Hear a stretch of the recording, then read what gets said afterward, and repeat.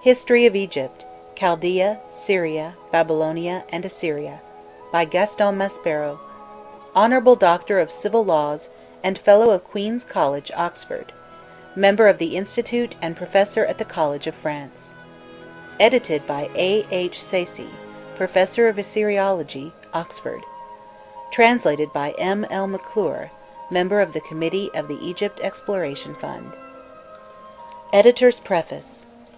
Professor Maspero does not need to be introduced to us.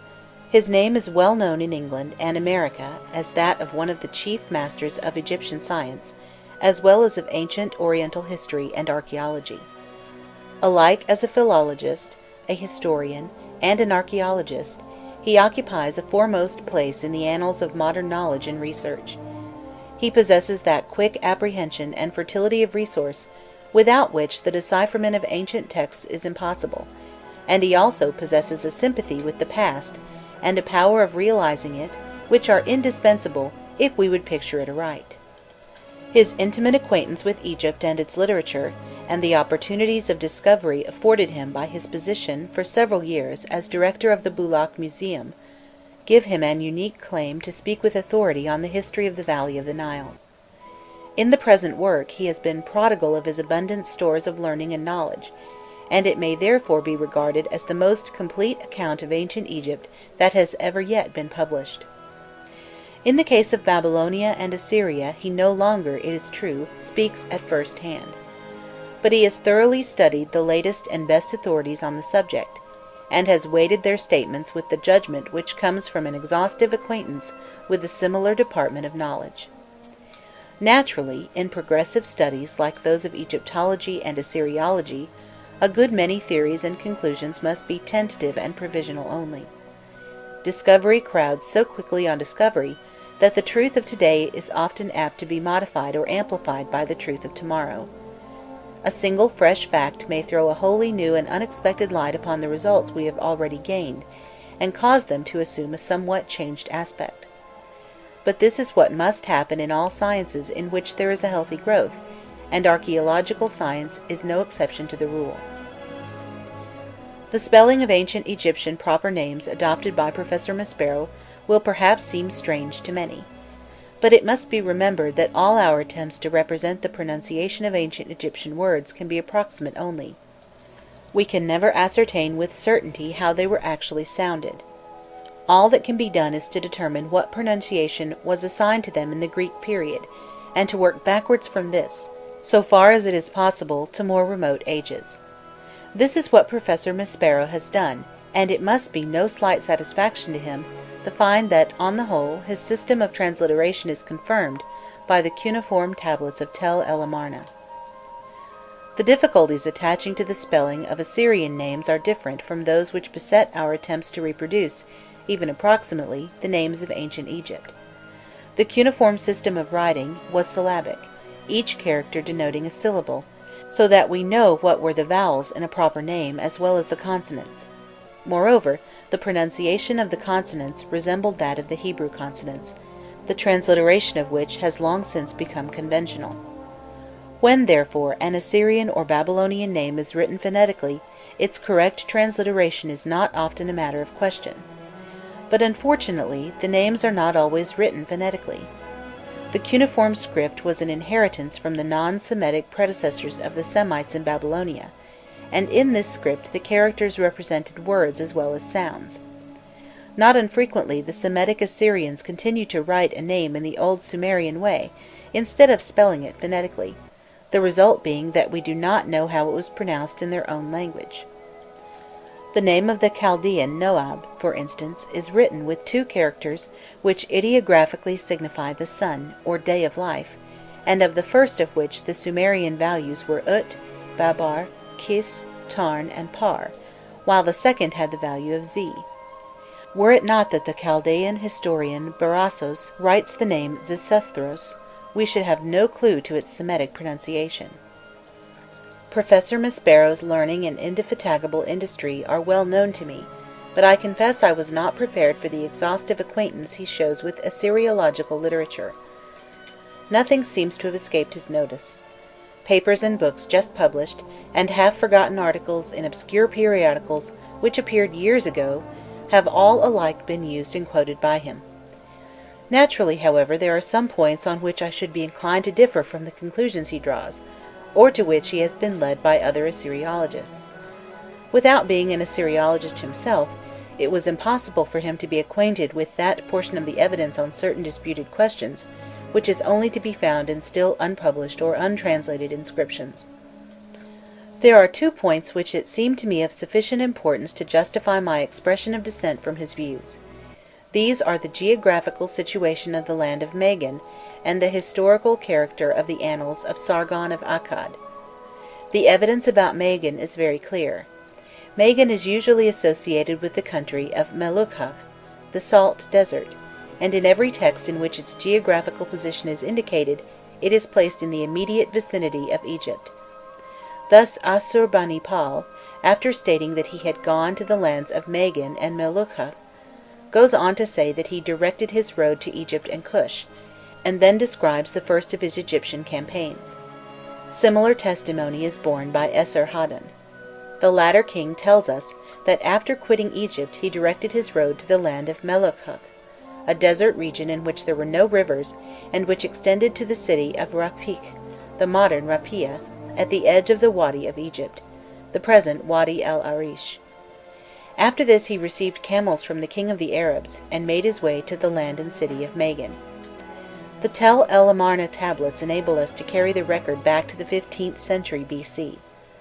In certain of the tablets, now as Berlin, Winkler and Abel, 42 and 45, the Phoenician governor of the pharaoh asks that help should be sent him from Melukhach and Egypt. The king should hear the words of his servant, and send 10 men of the country of Melukhach, and 20 men of the country of Egypt, to defend the city of Gebel for the king.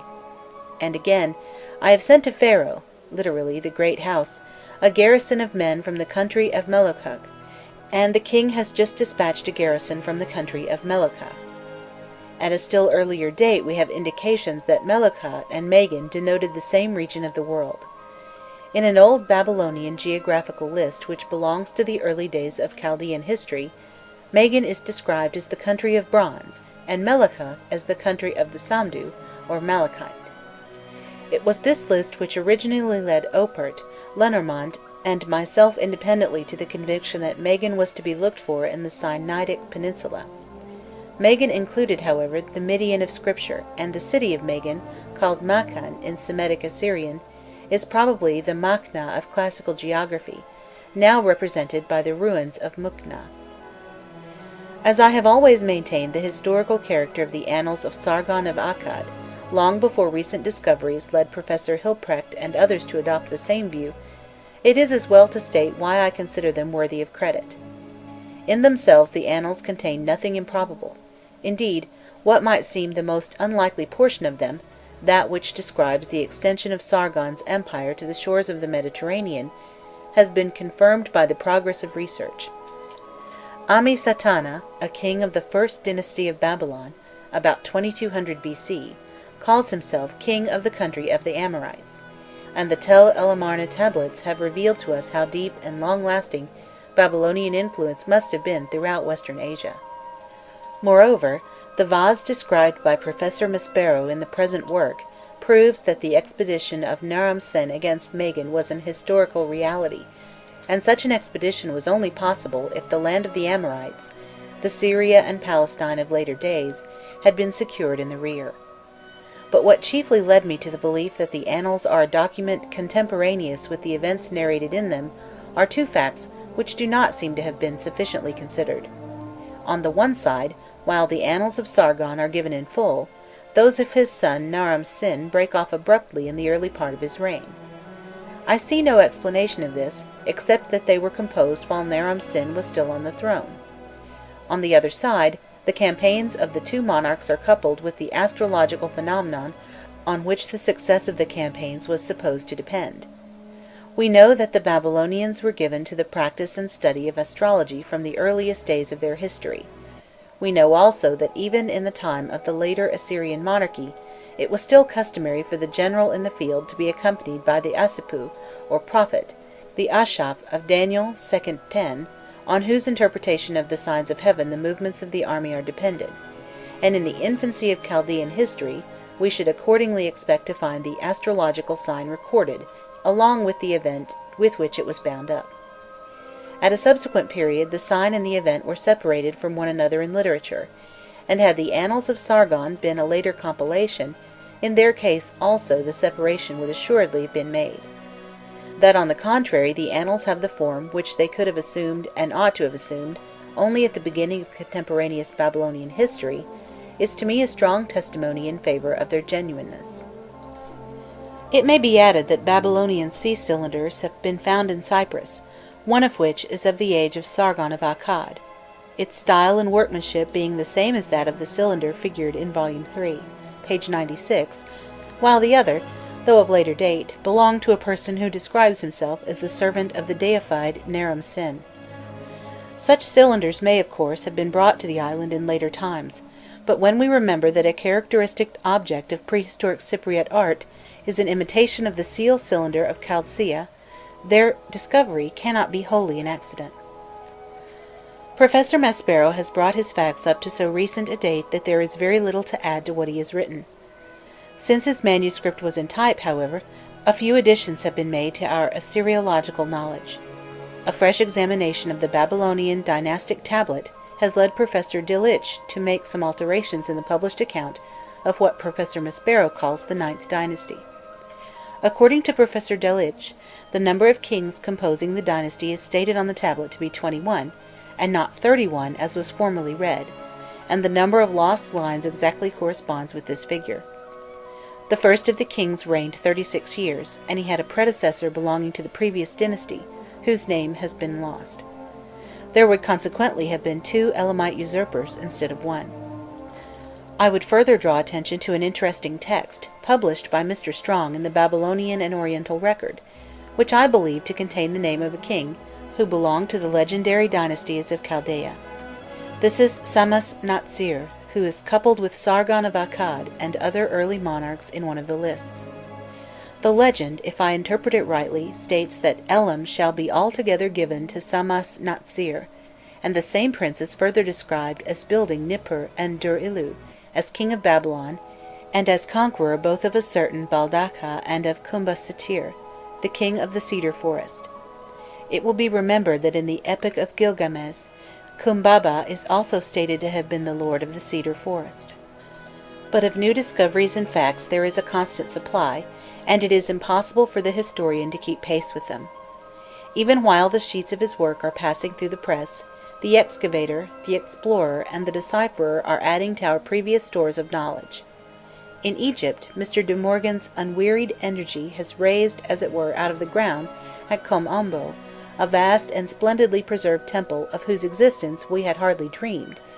He has discovered 12th dynasty jewellery at Dashur of the most exquisite workmanship, and at Mir and Asuit has found in tombs of the 6th dynasty painted models of the trades and professions of the day, as well as fighting battalions of soldiers, which for freshness and lifelike reality contrast favourably with the models which come from India today. In Babylonia, the American expedition, under Mr. Haynes, has at Niffer unearthed monuments of older date than those of Sargon of Akkad. Nor must I forget to mention the lotiform column found by Mr. de Morgan in a tomb of the Old Empire at Abu Sir, or the interesting discovery made by Mr. Arthur Evans of seals and other objects from the prehistoric sites of Crete and other parts of the Aegean, inscribed with hieroglyphic characters which reveal a new system of writing that must at one time have existed by the side of the Hittite hieroglyphs, and may have had its origin in the influence exercised by Egypt on the peoples of the Mediterranean in the age of the 12th dynasty. In volumes 4, 5, and 6 we find ourselves in the full light of an advanced culture. The nations of the ancient East are no longer each pursuing an isolated existence, and separately developing the seeds of civilization and culture on the banks of the Euphrates and the Nile. Asia and Africa have met in mortal combat. Babylonia has carried its empire to the frontiers of Egypt, and Egypt itself has been held in bondage by the Hyksos strangers from Asia. In return, Egypt has driven back the wave of invasion to the borders of Mesopotamia, has substituted an empire of its own in Syria for that of the Babylonians, and has forced the Babylonian king to treat with its pharaoh on equal terms. In the track of war and diplomacy have come trade and commerce. Western Asia is covered with roads, along which the merchant and the courier travel incessantly, and the whole civilized world of the Orient is knit together in a common literary culture and common commercial interests. The age of isolation has thus been succeeded by an age of intercourse, partly military and antagonistic, partly literary and peaceful. Professor Maspero paints for us this age of intercourse, describes its rise in character, its decline and fall. For the unity of Eastern civilization was again shattered. The Hittites descended from the ranges of the Taurus upon the Egyptian province of northern Syria, and cut off the Semites of the west from those of the east. The Israelites poured over the Jordan out of Edom and Moab, and took possession of Canaan, while Babylonia itself, for so many centuries the ruling power of the Oriental world, had to make way for its upstart rival Assyria.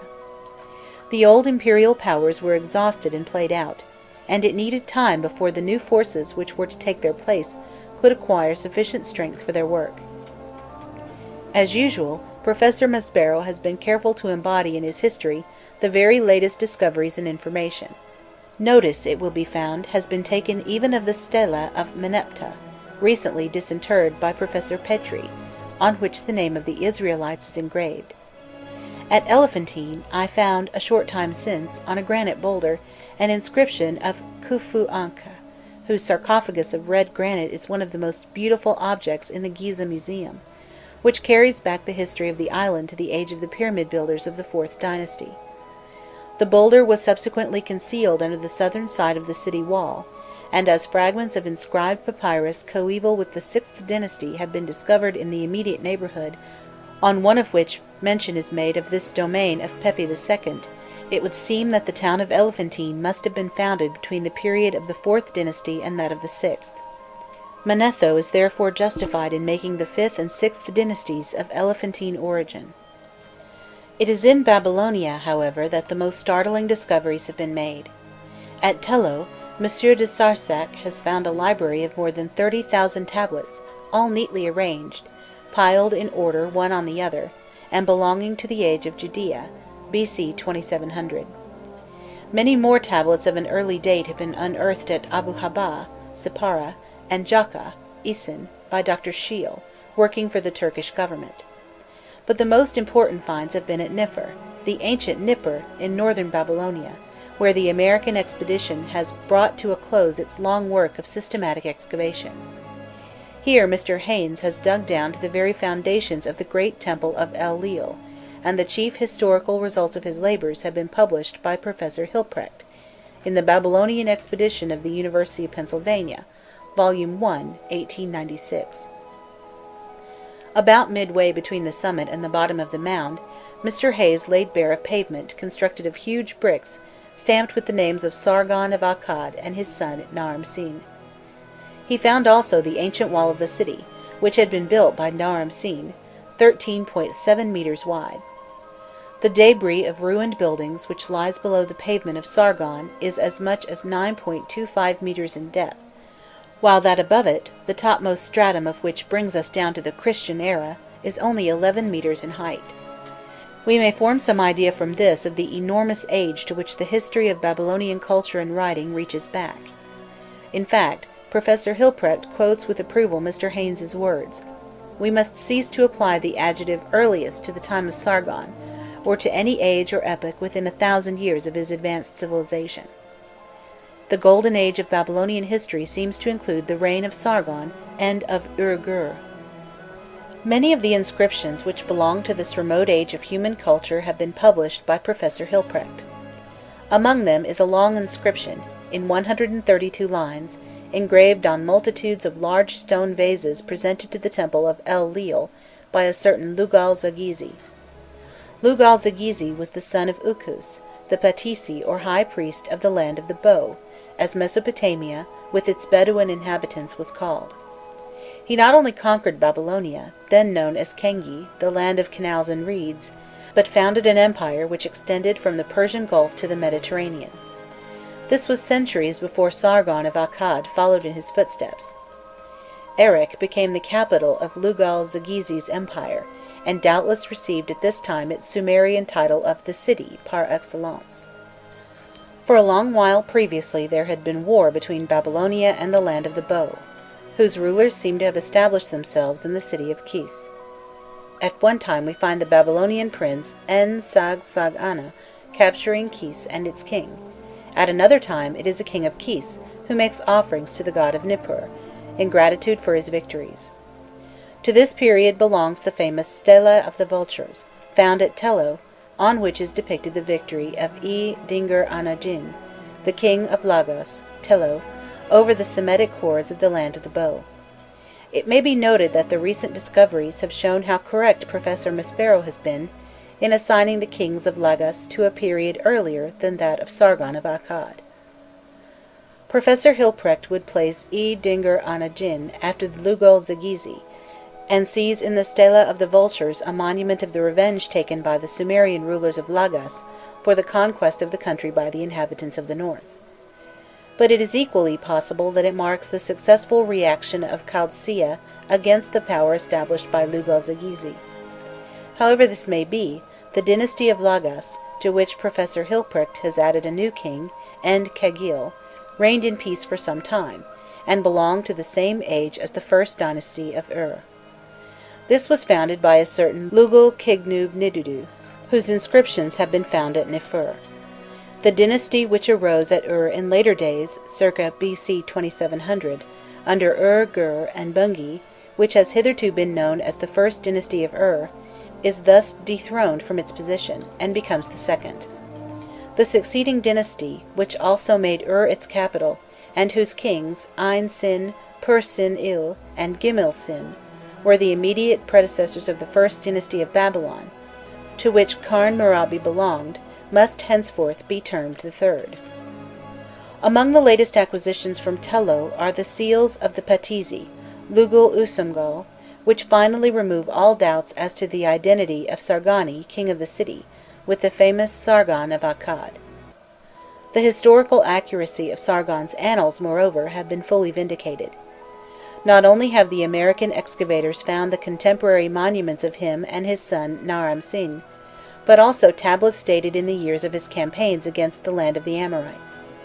In short, Sargon of Akkad, so lately spoken of as a half-mythical personage, has now emerged into the full glare of authentic history. That the native chronologist had sufficient material for reconstructing the past history of their country is also now clear. The early Babylonian contract tablets are dated by events which officially distinguished the several years of a king's reign, and tablets have been discovered compiled at the close of a reign which gave year by year the events which thus characterized them. One of these tablets, for example, from the excavations at Nifur, begins with the words 1. The year when Parsin II becomes king. 2. The year when Parsin the king conquers Urbilum, and ends with the year when Gimel-Sin becomes king of Ur, and conquers the land of Zabsali in the Lebanon.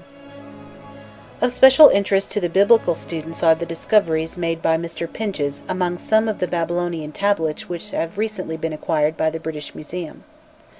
4 of them relate to no less a personage than Kudur-Lag-Hamar, or Chedor-Laomer, king of Elam, as well as to Eri-Aku, or Arioch, king of Larsa, and his son Dur-Mak-Ilani, to Tughula or Tidal, the son of Gazani, and to their war against Babylon in the time of Kamnurabi.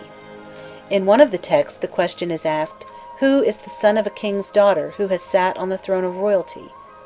Dur-Mak-Ilani, the son of Eri-Aku, the son of the lady Kur, has sat on the throne of royalty, from which it may perhaps be inferred that Eri-Aku was the son of Kudur-Laghamar's daughter, and in another we read, who is Kudur-Laghamar, the doer of mischief? He has gathered together the Manda, has devastated the land of Beel, Babylonia, and has marched at their side. The Manda were the barbarian hordes of the Kurdish mountains, on the northern frontier of Elam, and the name corresponds with that of the Goyim or nations in the 14th chapter of Genesis. We here see Kudur-Laghamar acting as their suzerain lord. Unfortunately, all 4 tablets are in a shockingly broken condition, and it is therefore difficult to discover in them a continuous sense or to determine their precise nature. They have, however, been supplemented by further discoveries made by Dr. Scheele at Constantinople. Among the tablets preserved there, he has found letters from Khanmurabi to his vassal Sin-idinnam of Larsa, from which we learn that Sin-idinnam had been dethroned by the Elamites Kudur-Mabag and Aryaku, and had fled for refuge to the court of Khanmurabi at Babylon. In the war which subsequently broke out between Khanmurabi and Kudur-Laghmar, the king of Elam, who it would seem exercised suzerainty over Babylonia for 7 years, Sin-idinnam gave material assistance to the Babylonian monarch, and Khanmurabi accordingly bestowed presents upon him as a recompense for his valour on the day of the overthrow of Kudur-Laghmar. I must also refer to a fine scarab, found in the rubbish mounds of the ancient city of Kom-Ombos in Upper Egypt, which bears upon it the name of Sut-ku-Apopi.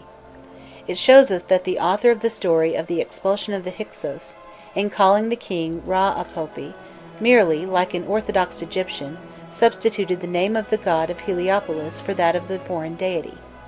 Equally interesting are the scarabs brought to light by Professor Flinders Petrie, on which a hitherto unknown Yaakov-Hal, or Jacob-El, receives the titles of a pharaoh. In volumes 7, 8, and 9, Professor Maspero concludes his monumental work on the history of the ancient East. The overthrow of the Persian Empire by the Greek soldiers of Alexander marks the beginning of a new era. Europe at last enters upon the stage of history, and becomes heir of the culture and civilization of the Orient. The culture which had grown up and developed on the banks of the Euphrates and Nile passes to the west, and there assumes new features and is inspired with a new spirit. The East perishes of age and decrepitude, its strength is outworn, its power to initiate is past. The long ages through which it had toiled to build up the fabric of civilization are at an end. Fresh races are needed to carry on the work which it had achieved. Greece appears upon the scene, and behind Greece looms the colossal figure of the Roman Empire. During the past decade, excavation has gone on apace in Egypt and Babylonia, and discoveries of a startling and unexpected nature have followed in the wake of excavation. Ages that seemed prehistoric stepped suddenly forth into the day-dawn of history. Personages whom a sceptical criticism had consigned to the land of myth or fable are clothed once more with flesh and blood, and events which had been long forgotten demand to be recorded and described. In Babylonia, for example, the excavations at Niffer and Tello have shown that Sargon of Akkad, so far from being a creature of romance, was as much a historical monarch as Nebuchadnezzar himself. Monuments of his reign have been discovered, and we learn from them that the empire he is said to have founded had a very real existence.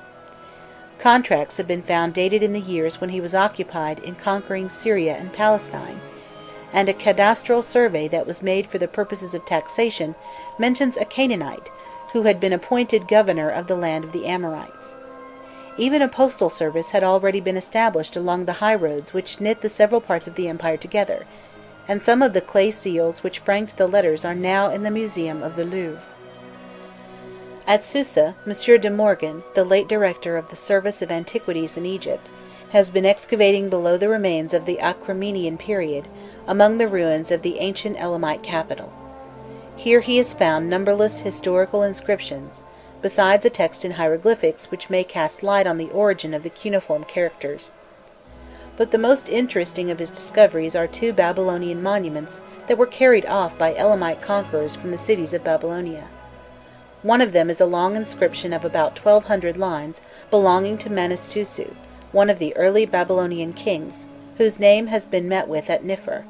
The other is a monument of Naram-Sin, the son of Sargon of Akkad, which it seems was brought as a booty to Susa by Simti-Silkat, the grandfather, perhaps, of Aryaku or Arioch.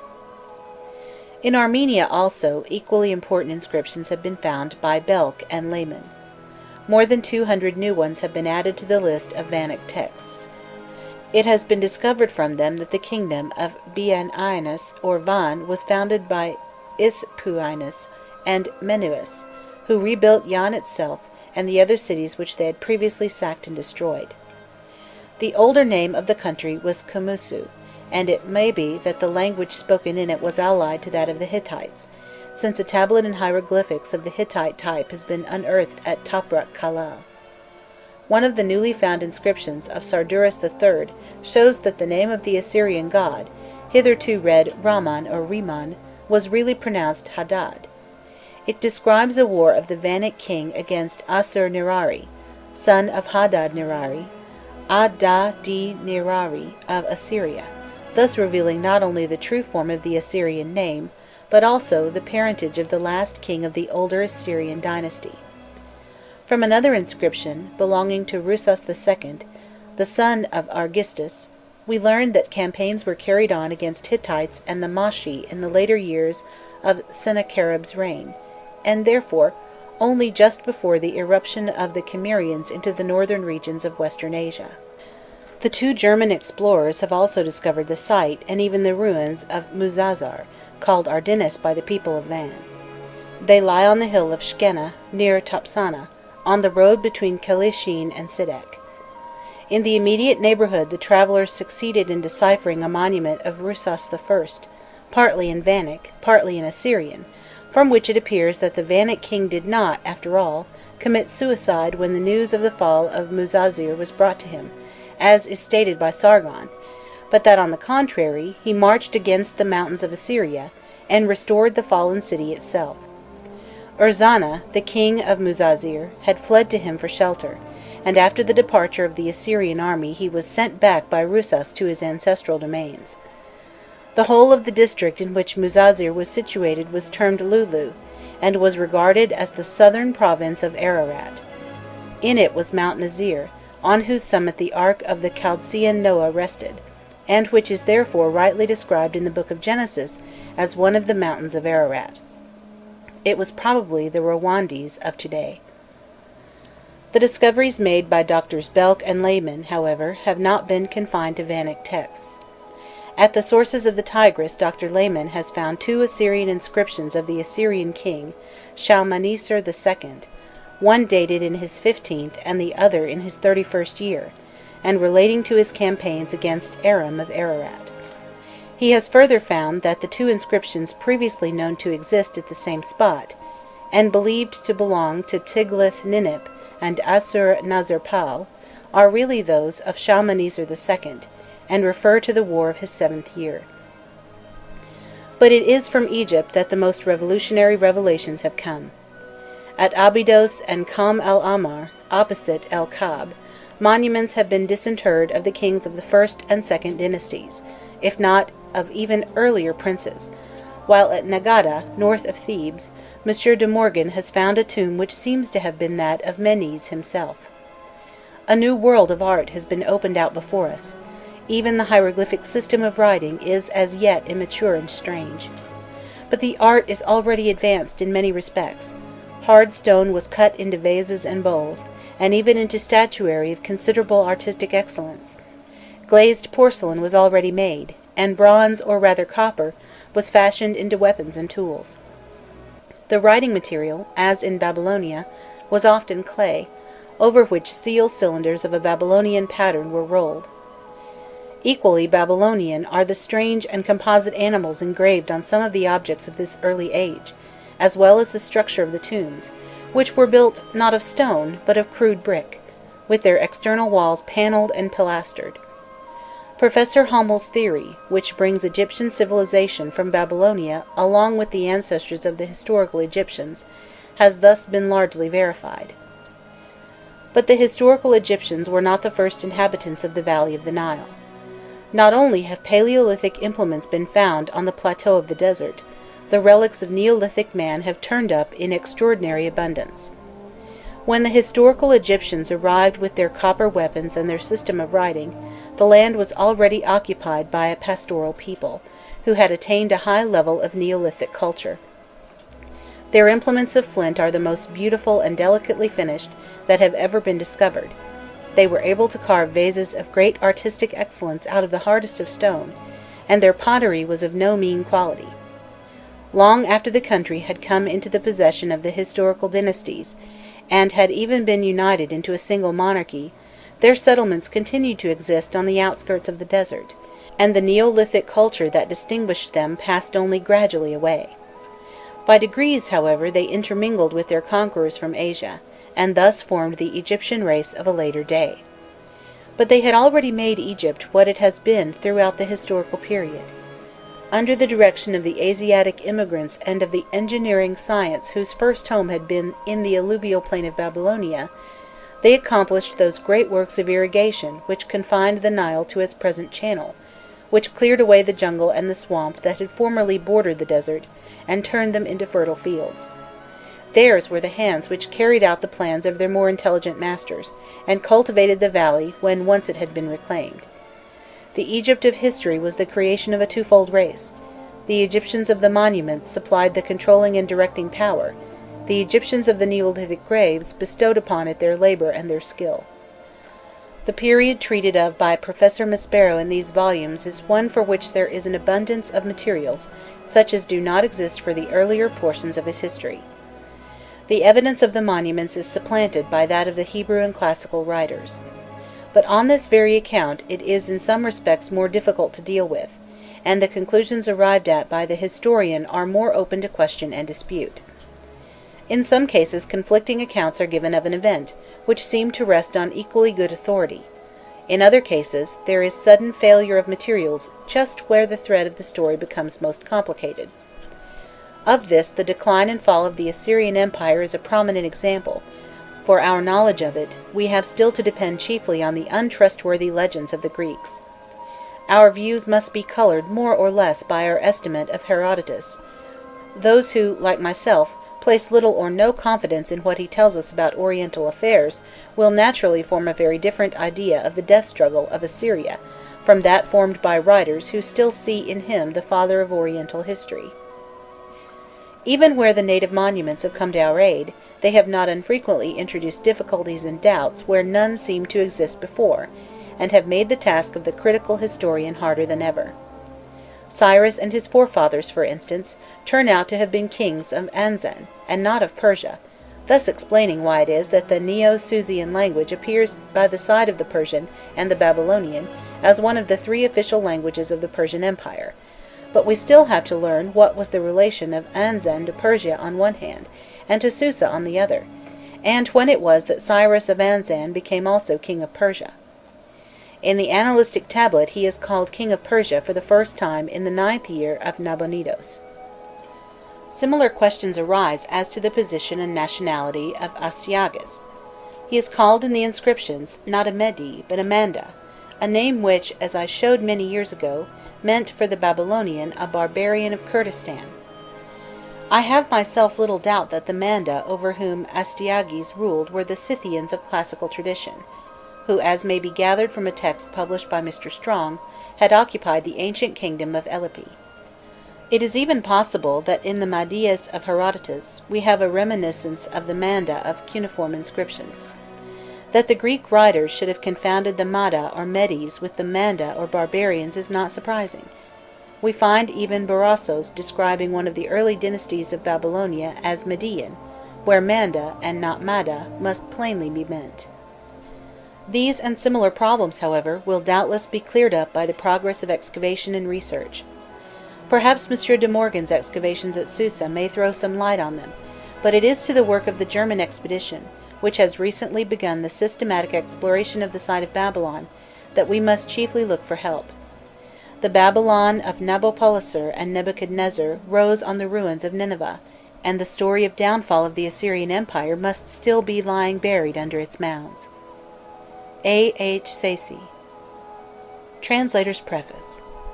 In completing the translation of this great work, I have to thank Professor Maspero for kindly permitting me to appeal to him on various questions which arose while preparing the translation. His patience and courtesy have alike been unfailing in every matter submitted for his decision. I am indebted to Miss Bradbury for kindly supplying, in the midst of much other literary work for the Egypt Exploration Fund, the translation of the chapter on the gods, and also of the earlier parts of some of the first chapters. She has, moreover, helped me in my own share of the work with many suggestions and hints, which her intimate connection with the late Miss Amelia B. Edwards fully qualified her to give.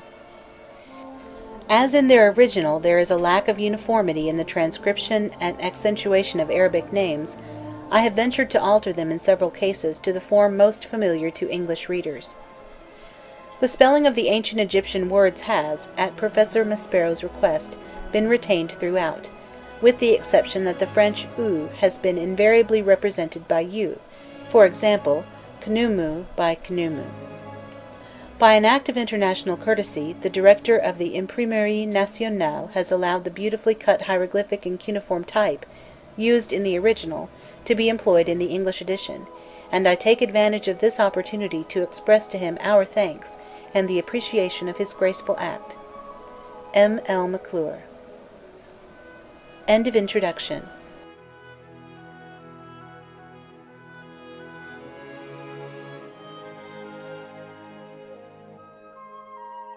Chapter 1. The Nile and Egypt, Part 1. A long, low, level shore, scarcely rising above the sea, a chain of vaguely defined and ever-shifting lakes and marshes, then the triangular plain beyond, whose apex is thrust 30 leagues into the land, this, the delta of Egypt, has gradually been acquired from the sea, and is, as it were, the gift of the Nile. The Mediterranean once reached to the foot of the sandy plateau on which stand the pyramids, and formed a wide gulf where now stretches plain beyond plain of the delta. The last undulations of the Arabian hills, from Gebel Mokattam to Gebel Genefa, were its boundaries on the east, while a sinuous and shallow channel running between Africa and Asia united the Mediterranean to the Red Sea. Westward, the littoral followed closely the contour of the Libyan plateau, but a long limestone spur broke away from it at about 31 degrees north, and terminated in Cape Aboukir. The alluvial deposits first tilled up the depths of the bay, and then, under the influence of the currents which swept along its eastern coasts, accumulated behind that rampart of sandhills, whose remains are still to be seen near Benha. Thus was formed a miniature delta, whose structure pretty accurately corresponded with that of the great delta of today. Here the Nile divided into 3 divergent streams, roughly coinciding with the southern courses of the Rosetta and Damietta branches, and with the modern canal of Abu Menega. The ceaseless accumulation of mud brought down by the river soon overpassed the first limits, and steadily encroached upon the sea until it was carried beyond the shelter furnished by Cape Aboukir. Thence it was gathered into the great littoral current, flowing from Africa to Asia, and formed an incurvated coastline ending in the headland of Cassios, on the Syrian frontier. From that time Egypt made no further increase towards the north, and her coast remains practically such as it was thousands of years ago. The interior alone has suffered change, having been dried up, hardened, and gradually raised. Its inhabitants thought they could measure the exact length of time in which this work of creation had been accomplished. According to the Egyptians, Menes, the first of their mortal kings, had found, so they said, the valley under water. The sea came in almost as far as the Fayum, and, excepting the province of Thebes, the whole country was a pestilential swamp. Hence the necessary period for the physical formation of Egypt would cover some centuries after Menes. This is no longer considered a sufficient length of time, and some modern geologists declare that the Nile must have worked at the formation of its own estuary for at least 74,000 years. This figure is certainly exaggerated, for the alluvium would gain on the shallows of the ancient gulf far more rapidly than it gains upon the depths of the Mediterranean. But even though we reduce the period, we must still admit that the Egyptians little suspected the true age of their country. Not only did the delta long precede the coming of Menes, but its plain was entirely completed before the first arrival of the Egyptians. The Greeks, full of the mysterious virtues which they attributed to numbers, discovered that there were 7 principal branches, and 7 mouths of the Nile, and that as compared with these, the rest were but false mouths. As a matter of fact, there were only 3 chief outlets. The Canopic branch flowed westward, and fell into the Mediterranean near Cape Aboukir, at the western extremity of the arc described by the coastline. The Peleusaic branch followed the length of the Arabian chain, and flowed forth at the other extremity, and the Sebennytic stream almost bisected the triangle contained between the Canopic and Pelusiac channels. 2,000 years ago, these branches separated from the main river at the city of Circosaurus, nearly 4 miles north of the site where Cairo now stands. But after the Pelusaic branch had ceased to exist, the fork of the river gradually wore away from the land from age to age, and is now some 9 miles lower down. These 3 great waterways are united by a network of artificial rivers and canals, and by ditches, some natural, others dug by the hand of man, but all ceaselessly shifting. They silt up, close, open again, replace each other, and ramify in innumerable branches over the surface of the soil, spreading life and fertility on all sides. As the land rises towards the south, this web contracts and is less confused, while black mold and cultivation alike dwindle, and the fawn-coloured line of the desert comes into sight. The Libyan and Arabian hills appear above the plain, draw nearer to each other, and gradually shut in the horizon until it seems as though they would unite. And there the delta ends, and Egypt proper has begun. It is only a strip of vegetable mould stretching north and south between the regions of drought and desolation, a prolonged oasis on the banks of the river, made by the Nile and sustained by the Nile. The whole length of the land is shut in between 2 ranges of hills, roughly parallel at a mean distance of about 12 miles. During the earlier ages, the river filled all this intermediate space, and the sides of the hills, polished, worn, blackened to their very summits, still bear the unmistakable traces of its action. Wasted and shrunken within the depths of its ancient bed, the stream now makes a way through its own thick deposits of mud. The bulk of its waters keep to the east, and constitutes the true Nile, the great river of the hieroglyphic inscriptions. A second arm flows close to the Libyan desert, here and there formed into canals, elsewhere left to follow its own course. From the head of the delta to the village of Demt it is called the Bahr Yusuf. Beyond Derut, up to Gebel Silsila, it is the Ibrahimiyya, the Sohagiyya, the Rayan. But the ancient names are unknown to us.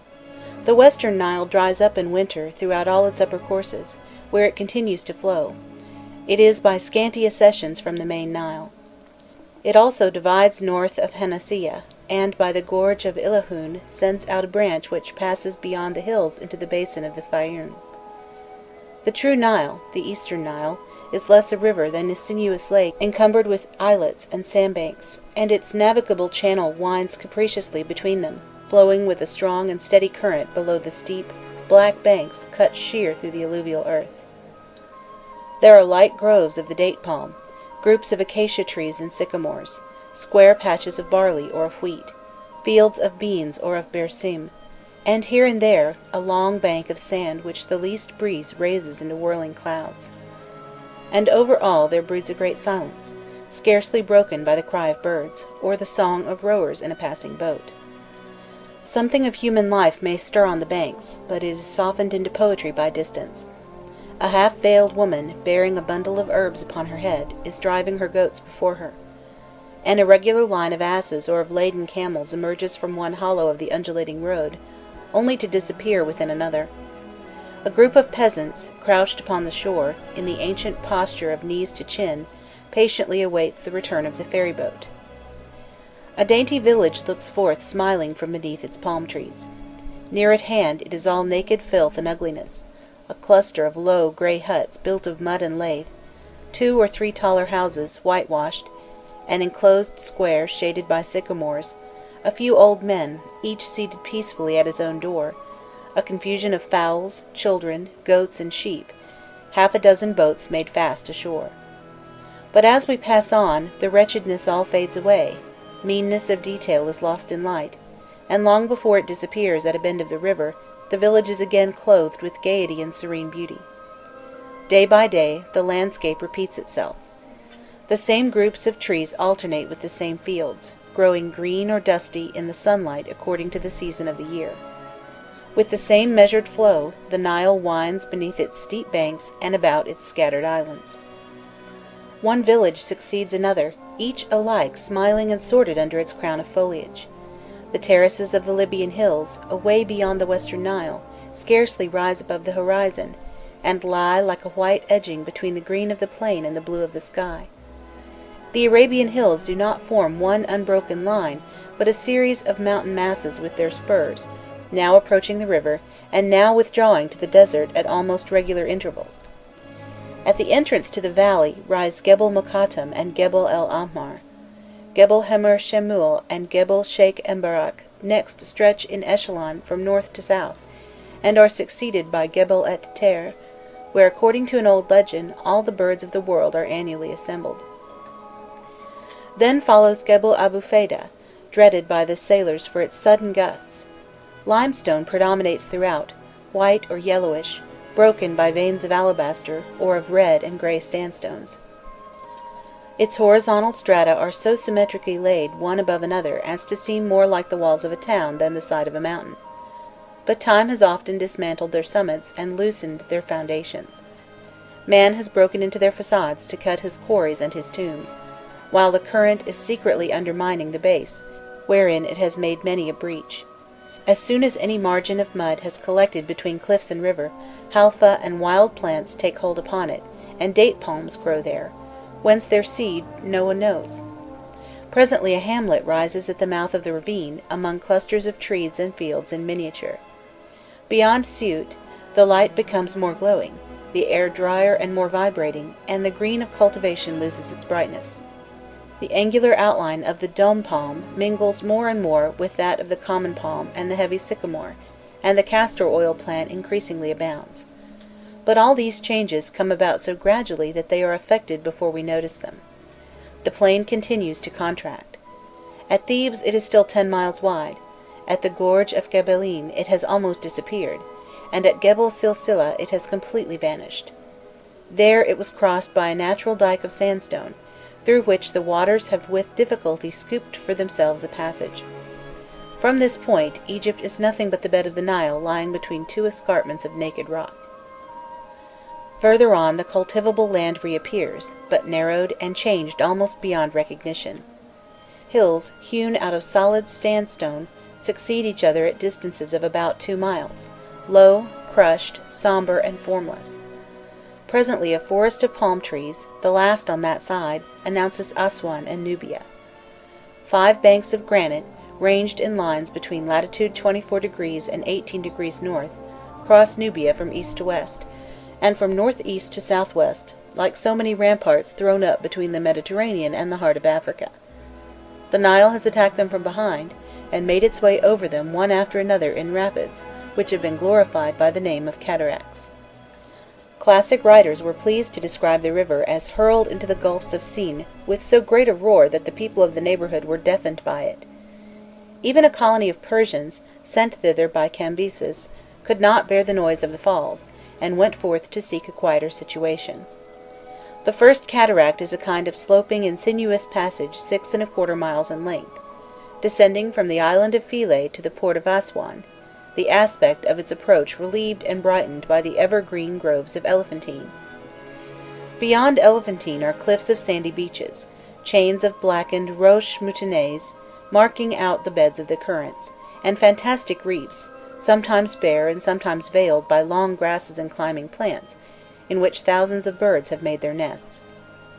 There are islets, too, occasionally large enough to have once supported something of a population, such as Emerald, Salug, Sahil. The granite threshold of Nubia is broken beyond Sahil, but its debris, massed in disorder against the right bank, still seem to dispute the passage of the waters, dashing turbulently and roaring as they flow along through tortuous channels, where every streamlet is broken up into small cascades. The channel running by the left bank is always navigable. During the inundation the rocks and sandbanks of the right are completely under water, and their presence is only betrayed by eddies. But on the river's reaching its lowest point, a fall of some 6 feet is established, and there big boats, hugging the shore, are hauled up by means of ropes, or easily drift down with the current. End of section 1. Chapter 1. The Nile and Egypt, Part 2. All kinds of granite are found together in this corner of Africa. There are the pink and red syenites, porphyritic granite, yellow granite, grey granite, both black granite and white, and granites veined with black and veined with white. As soon as these disappear behind us, various sandstones begin to crop up, allied to the coarsest calcaire grossier. The hills bristle with small split blocks, with peaks half overturned, with rough and denuded mounds. League beyond league, they stretch in low, ignoble outline. Here and there a valley opens sharply into the desert, revealing an infinite perspective of summits and escarpments in echelon, one behind another, to the furthest plain of the horizon, like motionless caravans. The now confined river rushes on with a low, deep murmur, accompanied night and day by the croaking of frogs and the rhythmic creak of the sakia. Jetties of rough stonework, made in unknown times by an unknown people, run out like breakwaters into midstream. From time to time waves of sand are borne over, and drown the narrow fields of durra and of barley. Scraps of close, aromatic pasturage, acacias, date palms, and dome palms, together with a few shriveled sycamores, are scattered along both banks. The ruins of a crumbling pylon mark the site of some ancient city, and overhanging the water is a vertical wall of rock honeycombed with tombs. Amid these relics of another age, miserable huts, scattered hamlets, a town or two surrounded with little gardens are the only evidence that there is yet life in Nubia. South of Wadi Halfa, the second granite bank is broken through, and the second cataract spreads its rapids over a length of 4 leagues.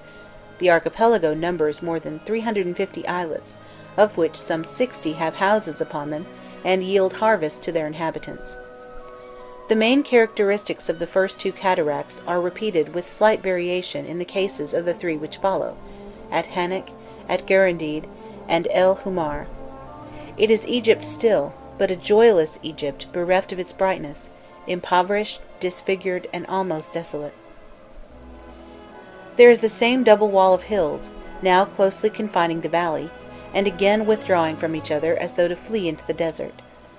Everywhere are moving sheets of sand, steep black banks with their narrow strips of cultivation, villages which are scarcely visible on account of the lowness of their huts. Sycamore ceases at Gebel Barkal, date palms become fewer and finally disappear. The Nile alone has not changed. And it was at Philae, so it is at Berber. Here, however, on the right bank, 600 leagues from the sea, is its first effluent, the Takaze, which intermittently brings to it the waters of northern Ethiopia.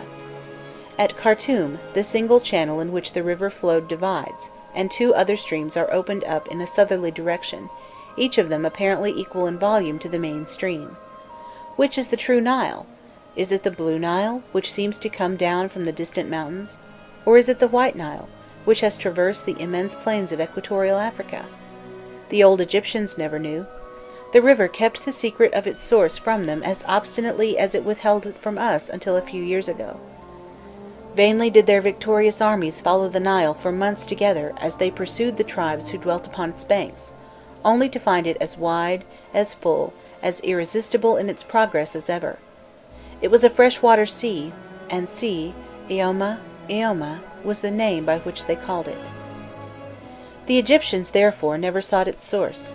They imagined the whole universe to be a large box, nearly rectangular in form, whose greatest diameter was from south to north, and its least from east to west.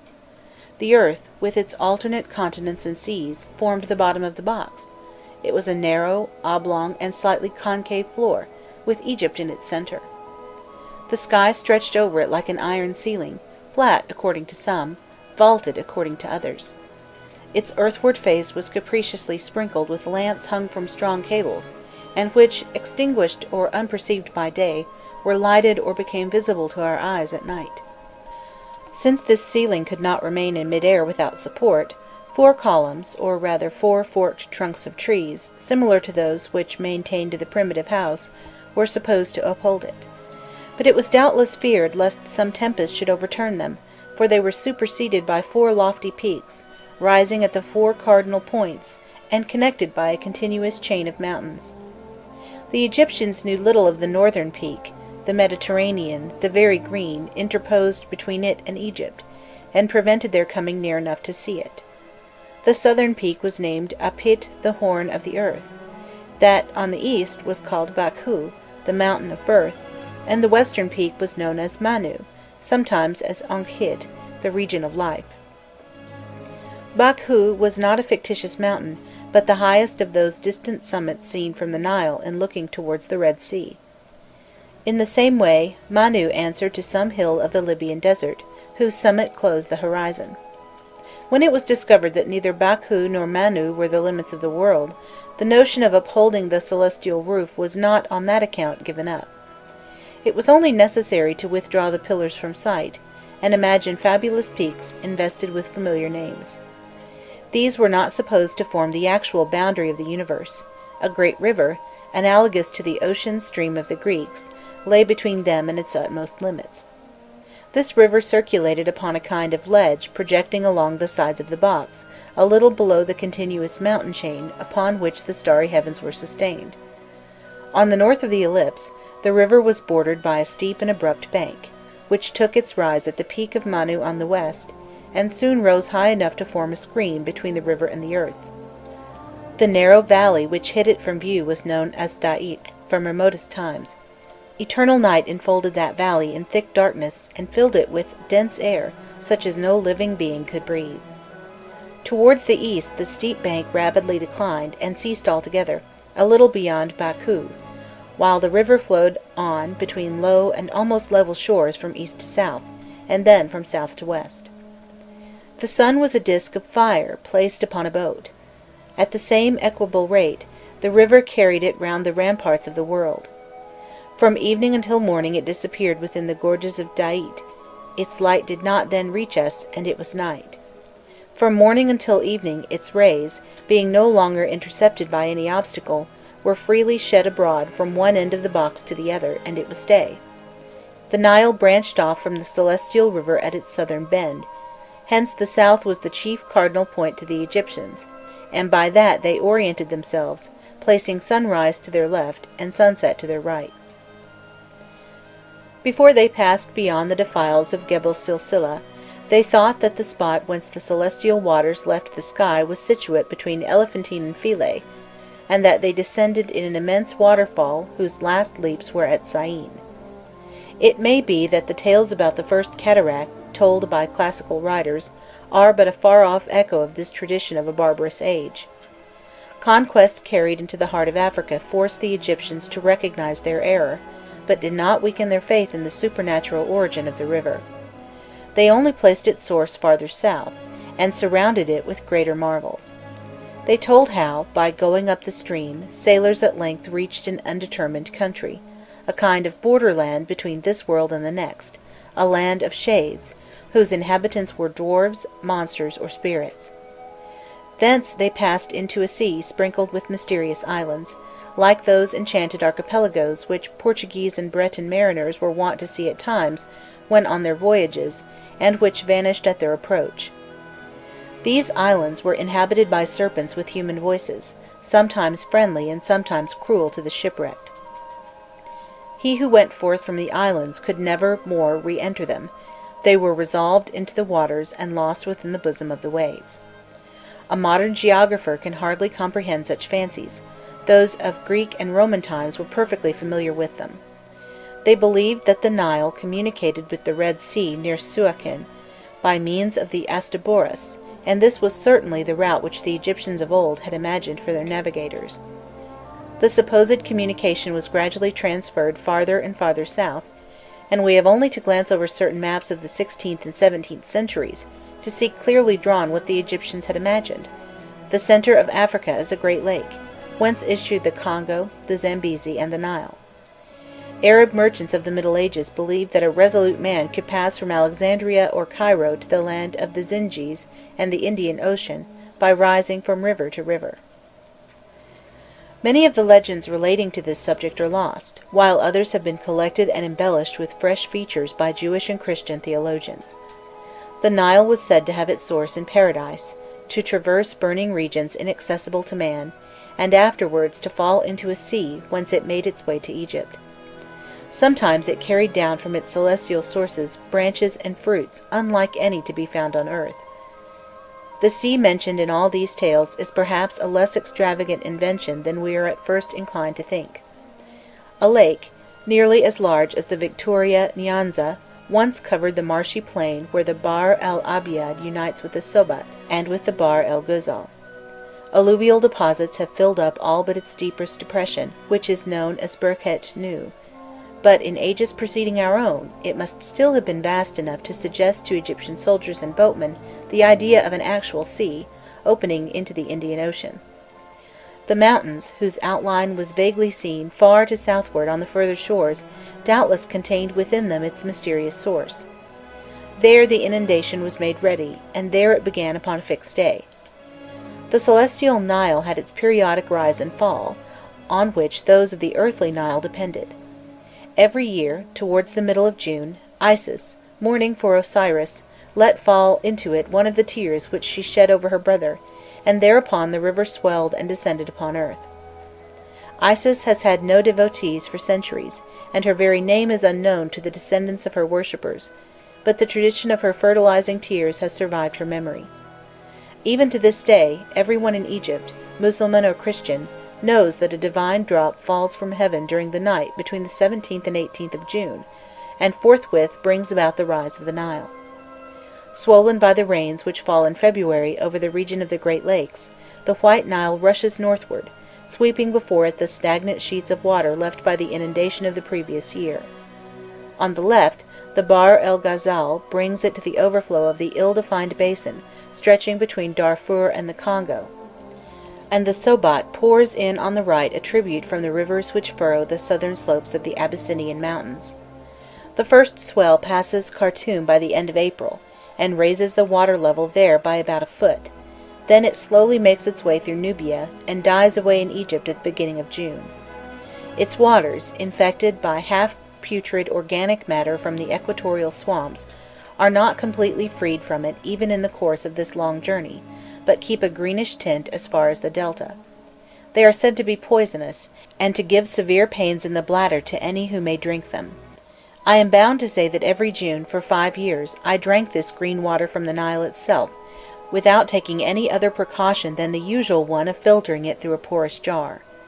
Neither I, nor the many people living with me, ever felt the slightest inconvenience from it. Happily, this green Nile does not last long, but generally flows away in 3 or 4 days, and is only the forerunner of the real flood. The melting of the snows and the excessive spring rains having suddenly swollen the torrents which rise in the central plateau of Abyssinia, the Blue Nile, into which they flow, rolls so impetuously towards the plain that, when its waters reach Khartoum in the middle of May, they refuse to mingle with those of the White Nile, and do not use their peculiar colour before reaching the neighbourhood of Abu Hamad, 300 miles below. From that time the height of the Nile increases rapidly day by day. The river, constantly reinforced by floods following one upon another from the Great Lakes and from Abyssinia, rises in furious bounds, and would become a devastating torrent were its rage not checked by the Nubian cataracts.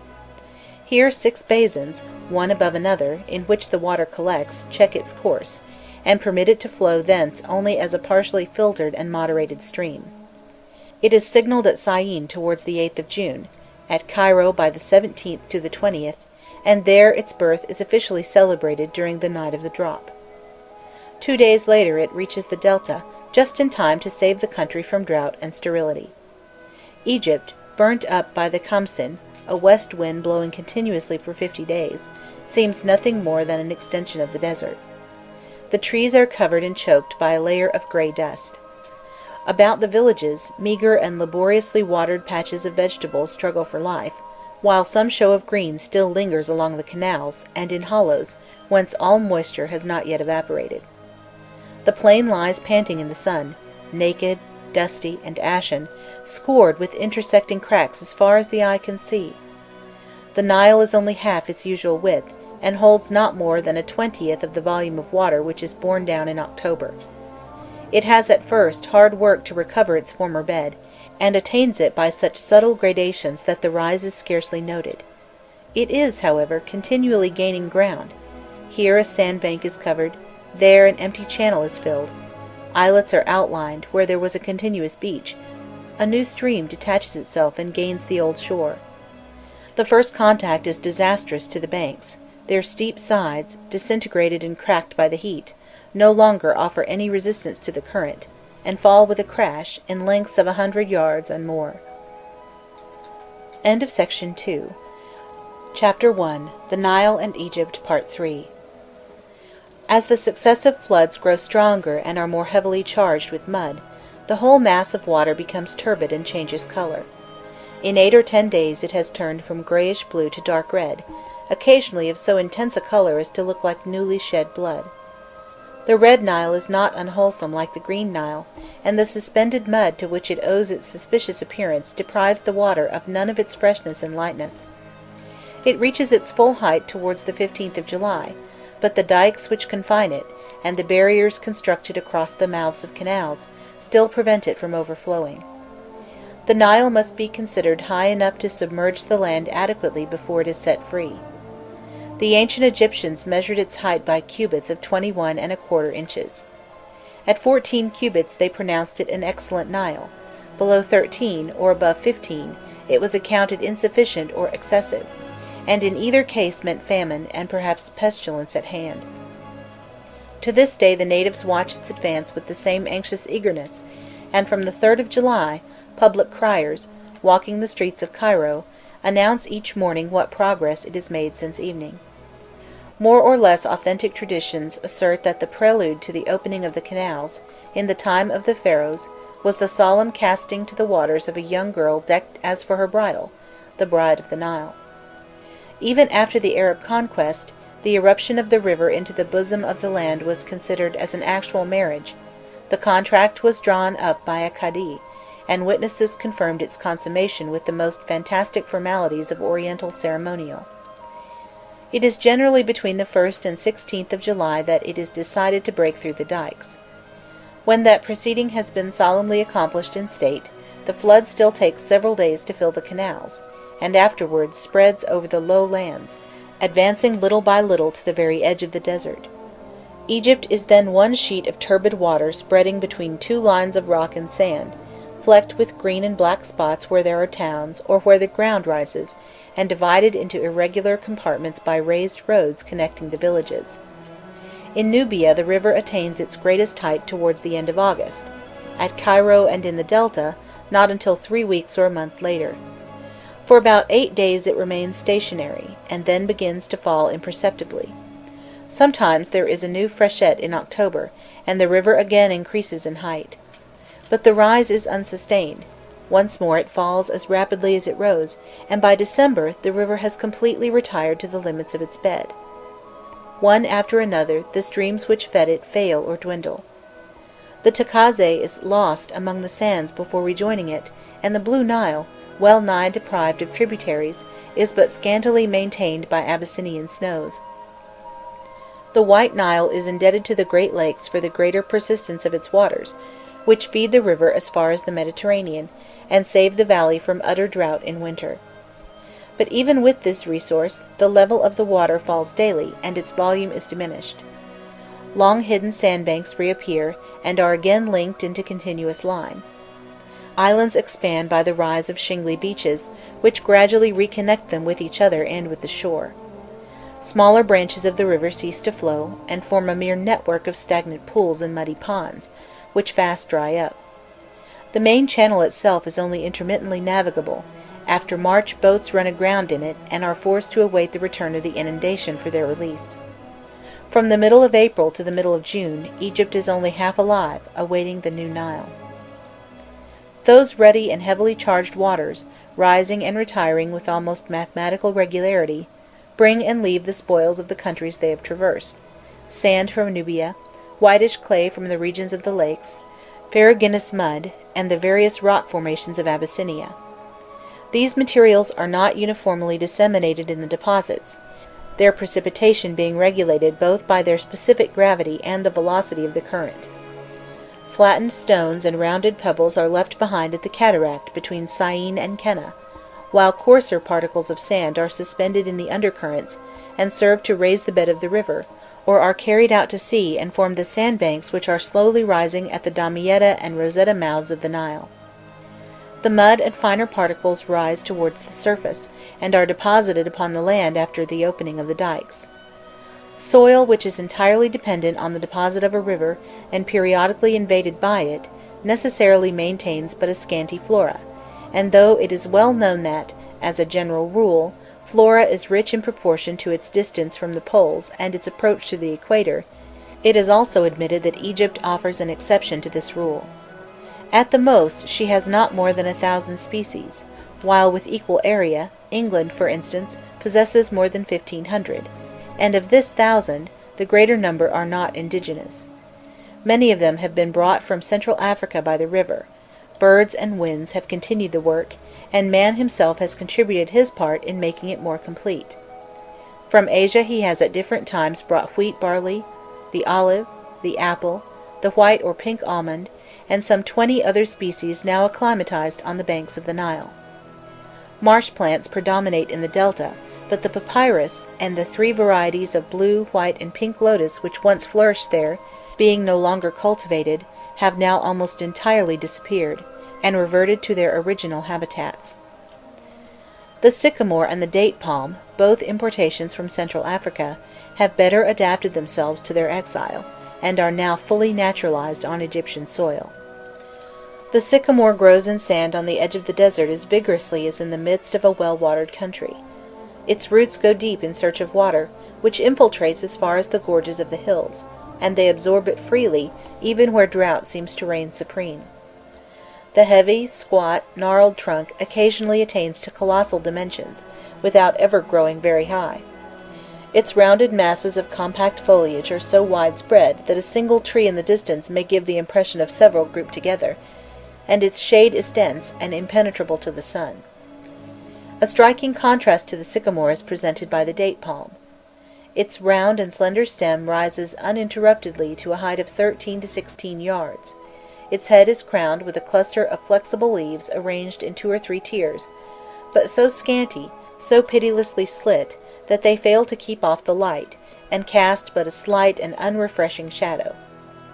Few trees have so elegant an appearance, yet few are so monotonously elegant. There are palm trees to be seen on every hand, isolated, clustered by 2s and 3s at the mouths of ravines and about the villages, planted in regular file along the banks of the river like rows of columns, symmetrically arranged in plantations. These are the invariable background against which other trees are grouped, diversifying the landscape. The feathery tamarisk and the namp, the moringa, the carob, or locust tree, several varieties of acacia, and mimosa, the sant, the mimosa habas, the white acacia, the acacia parnaxana, and the pomegranate tree, increase in number with the distance from the Mediterranean. The dry air of the valley is marvellously suited to them, but makes the tissue of their foliage hard and fibrous, imparting an aerial aspect, and such faded tints as are unknown to their growth in other climates. The greater number of these trees do not reproduce themselves spontaneously, and tend to disappear when neglected. The acacia seal, formerly abundant by the banks of the river, is now almost entirely confined to certain valleys of the Theban desert, along with a variety of the kernelled dome palm, of which a poetical description has come down to us from the ancient Egyptians. The common dome palm bifurcates at 8 or 10 yards from the ground. These branches are subdivided, and terminate in bunches of 20 to 30 palmate and fibrous leaves, 6 to 8 feet long. At the beginning of this century the tree was common in Upper Egypt, but is now becoming scarce, and we are within measurable distance of the time when its presence will be an exception north of the first cataract. Willows are decreasing in number, and the persea, one of the sacred trees of ancient Egypt, is now only to be found in gardens. None of the remaining tree species are common enough to grow in large clusters, and Egypt, reduced to her lofty groves of date palms, presents the singular spectacle of a country where there is no lack of trees, but an almost entire absence of shade. If Egypt is a land of imported flora, it is also a land of imported fauna, and all its animal species have been brought from neighbouring countries. Some of these, as for example the horse and the camel, were only introduced at a comparatively recent period, 2000 to 1800 years before our era, the camel still later.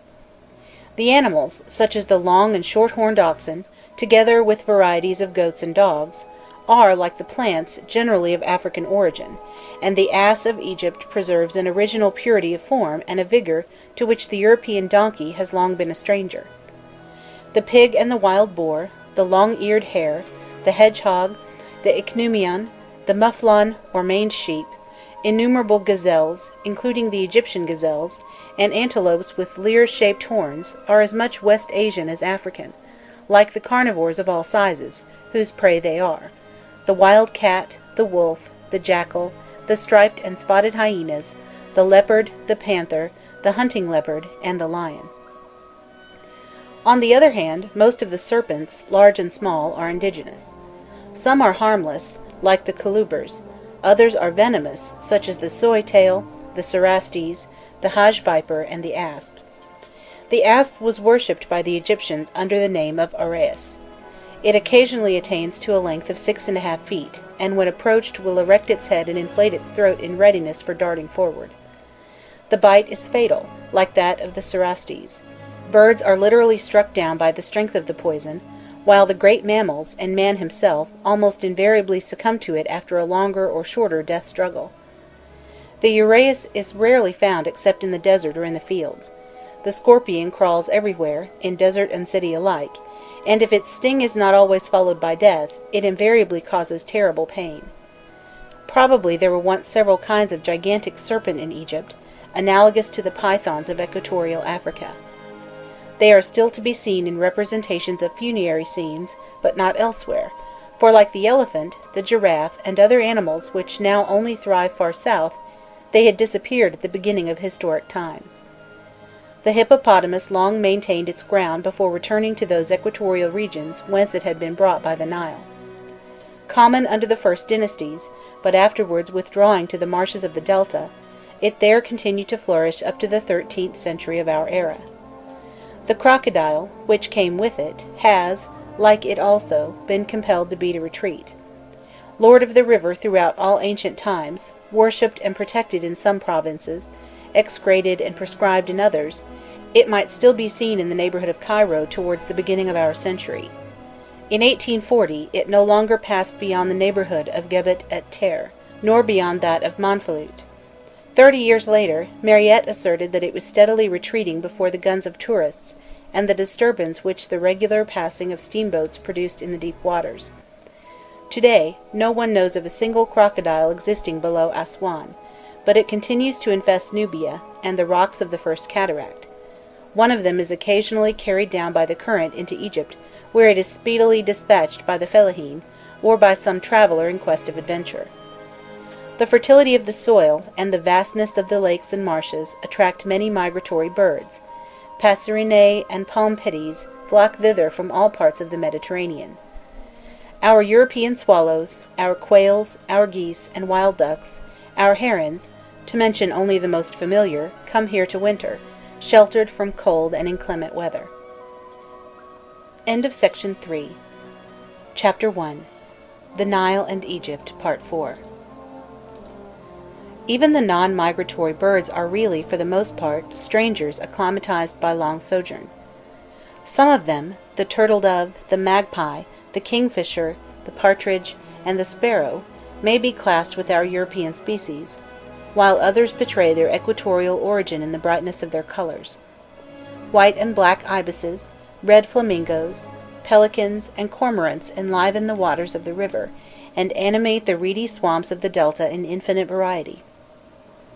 They are to be seen ranged in long files upon the sandbanks, fishing and basking in the sun. Suddenly the flock is seized with panic, rises heavily, and settles away further off. In hollows of the hills, eagle and falcon, the merlin, the bald-headed vulture, the kestrel, the golden sparrowhawk, find inaccessible retreats, whence they descend upon the plains like so many pillaging and well-armed barons. 1,000 little chattering birds come at eventide to perch in flocks upon the frail boughs of tamarisk and acacia. Many sea fish make their way upstream to fish in fresh waters, shad, mullet, perch, and labrus, and carry their excursions far into the Said. Those species which are not Mediterranean came originally, still come annually, from the heart of Ethiopia, with the inundation of the Nile, including 2 kinds of alestes, the eld turtle, the Bagris dogmak, and the mormoris. Some attain to a gigantic size, the Bagris bayad and the turtle to about 1 yard, the lattice to 3½ yards in length, while others, such as the shilris, or catfish, are noted for their electric properties. Nature seems to have made the fayaka, the globefish, in a fit of playfulness. It is a long fish from beyond the cataracts, and it is carried by the Nile the more easily on account of the faculty it has of filling itself with air, and inflating its body at will. When swelled out immoderately, the fahaka overbalances and drifts along upside down, its belly to the wind, covered with spikes so that it looks like a hedgehog. During the inundation, it floats with the current from one canal to another, and is cast by the retreating waters upon the muddy fields, where it becomes the prey of birds or of jackals, or serves as a plaything for children. Everything is dependent upon the river: the soil, the produce of the soil, the species of animals it bears, the birds which it feeds, and hence it was the Egyptians placed the river among their gods. They personified it as a man with regular features, and a vigorous and portly body, such as befits the rich of high lineage. His breasts, fully developed like those of a woman, though less firm, hang heavily upon a wide bosom where the fat lies in folds. A narrow girdle, whose end falls free about the thighs, supports his spacious abdomen, and his attire is completed by sandals and a close-fitting headdress, generally surmounted with a crown of water plants. Sometimes water springs from his breast, sometimes he presents a frog or libation vases, or holds a bundle of the crucis ansado, as symbols of life, or bears a flat tray full of offerings, bunches of flowers, ears of corn, heaps of fish, and geese tied together by the feet. The inscriptions call him Hapi, Father of the gods, Lord of sustenance, who maketh food to be, and covereth the 2 lands of Egypt with his products, who giveth life, banisheth want, and filleth the granaries to overflowing. He is evolved into 2 personages, one being sometimes coloured red and the other blue. The former, who wears a cluster of lotus flowers upon his head, presides over the Egypt of the south; the latter has a bunch of papyrus for his headdress, and watches over the delta. 2 goddesses, corresponding to the 2 Hapis, Mirit Kemait for Upper and Mirit Mehit for Lower Egypt, personified the banks of the river. They are often represented as standing with outstretched arms, as though begging for the water which should make them fertile. The Nile god had his chapel in every province, and priests whose right it was to bury all bodies of men or beasts cast up by the river, for the god had claimed them, and to his servants they belonged. Several towns were dedicated to him: Hat-Hapi, Nuit-Hapi, Nilopolis. It was told in the Theobad how the god dwelt within a grotto, or shrine, Taphit, in the island of Biga, whence he issued at the inundation. This tradition dates from a time when the cataract was believed to be at the end of the world, and to bring down the heavenly river upon earth. 2 yawning gulfs, Koriti, at the foot of the 2 granite cliffs, Moniti, between which it ran, gave access to this mysterious retreat. A bas-relief from Philae represents blocks of stone piled one above another, the vulture of the south and the hawk of the north, each perched on a summit, wearing a panther skin, with both arms upheld in adoration. The statue is mutilated; the end of the nose, the beard, and part of the tray have disappeared, but are restored in the illustration. The 2 little birds hanging alongside the geese, together with a bunch of ears of corn, are fat quails, and the circular chamber wherein Hapi crouches concealed, clasping a libation vase in either hand. A single coil of a serpent outlines the contour of this chamber, and leaves a narrow passage between its overlapping head and tail, through which the rising waters may overflow at the time appointed, bringing to Egypt all things good and sweet and pure, whereby gods and men are fed. Towards the summer solstice, at the very moment when the sacred water from the gulfs of Syene reached Silsila, the priest of the place, sometimes the reigning sovereign, or one of his sons, sacrificed a bull and geese, and then cast into the waters a sealed roll of papyrus. This was a written order to do all that might ensure to Egypt the benefits of a normal inundation. When Pharaoh himself deigned to officiate, the memory of the event was preserved by a stela engraved upon the rocks. Even in his absence, the festivals of the Nile were among the most solemn and joyous of the land. According to a tradition transmitted from age to age, the prosperity or adversity of the year was dependent upon the splendor and fervor with which they were celebrated. Had the faithful shown the slightest lukewarmness, the Nile might have refused to obey the command, and failed to spread freely over the surface of the country. Peasants from a distance, each bringing his own provisions, ate their meals together for days, and lived in a state of brutal intoxication as long as this kind of fare lasted. On the great day itself, the priests came forth in procession from the sanctuary, bearing the statue of the god along the banks, to the sound of instruments and the chanting of hymns. 1. Hail to thee, Hapi, who appearest in the land and comest to give life to Egypt, thou who dost hide thy coming in darkness, in this very day whereon thy coming is sung, wave, which spreadest over the orchards created by Ra, to give life to all of them that are athirst, who refusest to give drink unto the desert, of the overflow of the waters of heaven, as soon as thou descendest. Sibu, the earth god, is enamoured of bread. Napri, the god of grain, presents his offering. Ptah maketh every workshop to prosper. 2.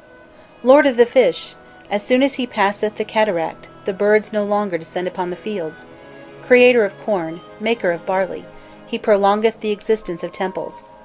Do his fingers cease from their labours, or doth he suffer? Then are the millions of beings in misery. Doth he wane in heaven? Then the gods themselves and all men perish. 3. The cattle are driven mad, and all the world, both great and small, are in torment. But if, on the contrary, the prayers of men are heard at this rising, and for them he maketh himself Knumu, when he ariseth, then the earth shouts for joy. Then are all bellies joyful. Each back is shaken with laughter, and every tooth grindeth. 4. Bringing food, rich in sustenance, Creator of all good things, Lord of all seeds of life, pleasant unto his elect. If his friendship is secured, he produceth fodder for the cattle, and he provideth for the sacrifices of all the gods. Finer than any other is the incense which cometh from him. He taketh possession of the two lands, and the granaries are filled, the storehouses are prosperous, and the goods of the poor are multiplied. 5. He is at the service of all prayers to answer them, withholding nothing. To make boats to be, that is his strength. Stones are not sculptured for him, nor statues whereon the double crown is placed. He is unseen. No tribute is paid unto him, and no offerings are brought unto him. He is not charmed by words of mystery. The place of his dwelling is unknown, nor can his shrine be found by virtue of magic writings.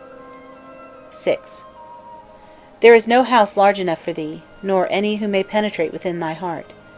Nevertheless the generations of thy children rejoice in thee, for thou dost rule as a king, whose decrees are established for the whole earth, who is manifest in presence of the people of the south and of the north, by whom the tears are washed from every eye, and who is lavish of his bounties. 7.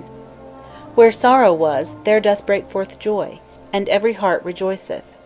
Sovku, the crocodile, the child of Nit, leaps for gladness, for the 9 gods who accompany thee have ordered all things. The overflow giveth drink unto the fields, and maketh all men valiant. One man taketh to drink of the labour of another, without charge being brought against him. 8. If thou dost enter in the midst of songs to go forth in the midst of gladness, if they dance with joy when thou comest forth of the unknown, it is that thy heaviness is death and corruption, and when thou art implored to give the water of the year, the people of the Theobad and the north are seen side by side, each man with the tools of his trade. None tarrieth behind his neighbour. Of all those who clothe themselves, no man clotheth himself with festive garments. The children of thought, the god of riches, no longer adorn themselves with jewels, nor the 9 gods, but they are in the night. As soon as thou hast answered by the rising, each one anointeth himself with perfumes. 9. Establisher of true riches, desire of men, here are seductive words in order that thou mayest reply. If thou dost answer mankind by waves of the heavenly ocean, Napri, the grain god, presents his offering. All the gods adore thee. The birds no longer descend upon the hills, though that which thy hand formeth were of gold, or in the shape of a brick of silver. It is not lapis lazuli that we eat, but wheat is of more worth than precious stones. 10. They have begun to sing unto thee upon the harp. They sing unto thee, keeping time with their hands, and the generations of thy children rejoice in thee, and they have filled thee with salutations of praise. For it is the God of riches, who adorneth the earth, who maketh barks to prosper in the sight of men, who rejoiceth the heart of women with child, who loveth the increase of the flocks. 11. When thou art risen in the city of the prince, then is the rich man filled. The small man, the poor, disdaineth the lotus. All is solid and of good quality. All herbage is for his children. Doth he forget to give food? Prosperity forsaketh the dwellings, and earth falleth into a wasting sickness. End of section 4. Chapter 1. The Nile and Egypt, Part 5. The word Nile is of uncertain origin. We have it from the Greeks, and they took it from a people foreign to Egypt, either from the Phoenicians, the Khiti, the Libyans, or from people of Asia Minor. When the Egyptians themselves did not care to treat their river as the god Hapi, they called it the sea, or the Great River. They had 20 terms or more by which to designate the different phases which it assumed according to the seasons, but they would not have understood what was meant had one spoken to them of the Nile. The name Egypt also is part of the Hellenic tradition. Perhaps it was taken from the temple name of Memphis, Ikufta, which barbarian coast tribes of the Mediterranean must long have had ringing in their ears as that of the most important and wealthiest town to be found upon the shores of their sea. The Egyptians called themselves Bomitu, Botu, and their country Kemet, the Black Land. Whence came they? How far off in time are we to carry back the date of their arrival? The oldest monuments hitherto known scarcely transport us further than 6,000 years, yet they are of an art so fine, so well determined in its main outlines, and reveal so ingeniously combined a system of administration, government, and religion, that we infer a long past of accumulated centuries behind them. It must always be difficult to estimate exactly the length of time needful for a race as gifted as were the ancient Egyptians to rise from barbarism into a high degree of culture. Nevertheless, I do not think that we shall be misled in granting them 40 or 50 centuries wherein to bring so complicated an achievement to a successful issue, and in placing their first appearance at 8 or 10,000 years before our era. Their earliest horizon was a very limited one. Their gaze might wander westward over the ravine-furrowed plains of the Libyan desert without reaching that fabled land of Manu where the sun set every evening, but looking eastward from the valley, they could see the peak of Baku, which marked the limit of regions accessible to man. Beyond these regions lay the beginnings of Tonutri, the land of the gods, and the breezes passing over it were laden with its perfumes, and sometimes wafted them to mortals lost in the desert. Northward the world came to an end towards the lagoons of the delta, whose inaccessible islands were believed to be the sojourning place of souls after death. As regards the south, precise knowledge of it scarcely went beyond the defiles of Gebel Silsila, where the last remains of the granite threshold had perhaps not altogether disappeared. The district beyond Gebel Silsila, the province of Konusit, was still a foreign and almost mythic country, directly connected with heaven by means of the cataract. Long after the Egyptians had broken through this restricted circle, the names of those places which had, as it were, marked out their frontiers, continued to be associated in their minds with the idea of the 4 cardinal points. Baku and Manu were still the most frequent expressions for the extreme east and west. Nekhabit and Buto, the most populous towns in the neighbourhoods of Gebel Silsila and the ponds of the delta, were set over against each other to designate south and north. It was within these narrow limits that Egyptian civilization struck root and ripened, as in a closed vessel. What were the people by whom it was developed, and the country whence it came, the races to which they belonged, is today unknown. The majority would place their cradle land in Asia, but cannot agree in determining the route which was followed in the immigration to Africa. Some think that the people took the shortest road across the Isthmus of Suez, others give them longer peregrinations and a more complicated itinerary. They would have them cross the straits of Bab el Mandeb, and then the Assyrian mountains, and spreading northward and keeping along the Nile, finally settle in the Egypt of today. A more minute examination compels us to recognize that the hypothesis of an Asiatic origin, however attractive it may seem, is somewhat difficult to maintain. The bulk of the Egyptian population presents the characteristics of those white races which have been found established from all antiquity on the Mediterranean slope of the Libyan continent. This population is of African origin, and came to Egypt from the west or southwest. In the valley, perhaps, it may have met with a black race which it drove back or destroyed, and there, perhaps, too, it afterwards received an accretion of Asiatic elements, introduced by way of the isthmus and the marshes of the delta. But whatever may be the origin of the ancestors of the Egyptians, they were scarcely settled upon the banks of the Nile before the country conquered and assimilated them to itself, as it has never ceased to do in the case of strangers who have occupied it.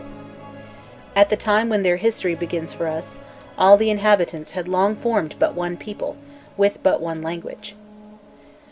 This language seems to be connected with the Semitic tongues by many of its roots. It forms its personal pronouns, whether isolated or suffixed, in a similar way. One of the tenses of the conjugation, and that the simplest and most archaic, is formed with identical affixes. Without insisting upon resemblances which are open to doubt, it may be almost affirmed that most of the grammatical processes used in Semitic languages are to be found in a rudimentary condition in Egyptian. One would say that the language of the people of Egypt and the languages of the Semitic races, having once belonged to the same group, had separated very early, at a time when the vocabulary and the grammatical system of the group had not as yet taken definite shape. Subject to different influences, the two families would treat in diverse fashion the elements common to both. The Semitic dialects continued to develop for centuries, while the Egyptian language, although earlier cultivated, stopped short in its growth. If it is obvious that there was an original connection between the language of Egypt and that of Asia, this connection is nevertheless sufficiently remote to leave to the Egyptian race a distinct physiognomy. We recognize it in sculptured and painted portraits, as well as in thousands of mummified bodies out of subterranean tombs. The highest type of Egyptian was tall and slender, with a proud and imperious air in the carriage of his head and in his whole bearing. He had wide and full shoulders, well-marked and vigorous pectoral muscles, muscular arms, a long, fine hand, slightly developed hips, and sinewy legs. The detail of the knee joint and the muscles of the calf are strongly marked beneath the skin. The long, thin, and low-arched feet are flattened out at the extremities owing to the custom of going barefoot. The head is rather short, the face oval, the forehead somewhat retreating. The eyes are wide and fully opened, the cheekbones not too marked, the nose fairly prominent, and either straight or aquiline. The mouth is long, the lips full, and lightly ridged along their outline, the teeth small, even, well set, and remarkably sound. The ears are set high on the head. At birth the skin is white, but darkens in proportion to his exposure to the sun. Men are generally painted red in the pictures, though as a matter of fact there must already have been all the shades which we see among the present population, from a most delicate rose-tinted complexion to that of a smoke-coloured bronze. Women, who were less exposed to the sun, are generally painted yellow, the tint paler in proportion as they rise in the social scale. The hair was inclined to be wavy, and even to curl into little ringlets, but without ever turning into the wool of the negro. The beard was scanty, thick only upon the chin. Such was the highest type. The commoner was squat, dumpy, and heavy. Chest and shoulders seemed to be enlarged at the expense of the pelvis and hips, to such an extent as to make the want of proportion between the upper and lower parts of the body startling and ungraceful. The skull is long, somewhat retreating, and slightly flattened on the top. The features are coarse, and as though carved in flesh by great strokes of the blocking-out chisel. Small frissuated eyes, a short nose, flanked by widely distended nostrils, round cheeks, a square chin, thick but not curling lips. This unattractive and ludicrous physiognomy, sometimes animated by an expression of cunning which recalls the shrewd face of an old French peasant, is often lighted up by gleams of gentleness and of melancholy good nature. The external characteristics of these two principal types in the ancient monuments, in all varieties of modifications, may still be seen among the living. The profile copied from a Theban mummy taken at hazard from a necropolis of the 18th dynasty, and compared with the likeness of a modern Luxor peasant, would almost pass for a family portrait. Wandering Bisharin have inherited the type of face of a great noble, the contemporary of Cheops, and any peasant woman of the Delta may bear upon her shoulders the head of a 12th dynasty king. A citizen of Cairo, gazing with wonder at the statues of Khafra or of Seti I in the Giza Museum, is himself, feature for feature, the very image of those ancient pharaohs, though removed from them by 50 centuries. Until quite recently nothing, or all but nothing, had been discovered which could be attributed to the primitive races of Egypt. Even the flint weapons and implements which had been found in various places could not be ascribed to them with any degree of certainty, for the Egyptians continued to use stone long after metal was known to them. They made stone arrowheads, hammers, and knives, not only in the time of the pharaohs, but under the Romans, and during the whole period of the Middle Ages, and the manufacture of them has not yet entirely died out. These objects, and the workshops where they were made, might therefore be less ancient than the greater part of the inscribed monuments.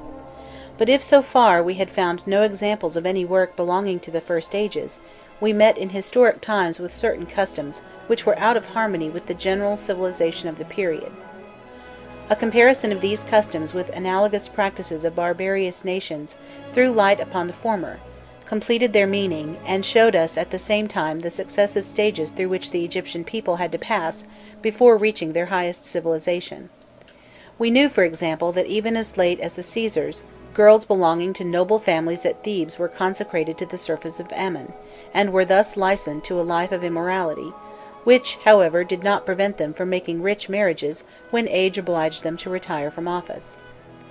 Theban women were not the only people in the world to whom such license was granted or imposed upon them by law.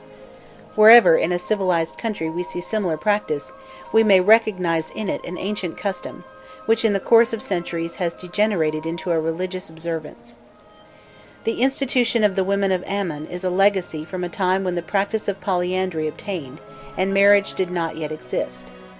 Age and maternity relieved them from this obligation, and preserved them from those incestuous connections of which we find examples in other races.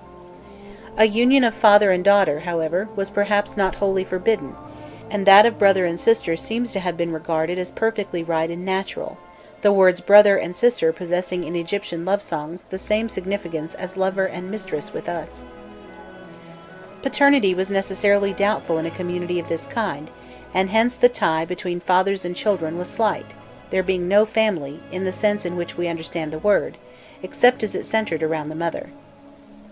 Maternal descent was therefore the only one openly acknowledged, and the affiliation of the child was indicated by the name of the mother alone.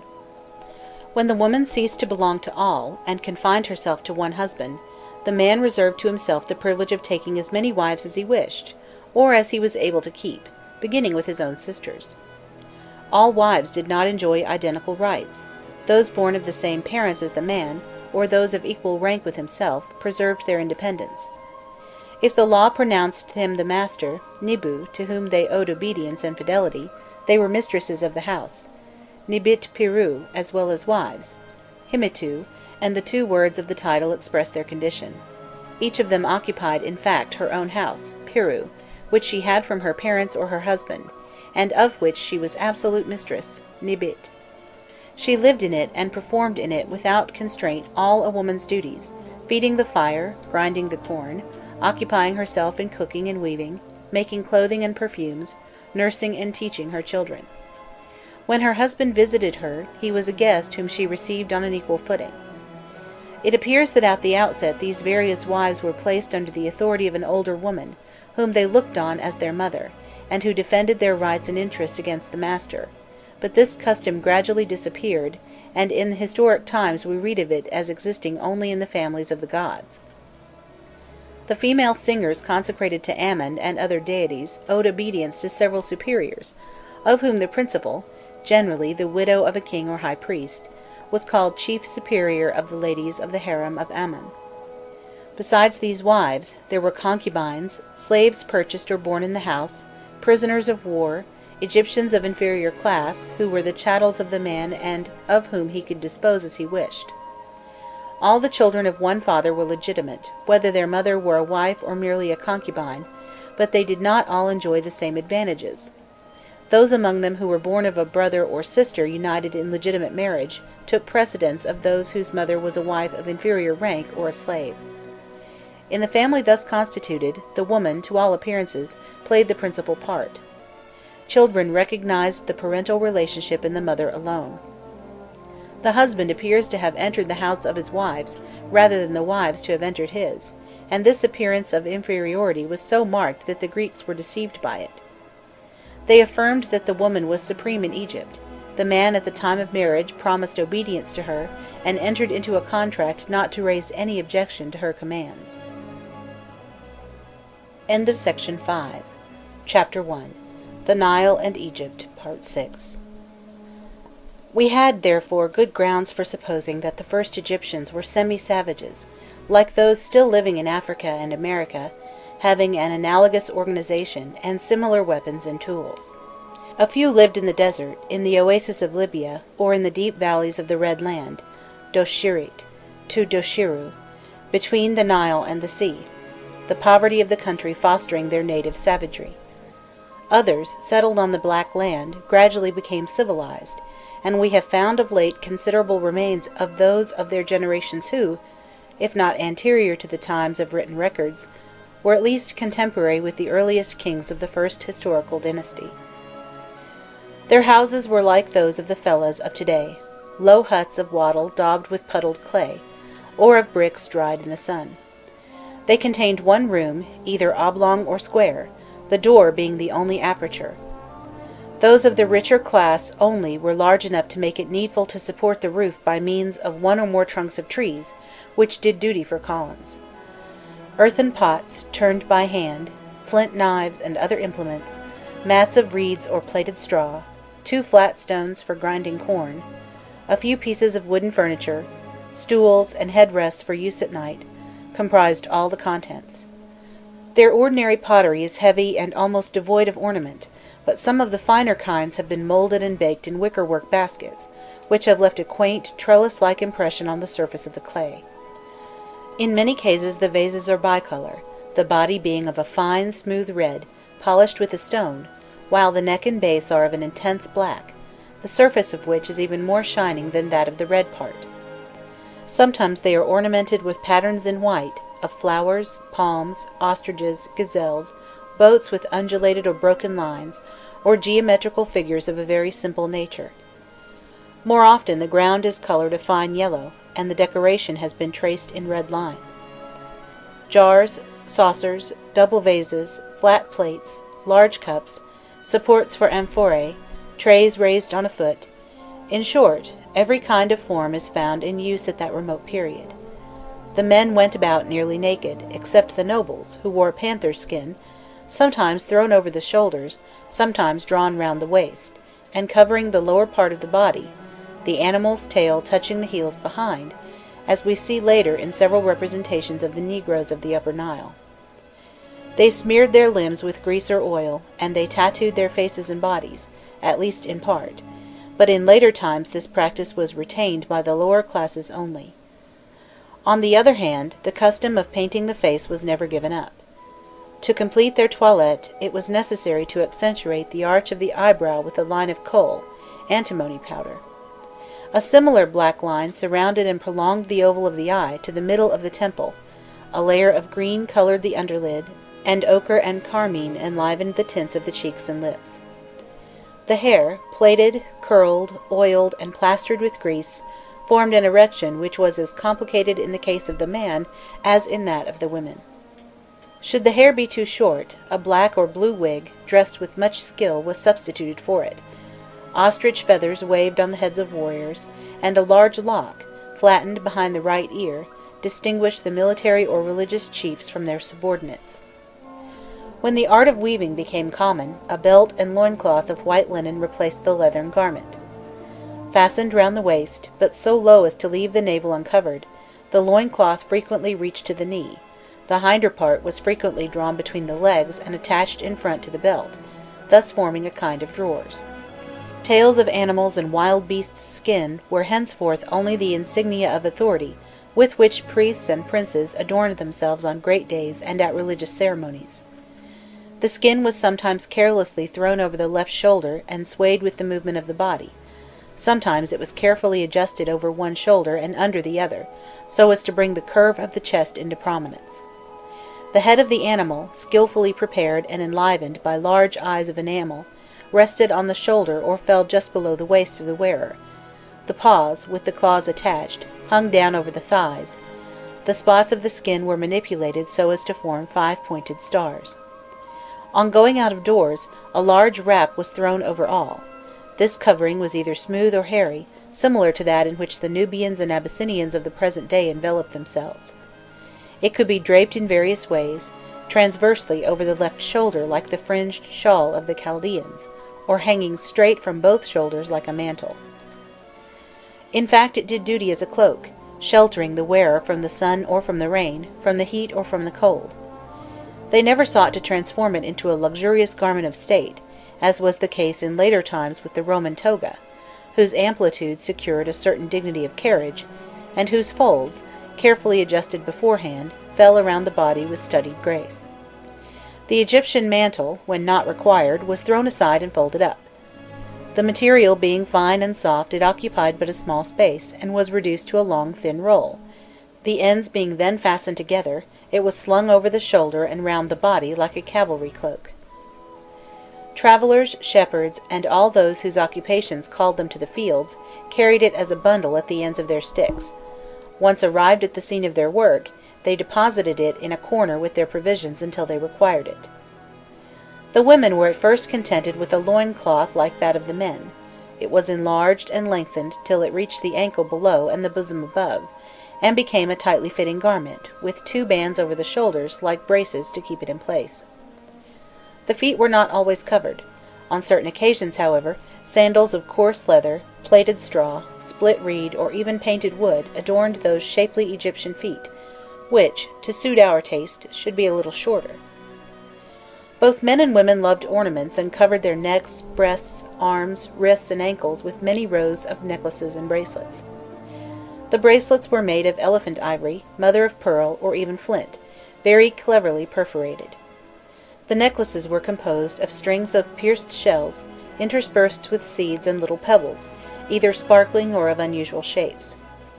Subsequently imitations in terra cotta replaced the natural shells, and precious stones were substituted for pebbles, as were also beads of enamel, either round, pear-shaped, or cylindrical. The necklaces were terminated and a uniform distance maintained between the rows of beads, by several slips of wood, bone, ivory, porcelain, or terra cotta, pierced with holes, through which ran the threads. Weapons, at least among the nobility, were an indispensable part of costume.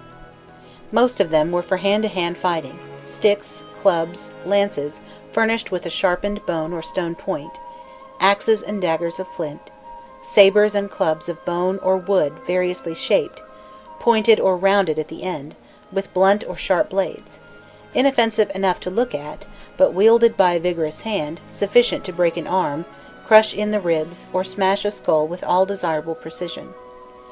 The plain or triple curved bow was the favourite weapon for attack at a distance, but in addition to this there were the sling, the javelin, and a missile almost forgotten nowadays, the boomerang. We have no proof, however, that the Egyptians handled the boomerang with the skill of the Australians, or that they knew how to throw it so as to bring it back to its point of departure. Such was approximately the most ancient equipment as far as we can ascertain, but at a very early date copper and iron were known in Egypt.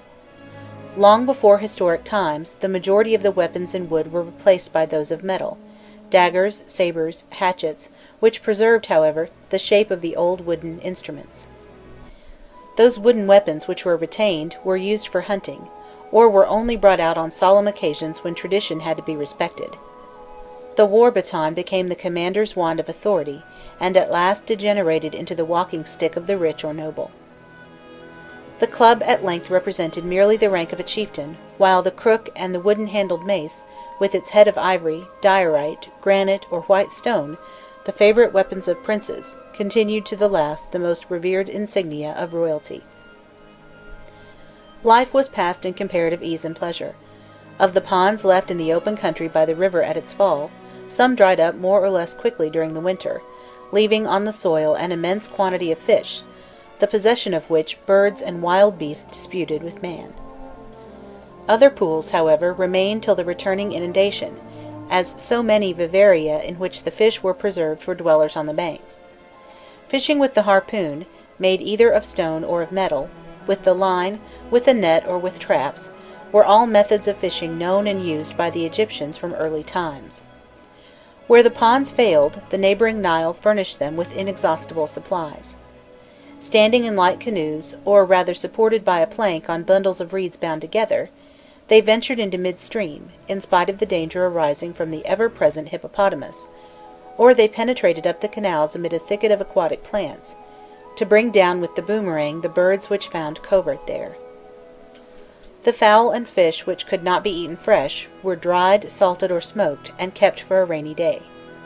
Like the river, the desert had its perils and its resources. Only too frequently, the lion, the leopard, the panther, and other large felidza were met with there. End of Section 6. Chapter 1. The Nile and Egypt, Part 7. The nobles, like the pharaohs of later times, deemed it as their privilege or duty to stalk and destroy these animals, pursuing them even to their dens. The common people preferred attacking the gazelle, the oryx, the mouflon sheep, the ibex, the wild ox, and the ostrich, but did not disdain more humble game, such as the porcupine and long-eared hare. Nondescript packs, in which the jackal and the hyena ran side by side with the wolf-dog and the lithe Abyssinian greyhound, scented and retrieved for their master the prey which he had pierced with his arrows. At times a hunter, returning with the dead body of the mother, would be followed by one of her young, or a gazelle, but slightly wounded, would be taken to the village and healed of its hurt. Such animals, by daily contact with man, were gradually tamed, and formed about his dwelling a motley flock, kept partly for his pleasure and mostly for his profit, and becoming in case of necessity a ready stock of provisions. Efforts were therefore made to enlarge this flock, and the wish to procure animals without seriously injuring them caused the Egyptians to use the net for birds and the lasso and bola for quadrupeds, weapons less brutal than the arrow and the javelin. The bola was made by them of a single rounded stone, attached to a strap about 5 yards in length. The stone once thrown, the cord twisted round the legs, muzzle, or neck of the animal pursued, and by the attachment thus made the pursuer, using all his strength, was enabled to bring the beast down half strangled. The lasso has no stone attached to it, but a noose prepared beforehand, and the skill of the hunter consists in throwing it round the neck of his victim while running. They caught indifferently, without distinction of size or kind, all that chance brought within their reach. The daily chase kept up these half-tamed flocks of gazelles, wild goats, water-bucks, stocks, and ostriches, and their numbers are reckoned by hundreds on the monuments of the ancient empire. Experience alone taught the hunter to distinguish between those species from which he could draw profit, and others whose wildness made them impossible to domesticate. The subjection of the most useful kinds had not been finished when the historic period opened.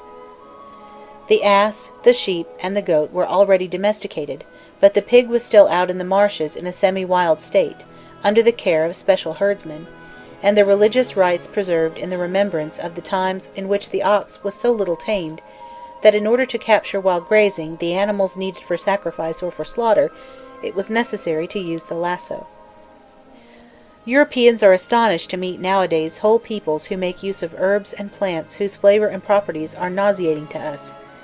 These are mostly so many legacies from a remote past, for example, castor oil, with which the Berbers rub their limbs, and with which the fellaheen of the Said flavour their bread and vegetables, was preferred before all others by the Egyptians of the Pharaonic age for anointing the body, and for culinary use. They had begun by eating indiscriminately every kind of fruit which the country produced. Many of these, when their therapeutic virtues had been learned by experience, were gradually banished as articles of food, and their use restricted to medicine. Others fell into disuse, and only reappeared at sacrifices or at funeral feasts. Several varieties continue to be eaten to the present time: the acid fruits of the nabeka and of the carob tree, the astringent figs of the sycamore, the insipid pulp of the dome palm, besides those which are pleasant to our Western palates, such as the common fig and the date. The vine flourished, at least in Middle and Lower Egypt. From time immemorial the art of making wine from it was known, and even the most ancient monuments enumerate half a dozen famous brands, red or white. Vetches, lupins, beans, chickpeas, lentils, onions, fenugreek, the Ammeia, the Melochia, the Arum colocasia, all grew wild in the fields, and the river itself supplied its quota of nourishing plants. Two of the species of lotus which grew in the Nile, the white and the blue, have seed vessels similar to those of the poppy. The capsules contain small grains of the size of millet seed. The fruit of the pink lotus grows on a different stalk from that of the flower, and springs directly from the root. It resembles a honeycomb in form, or, to take a more prosaic simile, the rose of a watering pot. The upper part has 20 or 30 cavities, each containing a seed as big as an olive stone, and pleasant to eat either fresh or dried. This is what the ancients called the bean of Egypt. The yearly shoots of the papyrus are also gathered. After pulling them up in the marshes, the points are cut off and rejected, the part remaining being about a cubit in length. It is eaten as a delicacy and is sold in the markets, but those who are fastidious partake of it only after baking. 20 different kinds of grains and fruits, prepared by crushing between two stones, are kneaded and baked to furnish cakes or bread.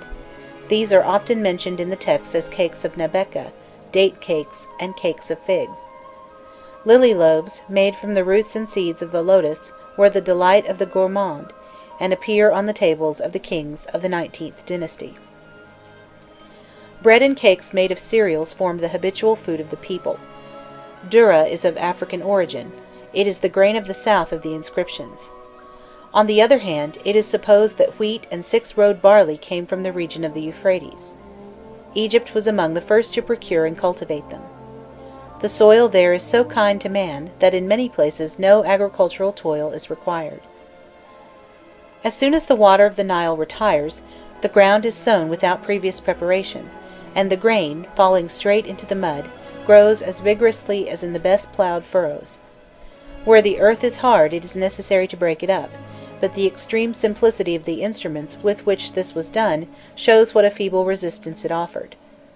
For a long time the hoe sufficed. It was composed either of a large stone tied to a wooden handle, or was made of two pieces of wood of unequal length, united at one of their extremities and held together towards the middle by a slack cord.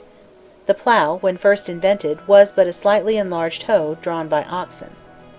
The cultivation of cereals, once established on the banks of the Nile, developed from earliest times to such a degree as to supplant all else.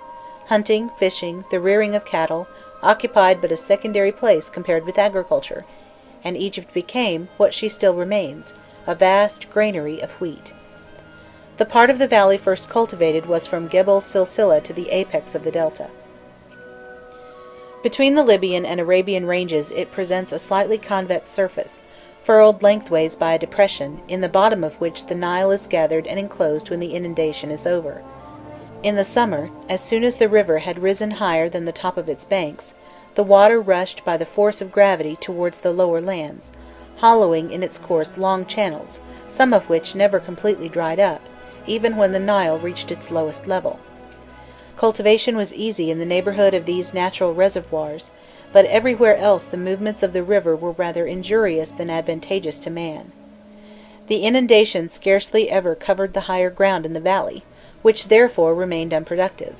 It flowed rapidly over the lands of medium elevation, and moved so sluggishly in the hollows that they became weedy and stagnant pools. In any year the portion not watered by the river was invaded by the sand. From the lush vegetation of a hot country, there was but one step to an absolute aridity. At the present day an ingeniously established system of irrigation allows the agriculturalist to direct and distribute the overflow according to his needs. From Gebel Ain to the sea, the Nile and its principal branches are bordered by long dykes, which closely follow the windings of the river and furnish sufficiently stable embankments. Numerous canals lead off to right and left, directed more or less obliquely towards the confines of the valley. They are divided at intervals by fresh dykes, starting at the one side from the river, and ending on the other, either at the Bar Yusuf or at the rising of the desert. Some of these dikes protect one district only, and consist merely of a bank of earth; others command a large extent of territory, and a breach in them would entail the ruin of an entire province. These latter are sometimes like real ramparts, made of crude brick carefully cemented; a few, as at Koshiesh, have a core of hewn stones, which later generations have covered with masses of brickwork, and strengthened with constantly renewed buttresses of earth. They wind across the plain with many unexpected and apparently aimless turns. On closer examination, however, it may be seen that this irregularity is not to be attributed to ignorance or caprice.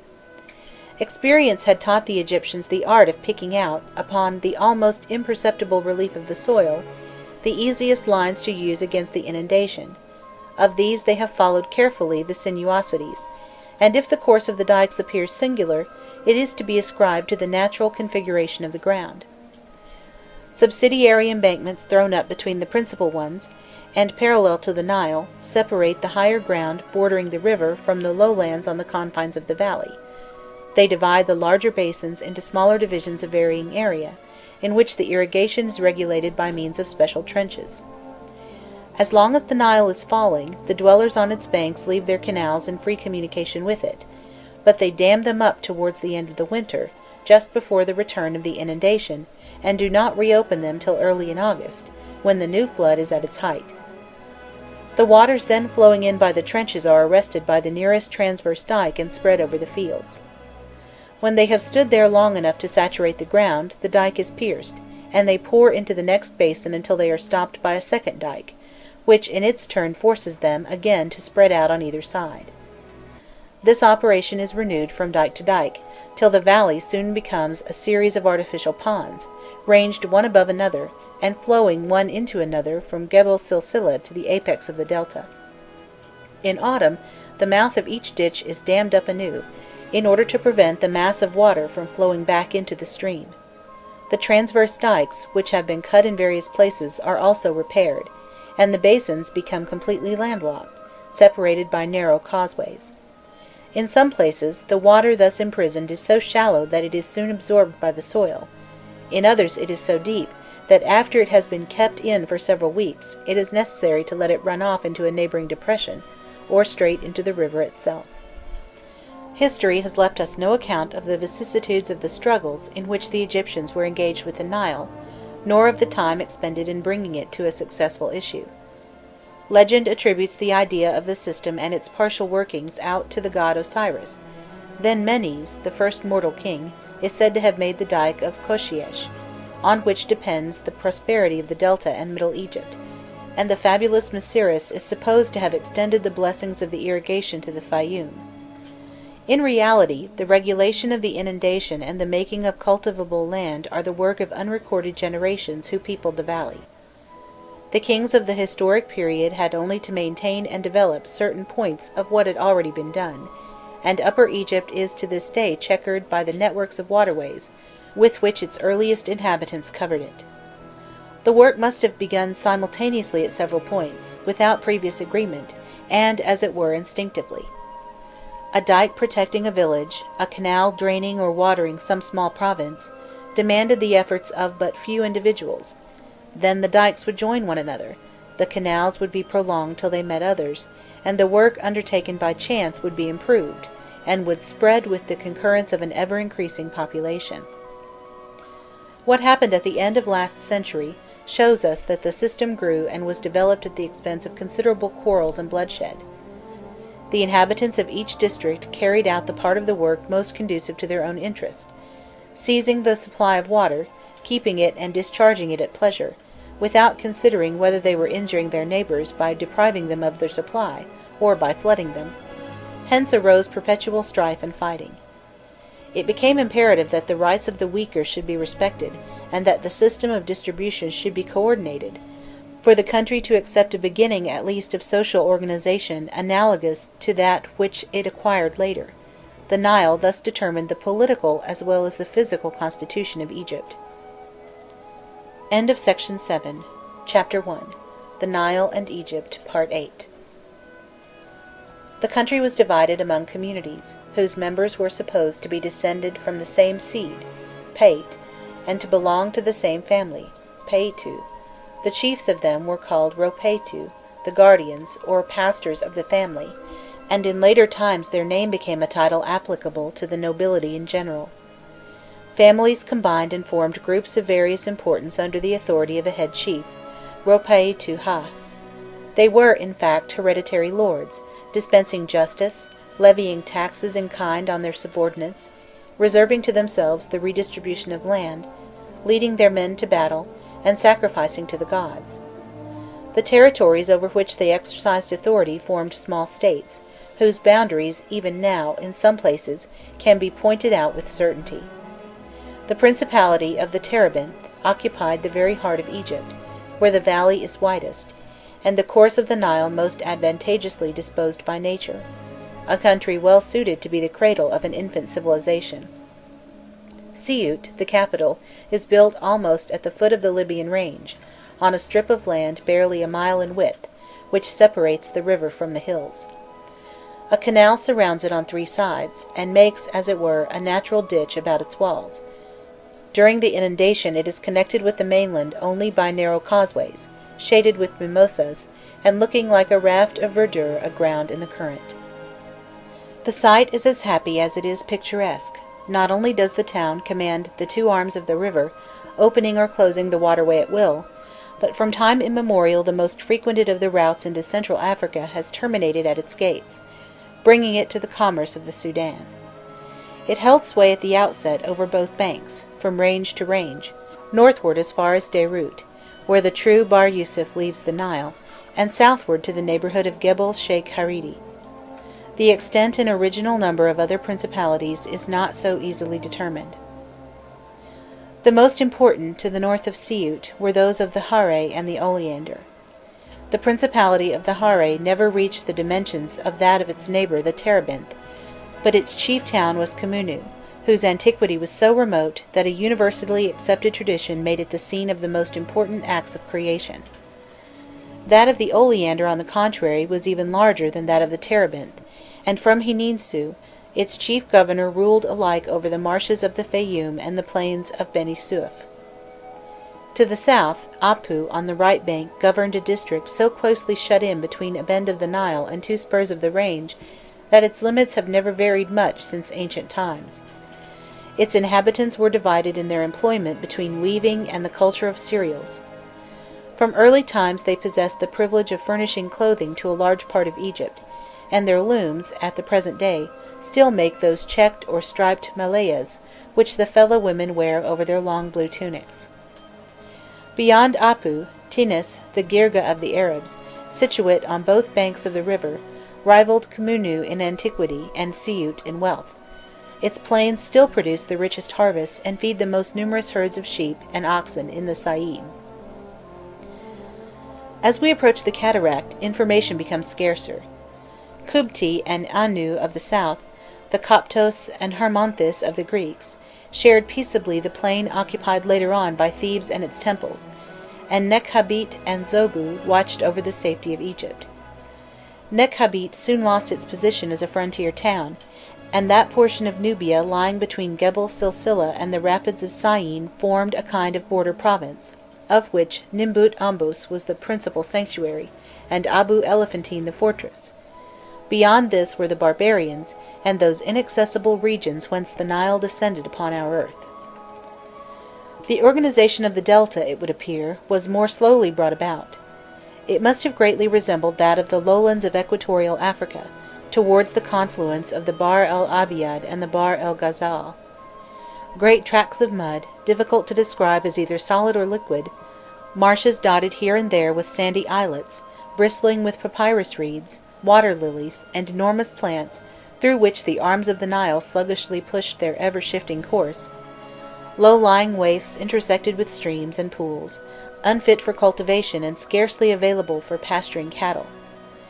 The population of such districts, engaged in a ceaseless struggle with nature, always preserved relatively ruder manners, and a more rugged and savage character, impatient of all authority. The conquest of this region began from the outer edge only. A few principalities were established at the apex of the delta in localities where the soil had earliest been won from the river. It appears that one of these divisions embraced the country south of and between the bifurcation of the Nile. Aunu of the north, the Heliopolis of the Greeks, was its capital. In very early times the principality was divided and formed three new states, independent of each other. Those of Aunu and the Hanch were opposite to each other, the first on the Arabian, the latter on the Libyan bank of the Nile. The district of the White Wall marched with that of the Hanch on the north, and on the south touched the territory of the Oleander. Further down the river, between the more important branches, the governors of Sais and of Bubastis, of Athribis and of Busiris, shared among themselves the primitive delta. The two frontier provinces of unequal size, the Arabian on the east in the Wadi Tumulat, and the Libyan on the west to the south of Lake Mareotis, defended the approaches of the country from the attacks of Asiatic Bedouins and of African nomads. The marshes of the interior and the dunes of the littoral were not conducive to the development of any great industry or civilization. They only comprised tracts of thinly populated country, like the principalities of the Harpoon and of the Cow, and others whose limits varied from century to century with the changing course of the river. The work of rendering the marshes salubrious and of digging canals, which had been so successful in the Nile Valley, was less efficacious in the delta, and proceeded more slowly. Here the embankments were not supported by a mountain chain; they were continued at random across the marshes, cut at every turn to admit the waters of a canal or of an arm of the river. The waters left their usual bed at the least disturbing influence, and made a fresh course for themselves across country. If the inundation were delayed, the soft and badly drained soil again became a slough. Should it last but a few weeks longer than usual, the work of several generations was for a long time undone. The delta of one epoch rarely presented the same aspect as that of previous periods, and northern Egypt never became as fully mistress of her soil as the Egypt of the south. These first principalities, however small they appear to us, were yet too large to remain undivided. In those times of slow communication, the strong attraction which a capital exercised over the provinces under its authority did not extend over a wide radius. That part of the population of the Terebinth, living sufficiently near to Siut to come into the town for a few hours in the morning, returning in the evening to the villages when business was done, would not feel any desire to withdraw from the rule of the prince who governed there. On the other hand, those who lived outside that restricted circle were forced to seek elsewhere some places of assembly to attend to the administration of justice, to sacrifice in common to the national gods, and to exchange the produce of the fields and of local manufactures. Those towns which had the good fortune to become such rallying points naturally played the part of rivals to the capital, and their chiefs, with the district whose population, so to speak, gravitated around them, tended to become independent of the prince.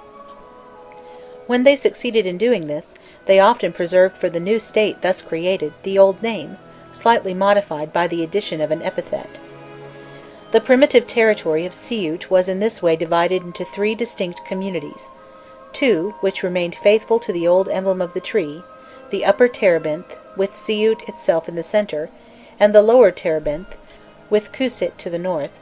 The third, in the south and east, took as their totem the immortal serpent which dwelt in their mountains, and called themselves the Serpent Mountain, whose chief town was that of the Sparrowhawk.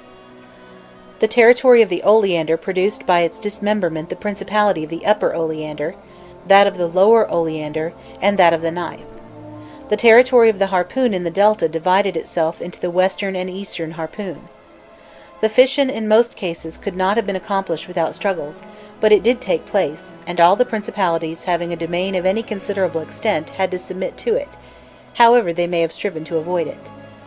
This parcelling out was continued as circumstances afforded opportunity, until the whole of Egypt, except the half-desert districts about the cataract, became but an agglomeration of petty states nearly equal in power and population. The Greeks called them nomes, and we have borrowed the word from them. The natives named them in several ways, the most ancient term being Niut, which may be translated domain, and the most common appellation in the recent times being Hasbu, which signifies district. The number of nomes varied considerably in the course of centuries. The hieroglyphic monuments and classical authors fixed them sometimes at 36, sometimes at 40, sometimes at 44, or even 50. The little that we know of their history, up to the present time, explains the reason of this variation. Ceaselessly quarrelled over by the princely families who possessed them, the nomes were alternately humbled and exalted by civil wars, marriages, and conquest, which caused them continually to pass into fresh hands, either entire or divided. The Egyptians, whom we are accustomed to consider as a people respecting the established order of things, and conservative of ancient tradition, showed themselves as restless and as prone to modify or destroy the work of the past as the most inconstant of our modern nations. The distance of time which separates them from us, and the almost complete absence of documents, gives them an appearance of immobility, by which we are liable to be unconsciously deceived. When the monuments still existing shall have been unearthed, their history will present the same complexity of incidents, the same agitations, the same instability, which we suspect or know to have been characteristic of most other Oriental nations. One thing alone remained stable among them in the midst of so many revolutions, and which prevented them from losing their individuality and from coalescing into a common unity. This was the belief in and worship of one particular deity. If the little capitals of the petty states whose origin is lost in a remote past, Edfu and Dendera, Nekhabit and Buto, Siut, Thinis, Khmunu, Sais, Bubastis, Athribis, had only possessed that importance which resulted from the presence of an ambitious petty prince, or from the wealth of their inhabitants, they would never have passed safe and sound through the long centuries of existence which they enjoyed from the opening to the close of Egyptian history. Fortune raised their chiefs, some even to the rank of rulers of the world, and in turn abased them. Side by side with the earthly ruler, whose glory was but too often eclipsed, there was enthroned in each nome a divine ruler, a deity, a god of the domain, Nitir Nuiti, whose greatness never perished. The princely families might be exiled or become extinct, the extent of the territory might diminish or increase, the town might be doubled in size and population or fall in ruins. The god lived on through all these vicissitudes, and his presence alone preserved intact the rights of the state over which he reigned as a sovereign. If any disaster befell his worshippers, his temple was the spot where the survivors of the catastrophe rallied around him, their religion preventing them from mixing with the inhabitants of neighbouring towns and from becoming lost among them. The survivors multiplied with that extraordinary rapidity which is the characteristic of the Egyptian fellah, and a few years of peace sufficed to repair losses which apparently were irreparable. Local religion was the tie which bound together those diverse elements of which each principality was composed, and as long as it remained, the nomes remained. When it vanished, they disappeared with it. End of chapter 1. End of section 8.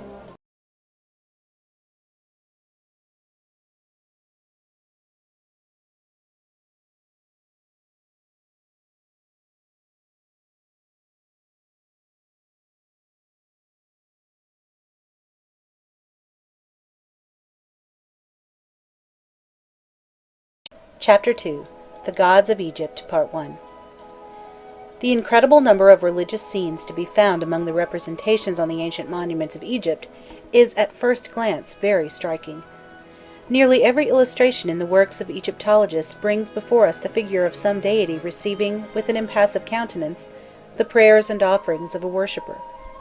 One would think that the country had been inhabited for the most part by gods, and contained just sufficient men and animals to satisfy the requirements of their worship. On penetrating into this mysterious world, we are confronted by an actual rabble of gods, each one of whom has always possessed but a limited and almost unconscious existence. They severally represented a function, a moment in the life of man or of the universe. Thus Naprit was identified with the ripe ear or the grain of wheat. Mashkanit appeared by the child's cradle at the very moment of its birth, and Raninit presided over the naming and the nature of the newly born. Neither Raninit, the fairy godmother, nor Mashkonit exercised over nature as a whole that sovereign authority which we are accustomed to consider the primary attribute of deity. Every day of every year was passed by the one in easing the pangs of women in travail, by the other in choosing for each baby a name of an auspicious sound, and one which would afterwards serve to exorcise the influence of evil fortune. No sooner were their tasks accomplished in one place than they hastened to another, where approaching birth demanded their presence and their care. From childbed to childbed they passed, and if they fulfilled the single offices in which they were accounted adepts, the pious asked nothing more of them. Bands of mysterious cynocelephi haunting the eastern and the western mountains concentrated the whole of their activity on one passing moment of the day. They danced and chattered in the east for half an hour, to salute the sun at his rising, even as others in the west hailed him on his entrance into night. It was the duty of a certain genie to open the gates in Hades, or to keep the paths daily traversed by the sun. These genii were always at their posts, never free to leave them, and possessed no other faculty than that of punctually fulfilling their appointed offices. Their existence, generally unperceived, was suddenly revealed at the very moment when the specific acts of their lives were on the point of accomplishment. These being completed, the divinities fell back into their state of inertia, and were, so to speak, reabsorbed by their functions until the next occasion. Scarcely visible even by glimpses, they were not easily depicted. Their real forms being often unknown, these were approximately conjectured from their occupations.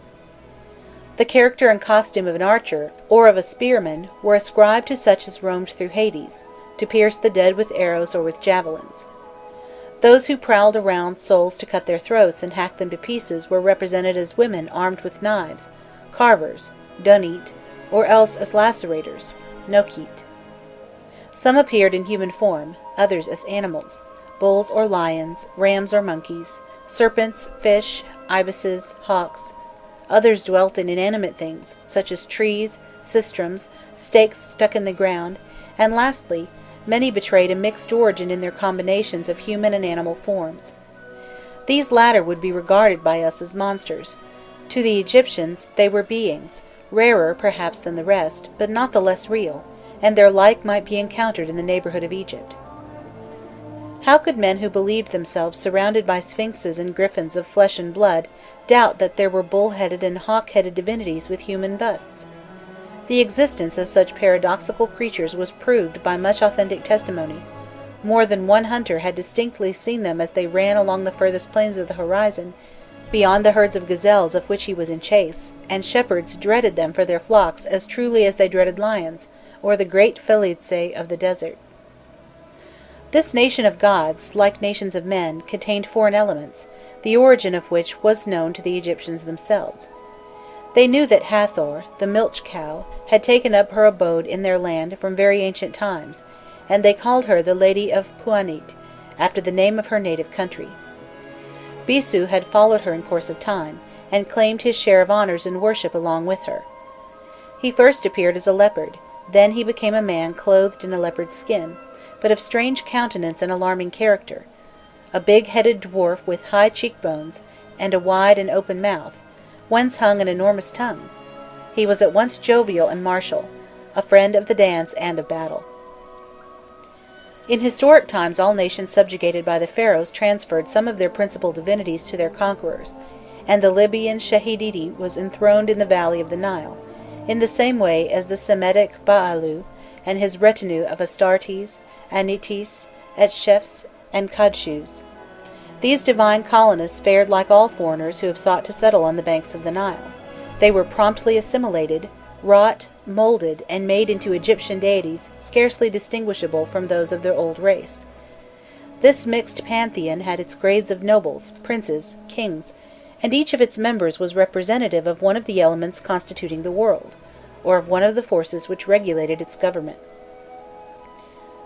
The sky, the earth, the stars, the sun, the Nile, were so many breathing and thinking beings, whose lives were daily manifest in the life of the universe. They were worshipped from one end of the valley to the other, and the whole nation agreed in proclaiming their sovereign power. But when the people began to name them, to define their powers and attributes, to particularize their forms, or the relationships that subsisted among them, this unanimity was at an end. Each principality, each nome, each city, almost every village, conceived and represented them differently. Some said that the sky was the great Horus, Heroiris, the sparrow-hawk of mottled plumage which hovers in highest air, and whose gaze embraces the whole field of creation. Owing to a punning assonance between his name and the word Horu, which designates the human countenance, the two senses were combined, and to the idea of the sparrow-hawk there was added that of a divine face, whose 2 eyes opened in turn, the right eye being the sun, to give light by day, and the left eye the moon, to illuminate the night. The face shone also with a light of its own, the zodiacal light, which appeared unexpectedly, morning or evening, a little before sunrise and a little after sunset. These luminous beams, radiating from a common centre, hidden in the heights of the firmament, spread into a wide pyramidal sheet of liquid blue, whose base rested upon the earth, but whose apex was slightly inclined towards the zenith. The divine face was symmetrically framed, and attached to earth by 4 thick locks of hair. These were the pillars which upbore the firmament and prevented its falling into ruin.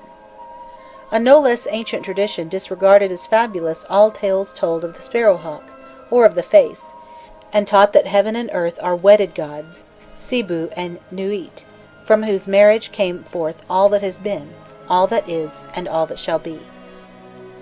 Most people invested them with human form, and represented the earth god Sibu as extended beneath Nuit the starry one. The goddess stretched out her arms, stretched out her slender legs, stretched out her body above the clouds, and her dishevelled head drooped westward. But there were also many who believed that Sibu was concealed under the form of a colossal gander, whose mate once laid the sun egg, and perhaps still laid it daily.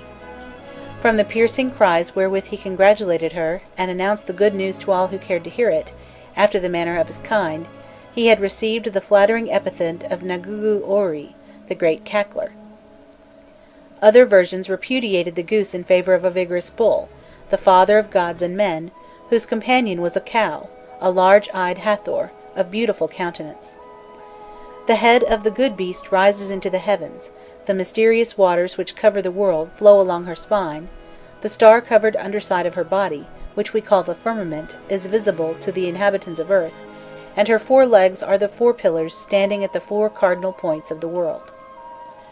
The planets, and especially the sun, varied in form and nature according to the prevailing conception of the heavens. The fiery disk, Atanu, by which the sun revealed himself to men, was a living god, called Ra, as was also the planet itself. Where the sky was regarded as Horus, Ra formed the right eye of the divine face. When Horus opened his eyelids in the morning, he made the dawn and the day; when he closed them in the evening, the dusk and night were at hand. Where the sky was looked upon as the incarnation of a goddess, Ra was considered as her son, his father being the earth god, and he was born again with every new dawn, wearing a sidelock, and with his finger to his lips as human children were conventionally represented. He was also that luminous egg, laid and hatched in the east by the celestial goose, from which the sun breaks forth to fill the world with its rays. Nevertheless, by an anomaly not uncommon in religions, the egg did not always contain the same kind of bird; a lapwing or a heron might come out of it, or perhaps, in memory of Horus, one of the beautiful golden sparrowhawks of southern Egypt. A sun-hawk, hovering in high heaven on outspread wings, at least represented a bold and poetic image, but what can be said for a sun-calf? Yet it is under the innocent aspect of a spotted calf, a suckling calf of pure mouth, that the Egyptians were pleased to describe the sun god when Sibu, the father, was a bull, and Hathor a heifer. But the prevalent conception was that in which the life of the sun was likened to the life of a man. The 2 deities presiding over the east received the orb upon their hands at its birth, just as midwives receive a new-born child, and cared for it during the first hour of the day and of its life. It soon left them, and proceeded under the belly of Nuit, growing and strengthening from minute to minute, until at noon it had become a triumphant hero whose splendour is shed abroad over all. But as night comes on his strength forsakes him, and his glory is obscured; he is bent and broken down, and heavily drags himself along like an old man leaning upon his stick. At length he passes away beyond the horizon, plunging westward into the mouth of Nuit, and traversing her body by night to be born anew the next morning, again to follow the paths along which he had travelled on the preceding day. A first bark, the Saktit, awaited him at his birth, and carried him from the eastern to the southern extremity of the world. Mazit, the second bark, received him at noon, and bore him into the land of Manu, which is at the entrance to Hades.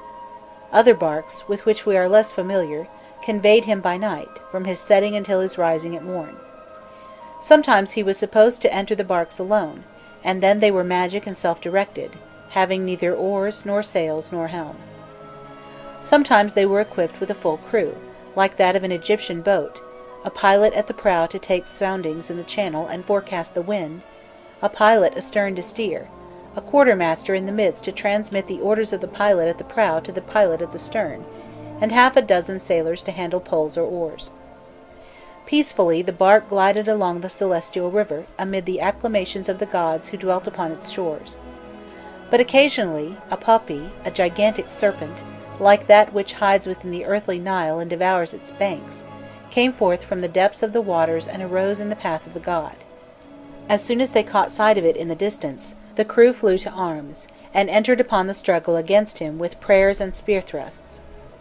Men in their cities saw the sun faint and fail, and sought to succour him in his distress.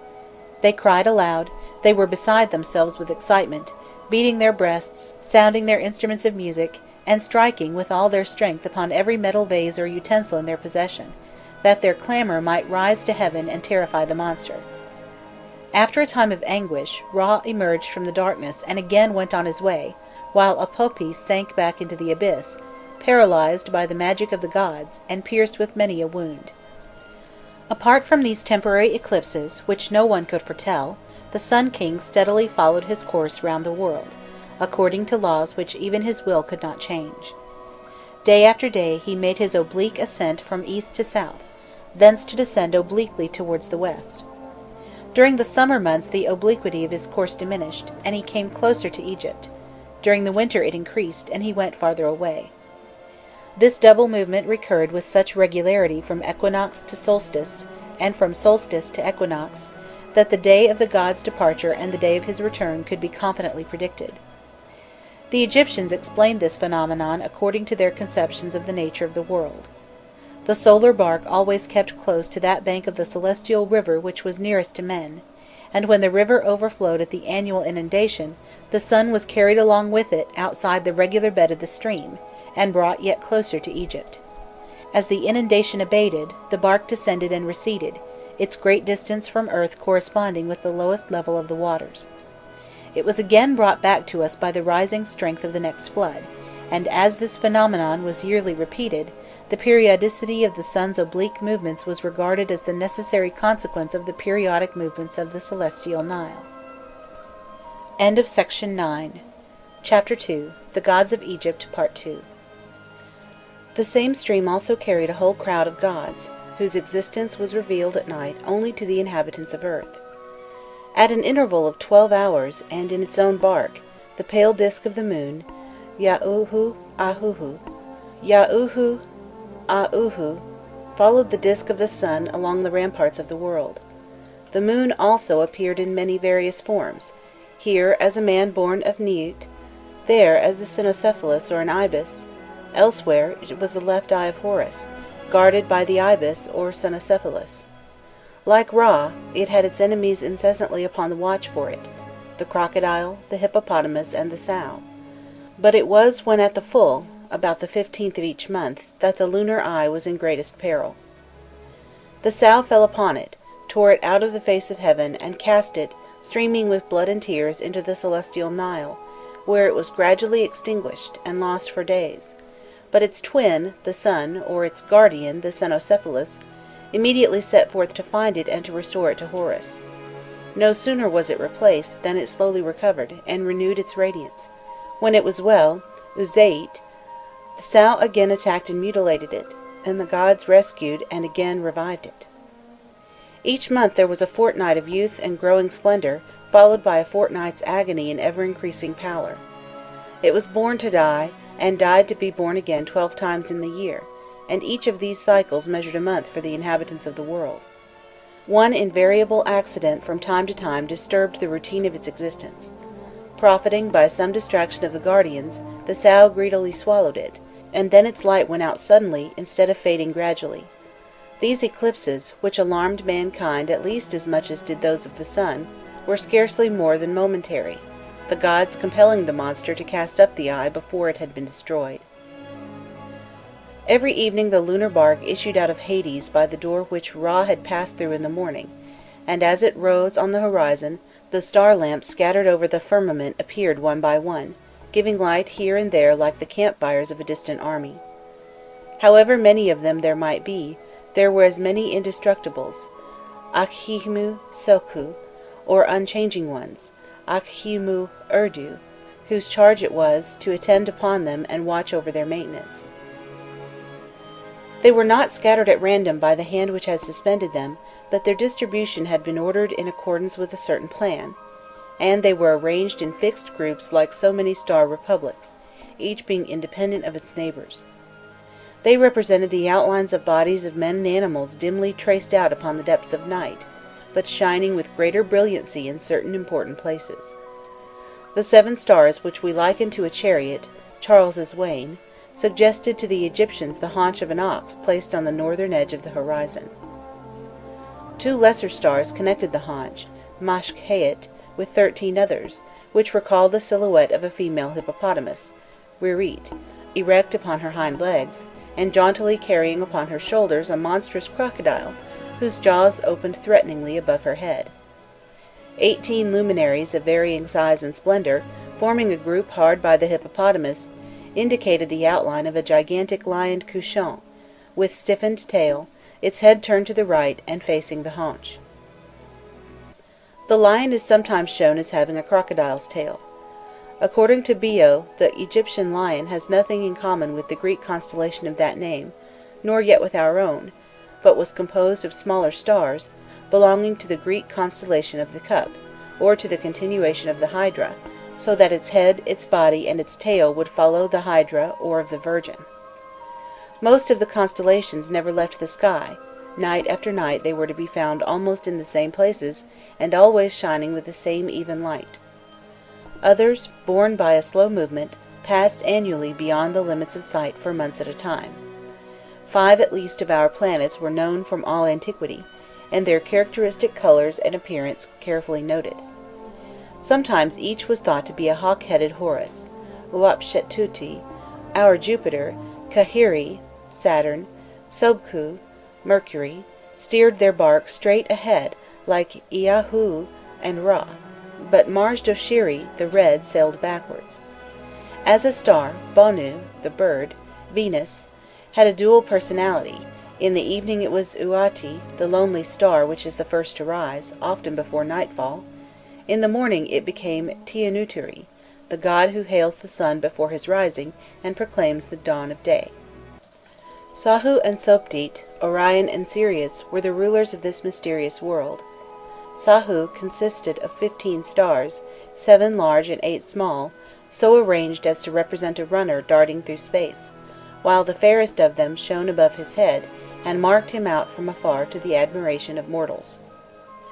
With his right hand he flourished the crux ansata, and turning his head towards Sothis, as he beckoned her on with his left, seemed as though inviting her to follow him.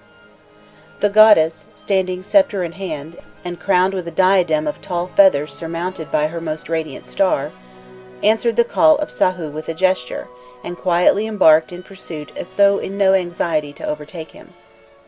Sometimes she is represented as a cow lying down in her bark, with tree stars along her back, and Sirius flaming from between her horns. Not content to shine by night only, her bluish rays suddenly darted forth in full daylight and without any warning, often described upon the sky the mystic lines of the triangle which stood for her name. It was then that she produced those curious phenomena of the zodiacal light which other legends attributed to Horus himself. One, and perhaps the most ancient of the innumerable accounts of this god and goddess, represented Sahu as a wild hunter. A world as vast as ours rested upon the other side of the iron firmament. Like ours, it was distributed into seas, and continents divided by rivers and canals, but peopled by races unknown to men. Sahu traversed it during the day, surrounded by genii who presided over the lamps forming his constellation. At his appearing, the stars prepared themselves for battle, the heavenly archers rushed forward, the bones of the gods upon the horizon trembled at the sight of him, for it was no common game that he hunted, but the very gods themselves. One attendant secured the prey with a lasso, as bulls are caught in the pastures, while another examined each capture to decide if it were pure and good for food. This being determined, others bound the divine victim, cut its throat, disemboweled it, cut up its carcass, cast the joints into a pot, and superintended their cooking. Sahu did not devour indifferently all that the fortune of the chase might bring him, but classified his game in accordance with his wants. He ate the great gods at his breakfast in the morning, the lesser gods at his dinner towards noon, and the small ones at his supper. The old were rendered more tender by roasting. As each god was assimilated by him, its most precious virtues were transfused into himself.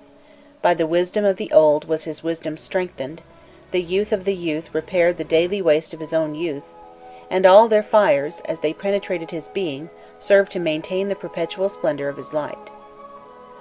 The nome gods who presided over the destinies of Egyptian cities, and formed a true feudal system of divinities, belonged to one or the other of these natural categories. In vain do they present themselves under the most shifting aspects and the most deceptive attributes, in vain disguise themselves with the utmost care. A closer examination generally discloses the principal features of their original physiognomies: Osiris of the Delta, Kuumu of the Cataract, Harshaphitu of Heracleopolis, were each of them incarnations of the fertilizing and life-sustaining Nile. Wherever there is some important change in the river, there they are more especially installed and worshipped: Khnummu at the place of its entering into Egypt, and again at the town of Haurit, near the point where a great arm branches off from the eastern stream to flow towards the Libyan hills and form the Bar Yusuf; Harshaphitu at the gorges of the Fayum, where the Bar Yusuf leaves the valley; and finally Osiris at Mendes and at Busiris, towards the mouth of the middle branch, which was held to be the true Nile by the people of the land. Isis of Buto denoted the black vegetable mould of the valley, the distinctive soil of Egypt annually covered and fertilized by the inundation. But the earth in general, as distinguished from the sky, the earth with its continents, its seas, its alternation of barren deserts and fertile lands, was represented as a man: Ptah at Memphis, Ammon at Thebes, Minu at Coptos and at Panopolis. Ammon seems rather to have symbolized the productive soil, while Minu reigned over the desert. But these were fine distinctions, not invariably insisted upon, and his worshippers often invested Ammon with the most significant attributes of Minu. The sky gods, like the earth gods, were separated into two groups, the one consisting of women, Hathor of Denderah, or Neat of Sais; the other composed of men identical with Horus, or derived from him, Anhuri Shu of Sebennytos and Thinis; Harmorati, Horus of the two eyes, at Pharbethos; Harsapdi, Horus the source of the zodiacal light, in the Wadi Tumilat; and finally Harhuditi at Edfu. Ra, the solar disk, was enthroned at Heliopolis, and sun gods were numerous among the nome deities, but they were sun gods closely connected with gods representing the sky, and resembled Horus quite as much as Ra. Whether under the name of Horus or Anhuri, the sky was early identified with its most brilliant luminary, its solar eye, and its divinity, as it were, fused into that of the sun. Horus the sun, and Ra the sun god of Heliopolis, had so permeated each other that none could say where the one began and the other ended. One by one all the functions of Ra had been usurped by Horus, and all the designations of Horus had been appropriated by Ra.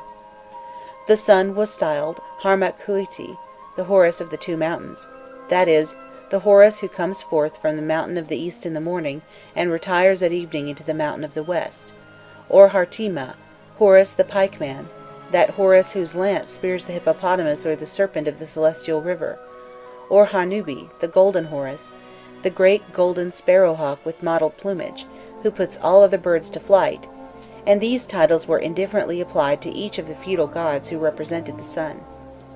The latter were numerous. Sometimes, as in the case of Harkobi, Horus of Kobiu, a geographical qualification was appended to the generic term of Horus, while specific names, almost invariably derived from the parts which they were supposed to play, were borne by others.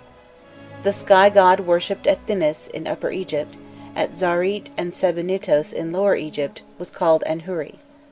When he assumed the attributes of Ra, and took upon himself the solar nature, his name was interpreted as denoting the conqueror of the sky. He was essentially combative. Crowned with a group of upright plumes, his spear raised and ever ready to strike his foe, he advanced along the firmament and triumphantly traversed it day by day. The sun god who at Metamorph, Tod, and Erment had preceded Ammon as ruler of the Theban plain, was also a warrior, and his name of Montu had reference to his method of fighting. He was depicted as brandishing a curved sword and cutting off the heads of his adversaries. Each of the feudal gods naturally cherished pretensions to universal dominion, and proclaimed himself the suzerain, the father of all the gods, as the local prince was the suzerain, the father of all men, but the effective suzerainty of god or prince really ended where that of his peers ruling over the adjacent nomes began. The goddesses shared in the exercise of supreme power, and had the same right of inheritance and possession as regards sovereignty that women had in human law. Isis was entitled Lady and Mistress at Buto, as Hathor was at Dendera, and as Neat at Sais, the firstborn, when as yet there had been no birth. They enjoyed in their cities the same honours as the male gods in theirs. The latter were kings, so were they queens, and all bowed down before them. The animal gods, whether entirely in the form of beasts, or having human bodies attached to animal heads, shared omnipotence with those in human form. Horus of Hibonu swooped down upon the back of a gazelle like a hunting hawk. Hathor of Dendera was a cow. Bastet of Bubastis was a cat or a tigress, while Nekhabit of El-Kab was a great bald-headed vulture. Hermopolis worshipped the ibis and Cynocephalus of Thought, Oxyrhynchus the Mormirus fish, and Ombos and the Fayum a crocodile, under the name of Sobku, sometimes with the epithet of Azei, the brigand. We cannot always understand what led the inhabitants of each nome to affect one animal rather than another. Why, towards Greco-Roman times, should they have worshipped the jackal, or even the dog, at Siut? How came Siut to be incarnate in a fennec, or in an imaginary quadruped? Occasionally, however, we can follow the train of thought that determined their choice.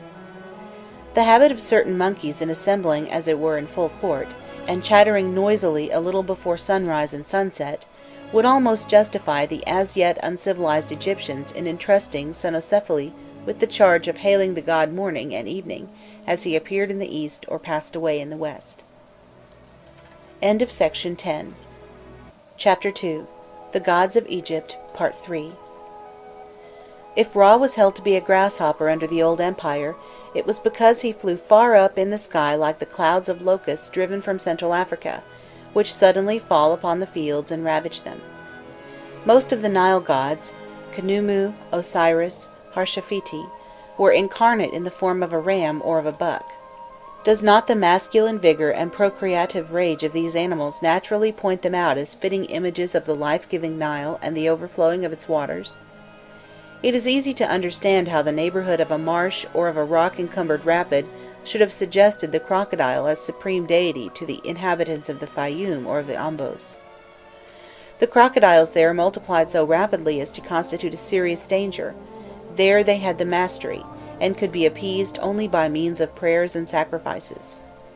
When instinctive terror had been superseded by reflection, and some explanation was offered of the origin of the various cults, the very nature of the animal seemed to justify the veneration with which it was regarded. The crocodile is amphibious, and Sobku was supposed to be a crocodile, because before the creation the sovereign god plunged recklessly into the dark waters and came forth to form the world, as the crocodile emerges from the river to lay its eggs upon the bank. Most of the feudal divinities began their lives in solitary grandeur, apart from and often hostile to their neighbours. Families were assigned to them later. Each appropriated two companions and formed a trinity, or as it is generally called, a triad. But there were several kinds of triads. In nomes subject to a god, the local deity was frequently content with one wife and one son, but often he was united to two goddesses, who were at once his sisters and his wives according to the national custom. Thus Thought of Hermopolis possessed himself of a harem consisting of Sechet Sek Habitui and Hamuit. Tumu derived the homage of the inhabitants of Heliopolis with Nebthopet and with Eosuit. Khnummu seduced and married the two fairies of the neighbouring cataract, Anukit the Constrainer, who compresses the Nile between its rocks at Philae and at Syene, and Satit the archeress, who shoots forth the current straight and swift as an arrow. Where a goddess reigned over a nome, the triad was completed by two male deities, a divine consort and a divine son. Neat of Sais had taken for her husband Osiris of Mendes, and borne for him a lion's whelp, Ari Hosnophor. Hathor of Dendera had completed her household with Haroras and a younger Horus, with the epithet of Ahi, he who strikes the sistrum. A triad containing two goddesses produced no legitimate offspring, and was unsatisfactory to a people who regarded the lack of progeny as a curse from heaven. One in which the presence of a son promised to ensure the perpetuity of the race was more in keeping with the idea of a blessed and prosperous family, as that of God should be. Triads of the former kind were therefore almost everywhere broken up into two new triads, each containing a divine father, a divine mother, and a divine son. Two fruitful households arose from the barren union of Thot with Safketabui and Namahuit, one composed of Thot, Safketabui, and Harnabi, the golden sparrowhawk; into the other, Namahuit and her nursling Norfahiru entered. The persons united with the old feudal divinities in order to form triads were not all of the same class. Goddesses especially were made to order, and might often be described as grammatical, so obvious is the linguistic device to which they owe their being. From Ra, Ammon, Horus, Sobku, female Ras, Anians, Horuses, and Sobkus were derived, by the addition of the regular feminine affix to the primitive masculine names, Rait, Ammonite, Horit, Sobkit.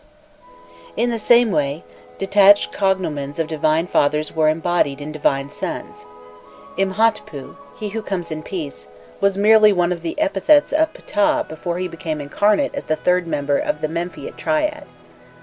In other cases, alliances were contracted between divinities of ancient stock, but natives of different nomes, as in the case of Isis of Buto and the Mendician Osiris, of Heroris of Edfu and Hathor of Dendera. In the same manner, Sakit of Letopolis and Bastit of Bubastis were appropriated as wives to Ptah of Memphis, Nofirtimu being represented as his son by both unions. These improvised connections were generally determined by considerations of vicinity. The gods of coterminous principalities were married as the children of kings of two adjoining kingdoms are married, to form or consolidate relations, and to establish bonds of kinship between rival powers, whose unremitting hostility would mean the swift ruin of entire people. The system of triads, begun in primitive times and continued unbrokenly up to the last days of Egyptian polytheism, far from any way lowering the prestige of the feudal gods, was rather the means of enhancing it in the eyes of the multitude.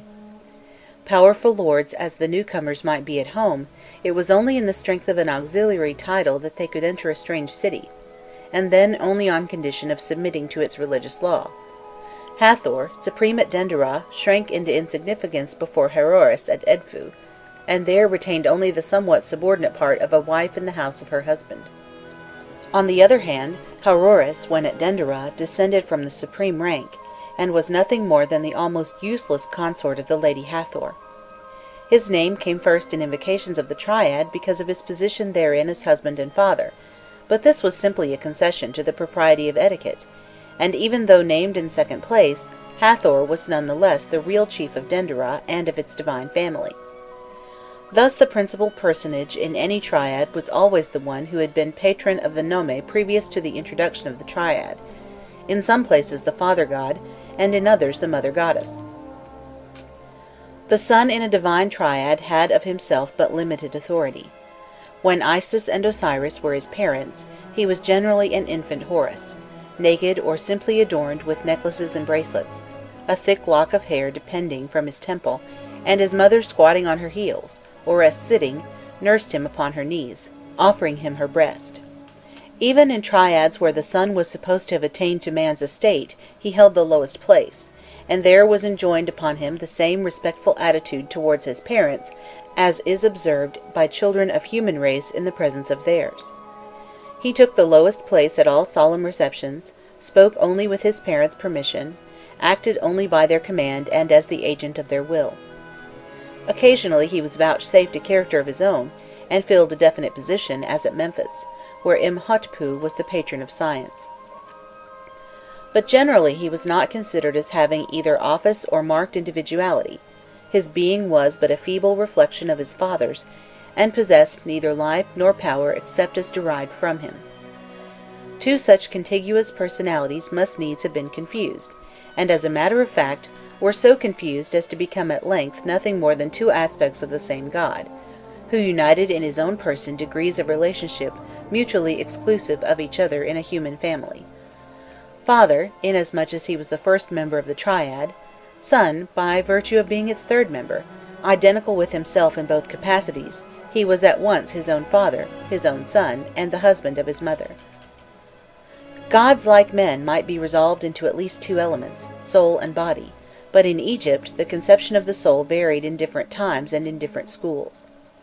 It might be an insect, butterfly, bee, or praying mantis, or a bird, the ordinary sparrowhawk, the human-headed sparrowhawk, a heron, or a crane, high, whose wings enabled it to pass rapidly through space, or the black shadow, kaibit, that is attached to everybody, but which death sets free, and which thenceforward leads an independent existence, so that it can move about at will, and go out into the open sunlight. Finally, it might be a kind of light shadow, like a reflection from the surface of calm water, or from a polished mirror, the living and coloured projection of the human figure, a double ka, reproducing in minutest detail the complete image of the object or the person to whom it belonged. The soul, the shadow, the double of a god, was in no way essentially different from the soul, shadow, or double of a man. His body indeed was moulded out of a more rarefied substance, and generally invisible, but endowed with the same qualities, and subject to the same imperfections as ours.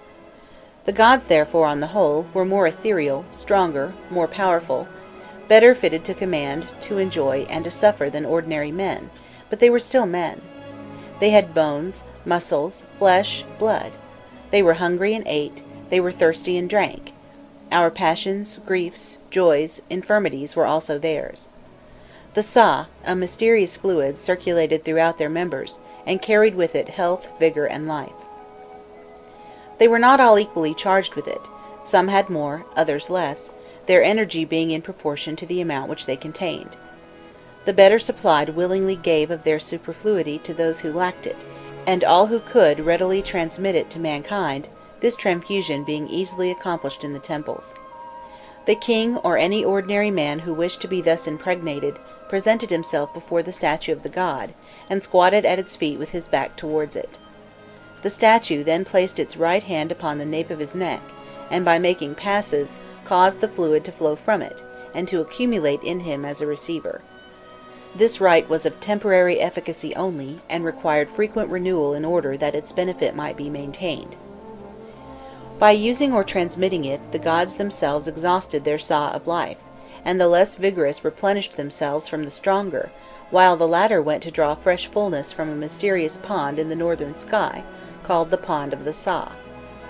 Divine bodies, continually recruited by the influx of this magic fluid, preserved their vigour far beyond the term allotted to the bodies of men and beasts. Age, instead of quickly destroying them, hardened and transformed them into precious metals. Their bones were changed to silver, their flesh to gold. Their hair, piled up and painted blue after the manner of great chiefs, was turned into lapis lazuli. This transformation of each into an animated statue did not altogether do away with the ravages of time. Decrepitude was no less irremediable with them as with men, although it came to them more slowly.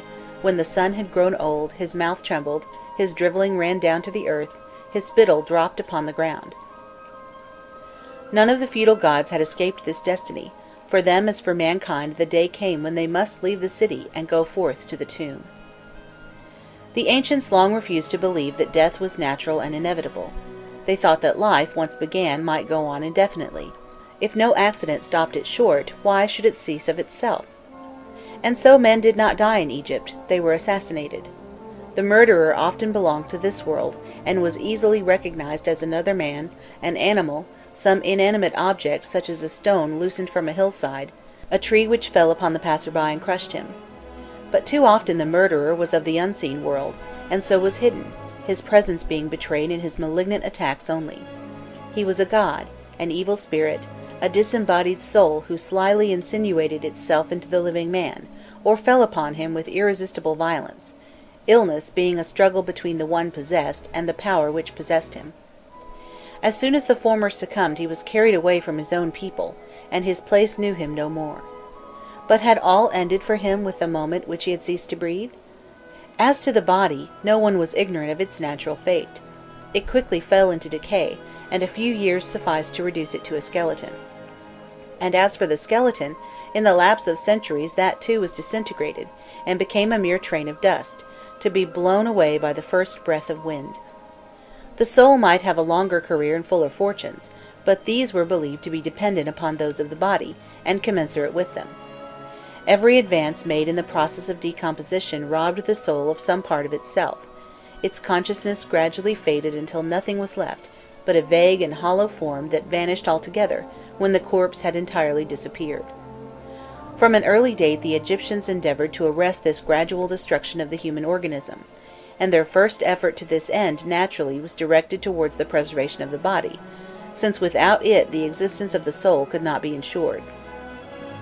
It was imperative that during that last sleep, which for them was fraught with such terrors, the flesh should neither become decomposed nor turn to dust, that it should be free from offensive odour and secure from predatory worms. They set to work, therefore, to discover how to preserve it. The oldest burials which have as yet been found prove that these early inhabitants were successful in securing the permanence of the body for a few decades only. When one of them died, his son or his nearest relative carefully washed the corpse in water impregnated with an astringent or aromatic substance, such as natron or some solution of fragrant gums, and then fumigated it with burning herbs and perfumes, which were destined to overpower, at least temporarily, the odour of death. Having taken these precautions, they placed the body in the grave, sometimes entirely naked, sometimes partially covered with its ordinary garments, or sewn up in a closely fitting gazelle skin. The dead man was placed on his left side, lying north and south with his face to the east, in some cases on the bare ground, in others on a mat, a strip of leather or a fleece, in the position of a child in the fetal state. The knees were sharply bent at an angle of 45 degrees, with the thighs, while the latter were either at right angles with the body, or drawn up so as almost to touch the elbows. The hands are sometimes extended in front of the face, sometimes the arms are folded and the hands are joined on the breast or neck. In some instances the legs are bent upward in such a fashion that they almost lie parallel with the trunk. The deceased could only be made to assume this position by a violent effort, and in many cases the tendons and the flesh had to be cut to facilitate the operation. The dryness of the ground selected for these burial places retarded the corruption of the flesh for a long time, it is true, but only retarded it, and so did not prevent the soul from being finally destroyed. End of section 11. Chapter 2. The Gods of Egypt, Part 4. Seeing decay could not be prevented, it was determined to accelerate the process, by taking the flesh from the bones before interment. The bodies thus treated are often incomplete.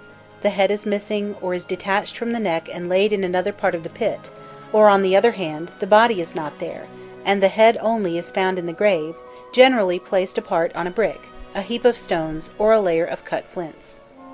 The forearms and the hands were subjected to the same treatment as the head. In many cases no trace of them appears, in others they are deposited by the side of the skull or scattered about haphazard.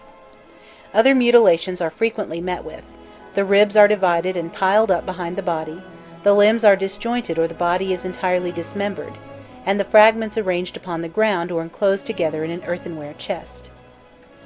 These precautions were satisfactory insofar as they ensured the better preservation of the more solid parts of the human frame, but the Egyptians felt this result was obtained at too great a sacrifice. The human organism thus deprived of all flesh was not only reduced to half its bulk, but what remained had neither unity, consistency, nor continuity. It was not even a perfect skeleton with its constituent parts in their relative places, but a mere mass of bones with no connecting links. This drawback, it is true, was remedied by the artificial reconstruction in the tomb of the individual thus completely dismembered in the course of the funeral ceremonies. The bones were laid in their natural order, those of the feet at the bottom, then those of the leg, trunk, and arms, and finally the skull itself. But the superstitious fear inspired by the dead man, particularly of one thus harshly handled, and particularly the apprehension that he might revenge himself on his relatives for the treatment to which they had subjected him, often induced them to make this restoration intentionally incomplete. When they had reconstructed the entire skeleton, they refrained from placing the head in position, or else they suppressed one or all of the vertebrae of the spine, so that the deceased should be unable to rise and go forth to bite and harass the living. Having taken this precaution, they nevertheless felt a doubt whether the soul could really enjoy life, so long as one half only of the body remained, and the other was lost forever. They therefore sought to discover the means of preserving the fleshy parts in addition to the bony framework of the body. It had been observed that when a corpse had been buried in the desert, its skin, speedily desiccated and hardened, changed into a case of blackish parchment beneath which the flesh slowly wasted away, and the whole frame thus remained intact, at least in appearance, while its integrity ensured that of the soul. An attempt was made by artificial means to reproduce the conservative action of the sand, and without mutilating the body, to secure at will that incorruptibility, without which the persistence of the soul was but a useless prolongation of the death agony. It was the god Anubis, the jackal lord of sepulture, who was supposed to have made this discovery. He cleansed the body of the viscera, those parts which most rapidly decay, saturated it with salts and aromatic substances, protected it first of all with the hide of a beast, and over this laid thick layers of linen. The victory the god had thus gained over corruption was, however, far from being a complete one. The bath in which the dead man was immersed could not entirely preserve the softer parts of the body. The chief portion of them was dissolved, and what remained after the period of saturation was so desiccated that its bulk was seriously diminished. When any human being had been submitted to this process, he emerged from it a mere skeleton, over which the skin remained tightly drawn. These shriveled limbs, sunken chest, grinning features, yellow and blackened skin, spotted by the efflorescence of the embalmer's salts, were not the man himself, but rather a caricature of what he had been. As nevertheless he was secure against immediate destruction, the Egyptians described him as furnished with his shape. Henceforth he had been purged of all that was evil in him, and he could face with tolerable security whatever awaited him in the future. The art of Anubis, transmitted to the embalmers and employed by them from generation to generation, had, by almost eliminating the corruptible part of the body without destroying its outward appearance, arrested decay, if not forever, at least for an unlimited period of time. If there were hills at hand, thither the mummied dead were still borne, partly from custom, partly because the dryness of the air and of the soil offered them a further chance of preservation. In districts of the delta where the hills were so distant as to make it very costly to reach them, advantage was taken of the smallest sandy islet rising above the marshes, and there a cemetery was founded. Where this resource failed, the mummy was fearlessly entrusted to the soil itself, but only after being placed within a sarcophagus of hard stone, whose lid and trough, hermetically fastened together with cement, prevented the penetration of any moisture. Reassured on this point, the soul followed the body to the tomb, and there dwelt with it as in its eternal house, upon the confines of the visible and invisible world. Here the soul kept the distinctive character and appearance which pertained to it upon the earth. As it had been a double before death, so it remained a double after it, able to perform all functions of animal life after its own fashion. It moved, went, came, spoke, breathed, accepted pious homage, but without pleasure, and as it were mechanically, rather from an instinctive horror of annihilation than from any rational desire for immortality. Unceasing regret for the bright world which it had left disturbed its mournful and inert existence. O my brother, withhold not thyself from drinking and from eating, from drunkenness, from love, from all enjoyment, from following thy desire by night and by day. Put not sorrow within thy heart, for what are the years of a man upon earth? The West is a land of sleep and of heavy shadows, a place wherein its inhabitants, when once installed, slumber on in their mummy forms, never more waking to see their brethren, never more to recognize their fathers or their mothers, with hearts forgetful of their wives and children. The living water, which earth giveth to all who dwell upon it, is for me but stagnant and dead. That water floweth to all who are on earth, while for me it is but liquid putrefaction, this water that is mine. Since I came into this funereal valley, I know not where nor what I am. Give me to drink of running water. Let me be placed by the edge of the water with my face to the north, that the breeze may caress me, and my heart be refreshed from its sorrow. By day the double remained concealed within the tomb. If it went forth by night, it was from no capricious or sentimental desire to revisit the spots where it had led a happier life. Its organs needed nourishment as formerly did those of its body, and of itself it possessed nothing but hunger for food, thirst for drink. Want and misery drove it from its retreat, and flung it back among the living. It prowled like a marauder about fields and villages, picking up and greedily devouring whatever it might find on the ground, broken meats which had been left or forgotten, house and stable refuse, and, should these meagre resources fail, even the most revolting dung and excrement. This ravenous sceptre had not the dim and misty form, the long shroud of floating draperies of our modern phantoms, but a precise and definite shape, naked or clothed in the garments which it had worn while yet upon earth, and emitting a pale light, to which it owed the name of luminous. Ku. The double did not allow its family to forget it, but used all the means at its disposal to remind them of its existence. It entered their houses and their bodies, terrified them waking and sleeping by its sudden apparitions, struck them down with disease or madness, and would even suck their blood like the modern vampire. One effectual means there was, and one only, of escaping or preventing these visitations, and this lay in taking to the tomb all the various provisions of which the double stood in need, and for which it visited their dwellings. Funerary sacrifices and the regular cults of the dead originated in the need experienced for making provision for the sustenance of the manes, after having secured their lasting existence by the mummification of their bodies. Gazelles and oxen were brought and sacrificed at the door of the tomb chapel, the haunches, heart, and breast of each victim being presented and heaped together upon the ground, that there the dead might find them when they began to be hungry. Vessels of beer or wine, great jars of fresh water, purified with natron, or perfumed, were brought to them that they might drink their fill at pleasure, and by such voluntary tribute men bought their goodwill, as in daily life they bought that of some neighbour too powerful to be opposed. The gods were spared none of the anguish and none of the perils which death so plentifully bestows upon men. Their bodies suffered change and gradually perished until nothing was left of them.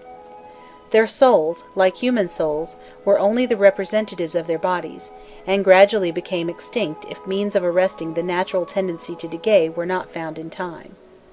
Thus the same necessity that forced men to seek the kind of sepulture which gave the longest term of existence to their souls, compelled the gods to the same course. At first they were buried in the hills, and one of their oldest titles describes them as those who are upon the sand, safe from putrefaction. Afterwards, when the art of embalming had been discovered, the gods received the benefit of the new invention and were mummified. Each nome possessed the mummy and the tomb of its dead god. At Thinis there was the mummy and tomb of Anhuri, the mummy of Osiris at Mendes, the mummy of Tumu at Heliopolis. In some of the nomes the gods did not change their names in altering the mode of their existence. The deceased Osiris remained Osiris. Nit and Hathor, when dead, were still Nit and Hathor, at Sais and at Dendera. But Ptah of Memphis became Sokaris by dying. Uaputu, the jackal of Siut, was changed into Anubis, and when his disk had disappeared at evening, Anhuri, the sunlit sky of Thinis, was Khontamentete, Lord of the West, until the following day. That bliss which we dream of enjoying in the world to come was not granted to the gods any more than to men. Their bodies were nothing but inert larvae, with unmoving heart, weak and shriveled limbs, unable to stand upright, were it not that the bandages in which they were swathed stiffened them into one rigid block. Their hands and heads alone were free, and were of the green or black shades of putrid flesh. Their doubles, like those of men, both dreaded and regretted the light. A sentiment was extinguished by the hunger from which they suffered, and gods who were noted for their compassionate kindness when alive, became pitiless and ferocious tyrants in the tomb. When once men were bidden to the presence of Socharis, Contementific, or even of Osiris, mortals came terrifying their hearts with fear of the god, and none dareth to look him in the face, either among gods or men. For him the great are as the small. He spareth not those who love him, he beareth away the child from its mother, and the old man who walketh on his way, full of fear, all creatures make supplication before him, but he turneth not his face towards them. Only by the unfailing payment of tribute, and by feeding him as though he were a simple human double, could living or dead escape the consequences of his furious temper. The living paid him his dues in pomps and solemn sacrifices, repeated from year to year at regular intervals, but the dead bought more dearly the protection which he deigned to extend to them. He did not allow them to receive directly the prayers, sepulchre meals, or offerings of kindred on feast days. All that was addressed to them must first pass through his hands. When their friends wished to send them wine, water, bread, meat, vegetables, and fruits, he insisted that these should first be offered and formally presented to himself. Then he was humbly prayed to transmit them to such or such a double, whose name and parentage were pointed out to him. He took possession of them, kept part for his own use, and of his bounty gave the remainder to its destined recipient. Thus death made no change in the relative positions of the feudal god and his worshippers. The worshipper who called himself the Amukhu of the god during life was the subject and vassal of his mummied god even in the tomb, and the god who, while living, reigned over the living, after his death continued to reign over the dead. He dwelt in the city near the prince and in the midst of his subjects, Ra living in Heliopolis along with the prince of Heliopolis, Heroras in Edfu together with the prince of Edfu, Nit in Sais with the prince of Sais. End of section 12. Chapter 2. The Gods of Egypt, Part 5. Although none of the primitive temples have come down to us, the name given them in the language of the time shows what they originally were. A temple was considered as the feudal mansion, Hait, the house, Piru, P, of the god, better cared for and more respected than the houses of men, but not otherwise differing from them. It was built on a site slightly raised above the level of the plain, so as to be safe from the inundation, and where there was no natural mound, the want was supplied by raising a rectangular platform of earth. A layer of sand spread uniformly on the subsoil provided against settlements or infiltrations, and formed a bed for the foundations of the building. This was first of all a single room, circumscribed, gloomy, covered in by a slightly vaulted roof, and having no opening but the doorway, which was framed by two tall masts, whence floated streamers to attract from afar the notice of worshippers.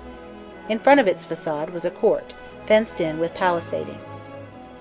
Within the temple were pieces of matting, low tables of stone, wood, or metal, a few utensils for cooking the offerings, a few vessels for containing the blood, oil, wine, and water with which the god was every day regaled. As provisions for sacrifice increased, the number of chambers increased with them, and rooms for flowers, perfumes, stuffs, precious vessels, and food were grouped around the primitive abode, until that which had once constituted the whole temple became no more than its sanctuary. There the god dwelt, not only in spirit but in body, and the fact that it was incumbent upon him to live in several cities did not prevent his being present in all of them at once. He could divide his double, imparting it to as many separate bodies as he pleased, and these bodies might be human or animal, natural objects or things manufactured, such as statues of stone, metal, or wood. Several of the gods were incarnate in rams: Osiris at Mendes, Harshafitu at Heracleopolis, Khnummu at Elephantine. Living rams were kept in their temples, and allowed to gratify any fancy that came into their animal brains. Other gods entered into bulls: Ra at Heliopolis, and subsequently Ptah at Memphis, Minu at Thebes, and Montu at Hermonthis. They indicated beforehand by certain marks such beasts as they intended to animate by their doubles, and he who had learnt to recognize these signs was at no loss to find a living god, when the time came for seeking one, and presenting it to the adoration of worshippers in a temple. And if the statues had not the same outward appearance of actual life as the animals, they none the less concealed beneath their rigid exteriors an intense energy of life, which betrayed itself on occasion by gestures or by words. They thus indicated, in language which their servants could understand, the will of the gods, or their opinion on the events of the day. They answered questions put to them in accordance with prescribed forms, and sometimes they even foretold the future. Each temple had a fairly large number of statues representing so many embodiments of the local divinity, and of the members of his triad. These latter shared, albeit in a lesser degree, all the honours and the prerogatives of the master. They accepted sacrifices, answered prayers, and if needful they prophesied. They occupied either the sanctuary itself, or one of the halls built about the principal sanctuary, or one of the isolated chapels which belonged to them, subject to the suzerainty of the feudal god. The god has his divine court to help him in the administration of his dominions, just as a prince is aided by his ministers in the government of his realm. This state religion, so complex both in principle and in its outward manifestations, was nevertheless inadequate to express the exuberant piety of the populace. There were casual divinities in every nome whom the people did not love any the less because of their unofficial character, such as an exceptionally high palm tree in the midst of the desert, a rock of curious outline, a spring trickling drop by drop from the mountain, to which hunters came to slake their thirst in the hottest hours of the day, or a great serpent believed to be immortal, which haunted a field, a grove of trees, a grotto, or a mountain ravine. The peasants of the district brought it bread, cakes, fruits, and thought that they could call down the blessings of heaven upon their fields by gorging the snake with offerings. Everywhere on the confines of cultivated ground, and even at some distance from the valley, are fine single sycamores, flourishing as though by miracle amid the sand. Their fresh greenness is in sharp contrast with the surrounding fawn-coloured landscape, and their thick foliage defies the midday sun even in summer. But on examining the ground in which they grow, we soon find that they drink from water which is infiltrated from the Nile, and whose existence is in no wise betrayed upon the surface of the soil. They stand as it were with their feet in the river, though no one about them suspects it. Egyptians of all ranks counted them divine and habitually worshipped them, making them offerings of figs, grapes, cucumbers, vegetables, and water in porous jars daily replenished by good and charitable people. Passers-by drank of the water, and requited the unexpected benefit with a short prayer. There were several such trees in the Memphite nome, and in the Leto-Paulite nome from Dashur to Giza, inhabited, as everyone knew, by detached doubles of Nuit and Hathor. These combined districts were known as the Land of the Sycamore, a name afterwards extended to the city of Memphis, and their sacred trees are worshipped at the present day both by Mussulman and Christian fellaheen. The most famous among them all, the sycamore of the south, Nihit Risit, was regarded as the living body of Hathor on earth. Side by side with its human gods and prophetic statues, each nome proudly advanced one or more sacred animals, one or more magic trees. Each family, and almost every individual, also possessed gods and fetishes, which had been pointed out for their worship by some fortuitous meeting with an animal or object, by a dream, or by sudden intuition. They had a place in some corner of the house, or a niche in its walls. Lamps were continually kept burning before them, and small daily offerings were made to them, over and above what fell to their share on solemn feast days. In return they became the protectors of the household, its guardians and its counsellors. Appeal was made to them in every exigency of daily life, and their decisions were no less scrupulously carried out by their little circle of worshippers than was the will of the feudal god by the inhabitants of his principality. The prince was the great high priest. The whole religion of the nome rested upon him, and originally he himself performed its ceremonies. Of these the chief was sacrifice, that is to say, a banquet which it was his duty to prepare and lay before the god with his own hands. He went out into the fields to lasso a half-wild bull, bound it, cut its throat, skinned it, burnt part of the carcass in front of his idol, and distributed the rest among his assistants, together with plenty of cakes, fruits, vegetables, and wine. On the occasion, the god was present both in body and double, suffering himself to be clothed and perfumed, eating and drinking of the best that was set on the table before him, and putting aside some of the provision for future use. This was the time to prefer requests to him, while he was gladdened and disposed to benevolence by good cheer. He was not without suspicion as to the reason why he was so feasted, but he had laid down his conditions beforehand, and if they were faithfully observed he willingly yielded to the means of seduction brought to bear upon him. Moreover, he himself had arranged the ceremonial in a kind of contract formerly made with his worshippers and gradually perfected from age to age by the piety of new generations. Above all things he insisted on physical cleanliness. The officiating priest must carefully wash uabu, his face, mouth, hands, and body, and so necessary was this preliminary purification considered, that from it the professional priest derived his name of uibu, the washed, the clean. His costume was the archaic dress, modified according to circumstances. During certain services, or at certain points in the sacrifices, it was incumbent upon him to wear sandals, the panther skin over his ear, and the thick lock of hair falling over his right ear. At other times he must gird himself with the loincloth having a jackal's tail, and take the shoes from off his feet before proceeding with his office, or attach a false beard to his chin. The species, hair, and age of the victim, the way in which it was to be brought and bound, the manner and details of its slaughter, the order to be followed in opening its body and cutting it up, were all minutely and unchangeably decreed. And these were but the least of the divine exactions, and those most easily satisfied. The formulas accompanying each act of the sacrificial priests contained a certain number of words, whose due sequence and harmonies might not suffer the slightest modification whatever, even from the god himself, under penalty of losing their efficacy. They were always recited with the same rhythm, according to a system of chanting in which every tone had its virtue, combined with movements which confirmed the sense and worked with irresistible effect. One false note, a single discord between the succession of gestures and the utterance of the sacramental words, any hesitation, any awkwardness in the accomplishment of a rite, and the sacrifice was vain. Worship as thus conceived became a legal transaction, in the course of which the god gave up his liberty in exchange for certain compensations whose kind and value were fixed by law. By a solemn deed of transfer the worshipper handed over to the legal representatives of the contracting divinity such personal or real property as seemed to him fitting payment for the favour which he asked, or suitable atonement for the wrong which he had done.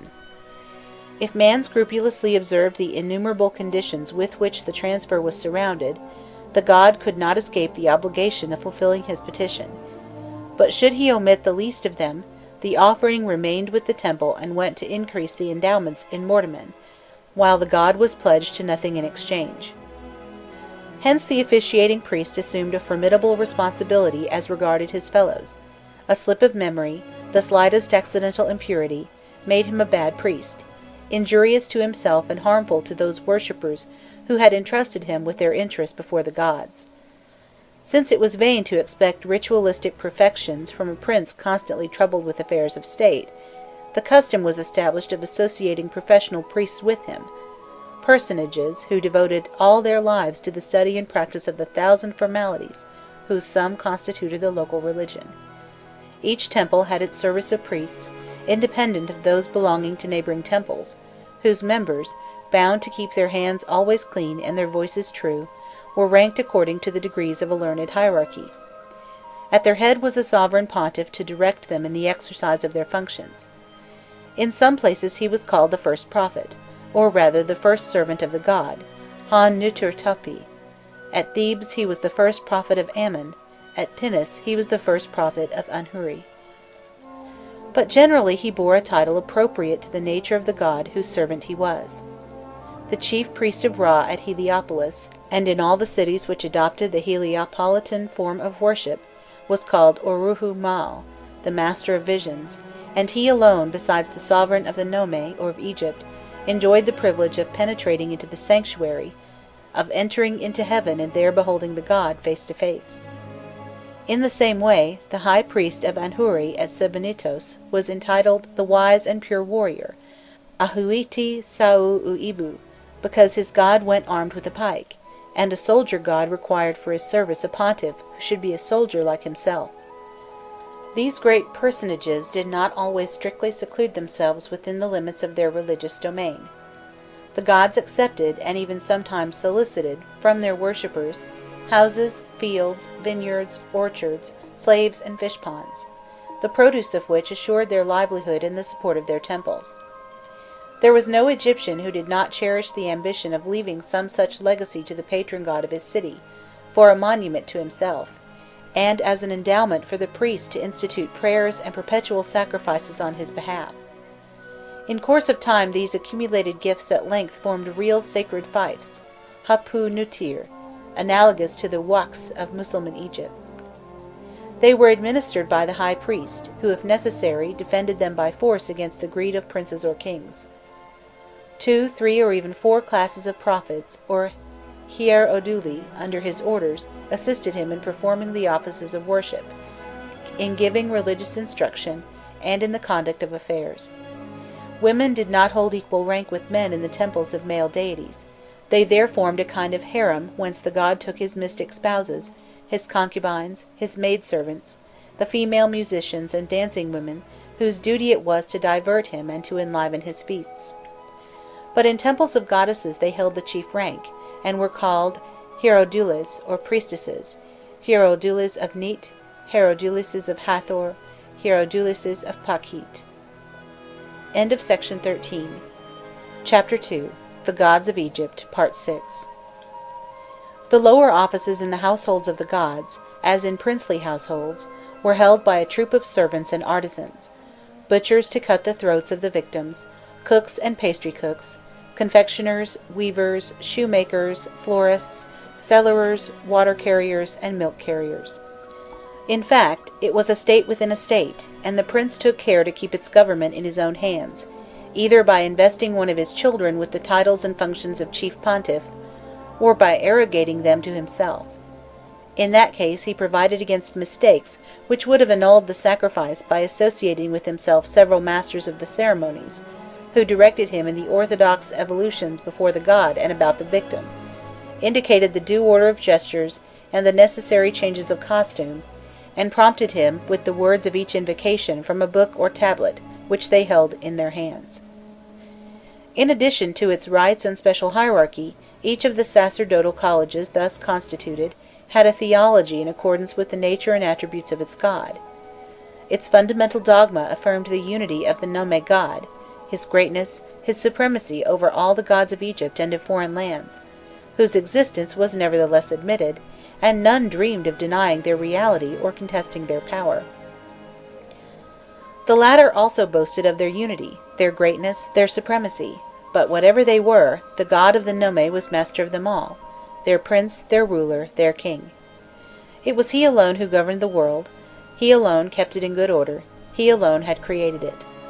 Not that he had evoked it out of nothing: there was as yet no concept of nothingness, and even to the most subtle and refined of primitive theologians creation was only a bringing of pre-existent elements into play.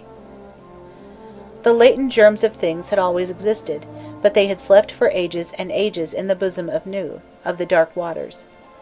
In the fullness of time the god of each nome drew them forth, classified them, marshalled them according to the bent of his particular nature, and made his universe out of them by methods peculiarly his own. Nit of Sais, who was a weaver, had made the world of warp and woof, as the mother of a family weaves her children's linen. Khnummu, the Nile god of the cataracts, had gathered up the mud of his waters, and therewith moulded his creatures upon a potter's table. In the eastern cities of the Delta these procedures were not so simple. There it was admitted that in the beginning earth and sky were two lovers lost in the Nu, fast locked in each other's embrace, the god lying beneath the goddess. On the day of creation a new god, Shu, came forth from the primeval waters, slipped between the two, and seizing Nuit with both hands, lifted her above his head with outstretched arms. Though the starry body of the goddess extended in space, her head being to the west and her loins to the east, her feet and hands hung down to the earth. These were the 4 pillars of the firmament under another form, and 4 gods of the 4 adjacent principalities were in charge of them. Osiris, or Horus the sparrowhawk, presided over the southern, and Sit over the northern pillar, Thought over that of the west, and Sapti, the author of the zodiacal light, over that of the east.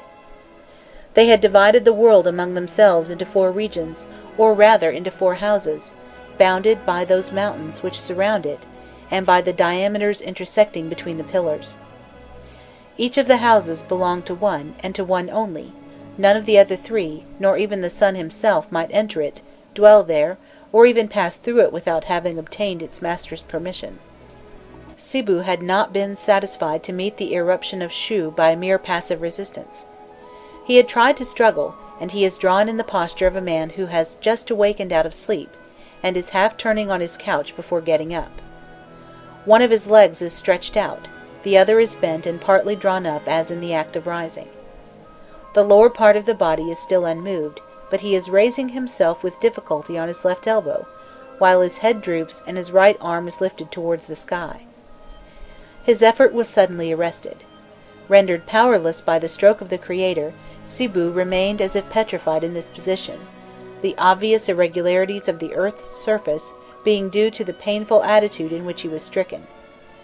His sides have since been clothed with verdure, generations of men and animals have succeeded each other upon his back, but without bringing any relief to his pain, he suffers evermore from the violent separation of which he was the victim when Nuit was torn from him, and his complaint continues to rise to heaven night and day.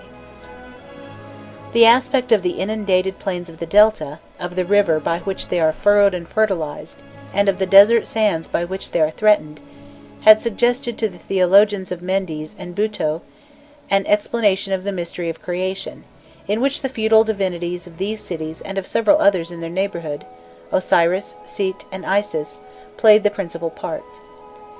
Osiris first represented the wild and fickle Nile of primitive times; afterwards, as those who dwelt upon his banks learned to regulate his course, they emphasized the kindlier side of his character, and soon transformed him into a benefactor of humanity, the supremely good being, Onofrui, Onophiros.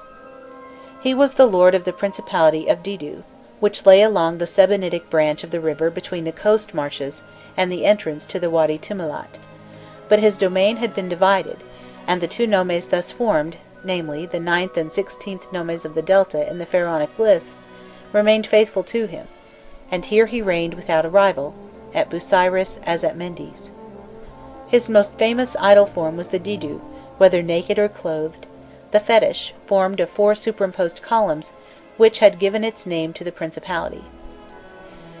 They ascribed life to this Didu, and represented it with a somewhat grotesque face, big cheeks, thick lips, a necklace round its throat, a long flowing dress which hid the base of the columns beneath its folds, and 2 arms bent across the breast, the hands grasping a whip and the other a crook, symbols of sovereign authority. This perhaps was the most ancient form of Osiris, but they also represented him as a man, and supposed him to assume the shape of rams and bulls, or even those of water birds, such as lapwings, herons, and cranes, which disported themselves about the lakes of that district. The goddess whom we are accustomed to regard as inseparable from him, Isis the cow, or woman with cow's horns, had not always belonged to him. Originally she was an independent deity, dwelling at Buto in the midst of the ponds of Athu. She had neither husband nor lover, but had spontaneously conceived and given birth to a son, whom she suckled among the reeds, a lesser Horus, who was called Harsiusit, Horus the son of Isis, to distinguish him from Harohris. At an early period she was married to her neighbour Osiris, and no marriage could have been better suited to her nature. For she personified the earth, not the earth in general like Sibu, with its unequal distribution of seas and mountains, deserts and cultivated land, but the black and luxuriant plain of the delta, where races of men, plants, and animals increase and multiply in ever succeeding generations. To whom did she owe this inexhaustible productive energy, if not to her neighbour Osiris, to the Nile? The Nile rises, overflows, lingers upon the soil; every year it is wedded to the earth, and the earth comes forth green and fruitful from its embraces. The marriage of the 2 elements suggested that of the 2 divinities. Osiris wedded Isis and adopted the young Horus. But this prolific and gentle pair were not representative of all the phenomenon of nature. The eastern part of the delta borders upon the solitudes of Arabia, and although it contains several rich and fertile provinces, yet most of these owe their existence to the arduous labour of the inhabitants, their fertility being dependent on the daily care of man, and on his regular distribution of the water. The moment he suspends the struggle or relaxes his watchfulness, the desert reclaims them and overwhelms them with sterility. Sit was the spirit of the mountain, stone and sand, the red and arid ground as distinguished from the moist black soil of the valley. On the body of a lion or of a dog he bore a fantastic head with a slender curved snout, upright and square-cut ears, his cloven tail rose stiffly behind him, springing from his loins like a fork.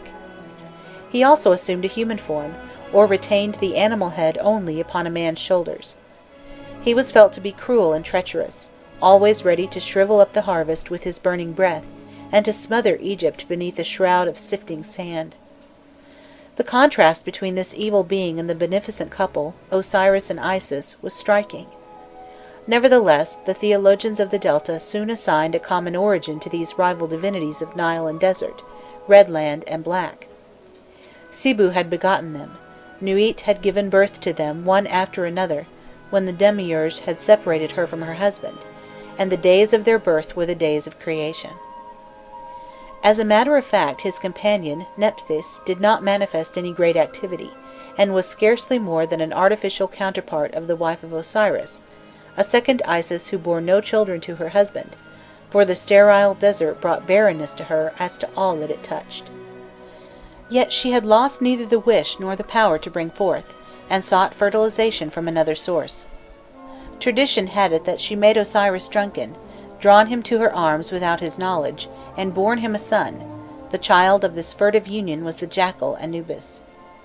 Thus, when a higher Nile overflows lands not usually covered by the inundation, and lying unproductive for lack of moisture, the soil eagerly absorbs the water, and the germs which lay concealed in the ground burst forth into life. The gradual invasion of the domain of Sit by Osiris marks the beginning of the strife. Sit rebels against the wrong of which he is the victim, involuntary though it was. He surprises and treacherously slays his brother, drives Isis into temporary banishment among her marshes, and reigns over the kingdom of Osiris as well as over his own. But his triumph is short-lived. Horus, having grown up, takes arms against him, defeats him in many encounters, and banishes him in his turn. The creation of the world had brought the destroying and the life-sustaining gods face to face. The history of the world is but the story of their rivalries and warfare. None of these conceptions alone suffice to explain the whole mechanism of creation, nor the part which the various gods took in it. The priests of Heliopolis appropriated them all, modified some of their details and eliminated others, added several new personages, and thus finally constructed a complete cosmogony, the elements of which were learnedly combined so as to correspond severally with the different operations by which the world had been evoked out of chaos and gradually brought to its present state. Heliopolis was never directly involved in the great revolutions of political history, but no city ever originated so many mystic ideas, and consequently exercised so great an influence upon the development of civilization. It was a small town built on the plain not far from the Nile at the apex of the delta, and surrounded by a high wall of mud bricks, whose remains could still be seen at the beginning of the century, but which have now almost completely disappeared. One obelisk standing in the midst of the open plain, a few waste mounds of debris, scattered blocks, and 2 or 3 lengths of crumbling wall, alone mark the place where once the city stood. Ka was worshipped there, and the Greek name of Heliopolis is but the translation of that which was given to it by the priests, Pi-Ra, city of the sun. Its principal temple, the mansion of the prince, rose from about the middle of the enclosure, and sheltered, together with the god himself, those animals in which he became incarnate, the bull Mnevis, and sometimes the phoenix. According to an old legend, this wondrous bird appeared in Egypt only once in 500 years. It is born and lives in the depths of Arabia, but when its father dies it covers the body with a layer of myrrh, and flies at utmost speed to the temple of Heliopolis, there to bury it. In the beginning, Ra was the sun itself, whose fires appear to be lightest every morning in the east, and to be extinguished at evening in the west, and to the people such he always remained. Among the theologians there was considerable difference of opinion on the point. Some held the disk of the sun to be the body which the god assumes when presenting himself for the adoration of his worshippers. Others affirmed that it rather represented his active and radiant soul. Finally, there were many who defined it as one of his forms of being, kopriou, one of his self-manifestations, without presuming to decide whether it was his body or his soul which he deigned to reveal to human eyes. But whether soul or body, all agreed that the sun's disk had existed in the new before creation. But how could it have lain beneath the primordial ocean without either drying up the waters or being extinguished by them?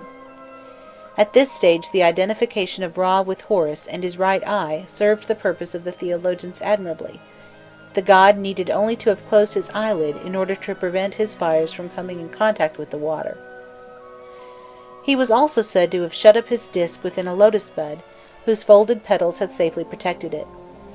The flower had opened on the morning of the first day, and from it the god had sprung suddenly as a child wearing the solar disk upon his head. But all theories led the theologians to distinguish two periods, and as it were, two beings in the existence of supreme deity: a pre-mundane sun lying inert within the bosom of the dark waters, and our living and life-giving sun. End of section 14. Chapter 2. The Gods of Egypt, Part 7. One division of the Heliopolitan school retained the use of traditional terms and images in reference to these sun gods.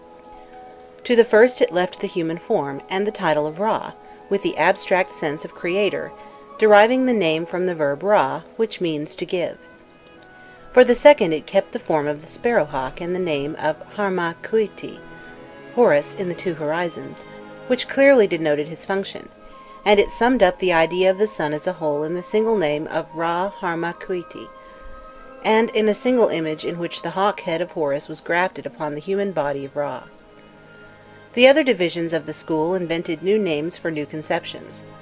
The sun existing before the world they called Creator, Tumu, Atumu, and our earthly sun they called Kopri, He who is. Tumu was a man crowned and clothed with the insignia of supreme power, a true king of gods, majestic and impressive as the pharaohs who succeeded each other upon the throne of Egypt. The conception of Kopri as a disk enclosing a scarabaeus, or a man with a scarabus upon his head, or a scarabus-headed mummy, was suggested by the accidental alliteration of his name and that of Kopiru, the scarabus. The difference between the possible forms of the god was so slight as to be eventually lost altogether. His names were grouped by twos and threes in every conceivable way, and the scarabus of Kopri took its place upon the head of Ra, while the hawk head-piece was transferred from the shoulders of Harmakhouiti to those of Tumu. The complex beings resulting from these combinations, Ra Tumu, Atumu Ra, Ra Tumu Kopri, Ra Harmakhouit Tumu, Tumu Harmakhouit Kopri, never attained to any pronounced individuality. They were as a rule simple duplicates of the feudal god, names rather than persons, and though hardly taken for one another indiscriminately, the distinctions between them had reference to mere details of their functions and attributes. Hence arose the idea of making these gods into embodiments of the main phases in the life of the sun during the day and throughout the year. Ra symbolized the sun of springtime and before sunrise, Harmakhouiti the summer and the morning sun, Atumu the sun of autumn and of afternoon, Kopri that of winter and of night. The people of Heliopolis accepted the new names and the new forms presented for their worship, but always subordinated them to their beloved Ra. For them, Ra never ceased to be the god of the nome, while Atumu retained the god of the theologians, and was invoked by them. The people preferred Ra. At Thinis and at Sebennytos, Anhuri incurred the same fate as befell Ra at Heliopolis. After he had been identified with the sun, the similar identification of Shu inevitably followed. Of old, Anhuri and Shu were twin gods, incarnations of sky and earth. They were soon but one god in two persons, the god Anhuri Shu, of which the one half under the title of Anhuri represented, like Atumu, the primordial being, and Shu, the other half, became, as his name indicates, the creative sun god who upholds Shu, the sky. Turnu, then, rather than Ra, was placed by the Heliopolitan priests at the head of their cosmogony as supreme creator and governor.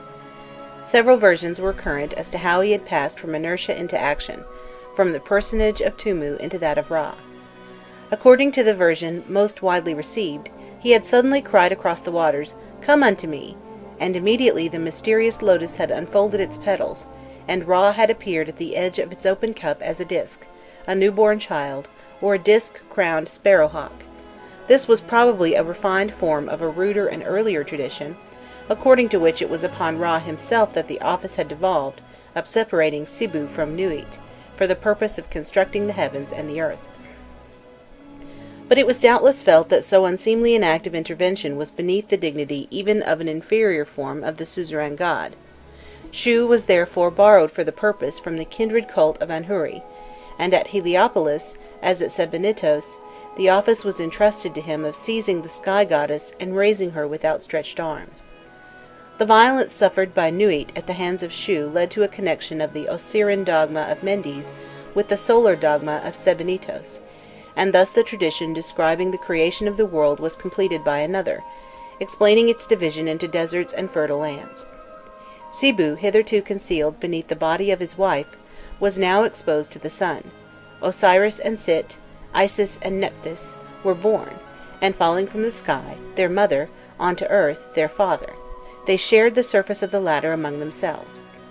Thus the Heliopolitan doctrine recognized three principal events in the creation of the universe: the dualization of the supreme god and the breaking forth of light, the raising of the sky and the laying bare of the earth, the birth of the Nile and the allotment of the soil of Egypt, all expressed as the manifestations of successive deities.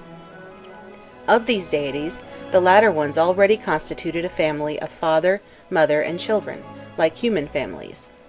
Learned theologians availed themselves of this example to effect analogous relationships between the rest of the gods, combining them all into one line of descent. As Atumu Ra could have no fellow, he stood apart in the first rank, and it was decided that Shu should be his son, whom he had formed out of himself alone, on the first day of creation, by the simple intensity of his own virile energy. Shu, reduced to the position of divine son, had in his turn begotten Sibu and Nuit, the two deities which he separated. Until then he had not been supposed to have any wife, and he also might have brought his own progeny into being, but lest a power of spontaneous generation equal to that of the demiurge should be ascribed to him, he was married, and the wife found for him was Tafnuit, his twin sister, born in the same way as he was born. This goddess, invented for the occasion, was never fully alive, and remained, like Nephthys, a theological entity rather than a real person. The texts describe her as the pale reflex of her husband. Together with him she upholds the sky, and every morning receives the newborn sun as it emerges from the mountain of the east. She is a lioness when Shu is a lion, a woman when he is a man, a lioness-headed woman if he is a lion-headed man. She is angry when he is angry, appeased when he is appeased. She has no sanctuary wherein he is not worshipped. In short, the pair made one being in two bodies, or, to use the Egyptian expression, one soul in its two twin bodies. Hence we see that the Heliopolitans proclaimed the creation to be the work of the sun god, Atumu Ra, and of the four pairs of deities who were descended from him. It was really a learned variant of the old doctrine that the universe was composed of a sky god, Horus, supported by his four children and their four pillars. In fact, the four sons of the Heliopolitan cosmogony, Shu and Sibu, Osiris and Sit, were occasionally substituted for the four older gods of the houses of the world. This being premised, attention must be given to the important differences between the two systems. At the outset, instead of appearing contemporaneously upon the scene, the four children of Horus, the four Heliopolitan gods who were deduced one from another, and succeeded each other in the order of their birth. They had not that uniform attribute of a supporter, associating them always with one definite function, but each of them felt himself endowed with faculties and armed with special powers required by his condition. Ultimately they took to themselves goddesses, and thus the total number of beings working in different ways at the organization of the universe was brought up to 9. Hence they were called by the collective name of the Ennead, the 9 gods, Pauit Nitiru, and the god at their head was entitled Pauiti, the god of the Ennead. When creation was completed, its continued existence was ensured by countless agencies with whose operation the persons of the Ennead were not at leisure to concern themselves, but had ordained auxiliaries to preside over each of the functions essential to the regular and continued working of all things. The theologians of Heliopolis selected 18 from among the innumerable divinities of the feudal cults of Egypt, and of these they formed 2 secondary Enneads, who were regarded as the offspring of the Ennead of the creation. The first of the 2 secondary Enneads, generally known as the Minor Ennead, recognized as chief Harsiessus, the son of Osiris. Harsiessus was originally an earth god who had avenged the assassination of his father and the banishment of his mother by Sit, that is, he had restored fullness to the Nile and fertility to the Delta. When Harsiessus was incorporated into the solar religions of Heliopolis, his filiation was left undisturbed as being a natural link between the 2 Enneads, but his personality was brought into conformity with the new surroundings into which he was transplanted. He was identified with Ra through the intervention of the older Horus, Haoriris, Harmachis, and the Minor Ennead, like the Great Ennead, began with the sun god. This assimilation was not pushed so far as to invest the younger Horus with the same powers as his fictitious ancestor. He was the son of Earth, the everyday sun, while Atumu Ra was still the sun pre-mundane and eternal. Our knowledge of the 8 other deities of the Minor Ennead is very imperfect. We see only that these were the gods who chiefly protected the sun god against its enemies and helped it to follow his regular course. Thus Haruditi, the Horus of Edfu, spear in hand, pursues the hippopotami or serpents, which haunt the celestial waters and menace the god. The progress of the sun bark is controlled by the incantations of thought, while Ua Pua Itu, the dual jackal god of Siuk, guides and occasionally tows it along the sky from south to north. The third Ennead would seem to have included among its members Anubis the jackal, and the 4 funerary genii, the children of Horus, Hapi, Amsit, Tiamat, Kabsonef. It further appears as though its office was the care and defence of the dead sun, the sun by night, as the second Ennead had charge of the living sun.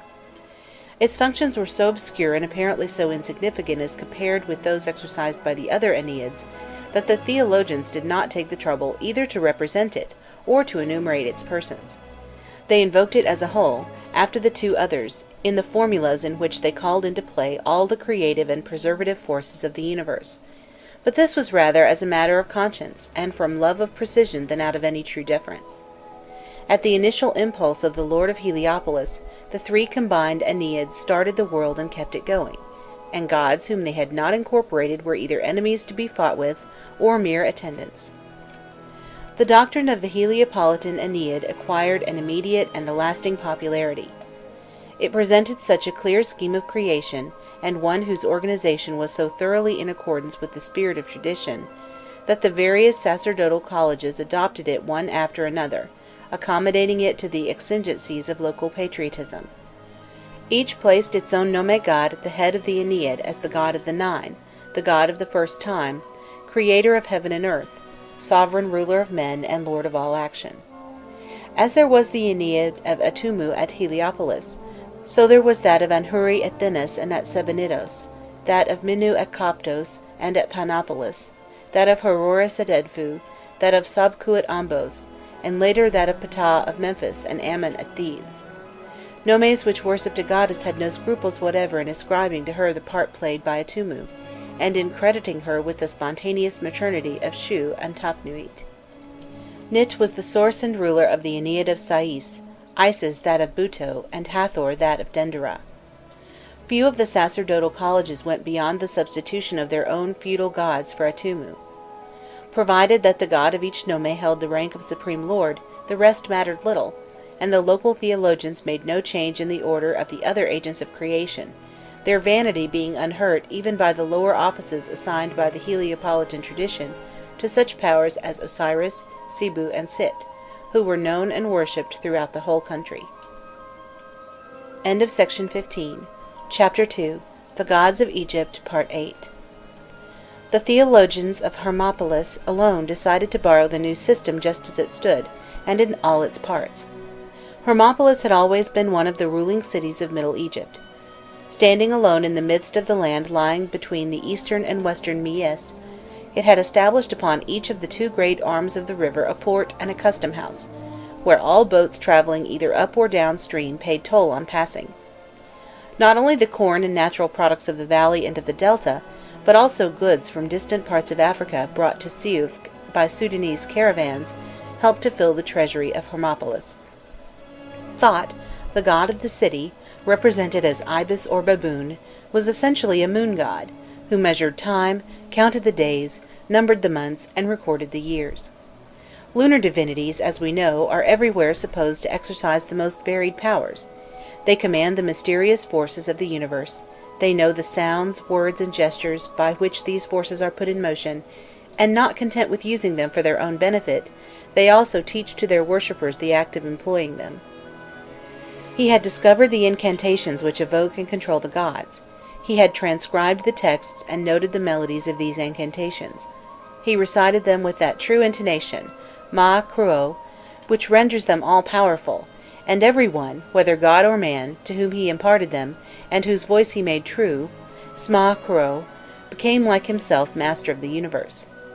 He had established the creation not by muscular effort, to which the rest of the cosmogonical gods primarily owed their birth, but by means of formulas, or even of the voice alone, the first time when he awoke in the new. In fact, the articulate word and the voice were believed to be the most potent of creative forces, not remaining immaterial on issuing from the lips, but condensing, so to speak, into tangible substances, into bodies which were themselves animated by creative life and energy, into gods and goddesses who lived or created in their turn. By a very short phrase Tumu had called forth the gods who order all things, for his "Come unto me," uttered with a loud voice upon the day of creation, had evoked the sun from within the lotus. Thought had opened his lips, and the voice which proceeded from him had been an entity.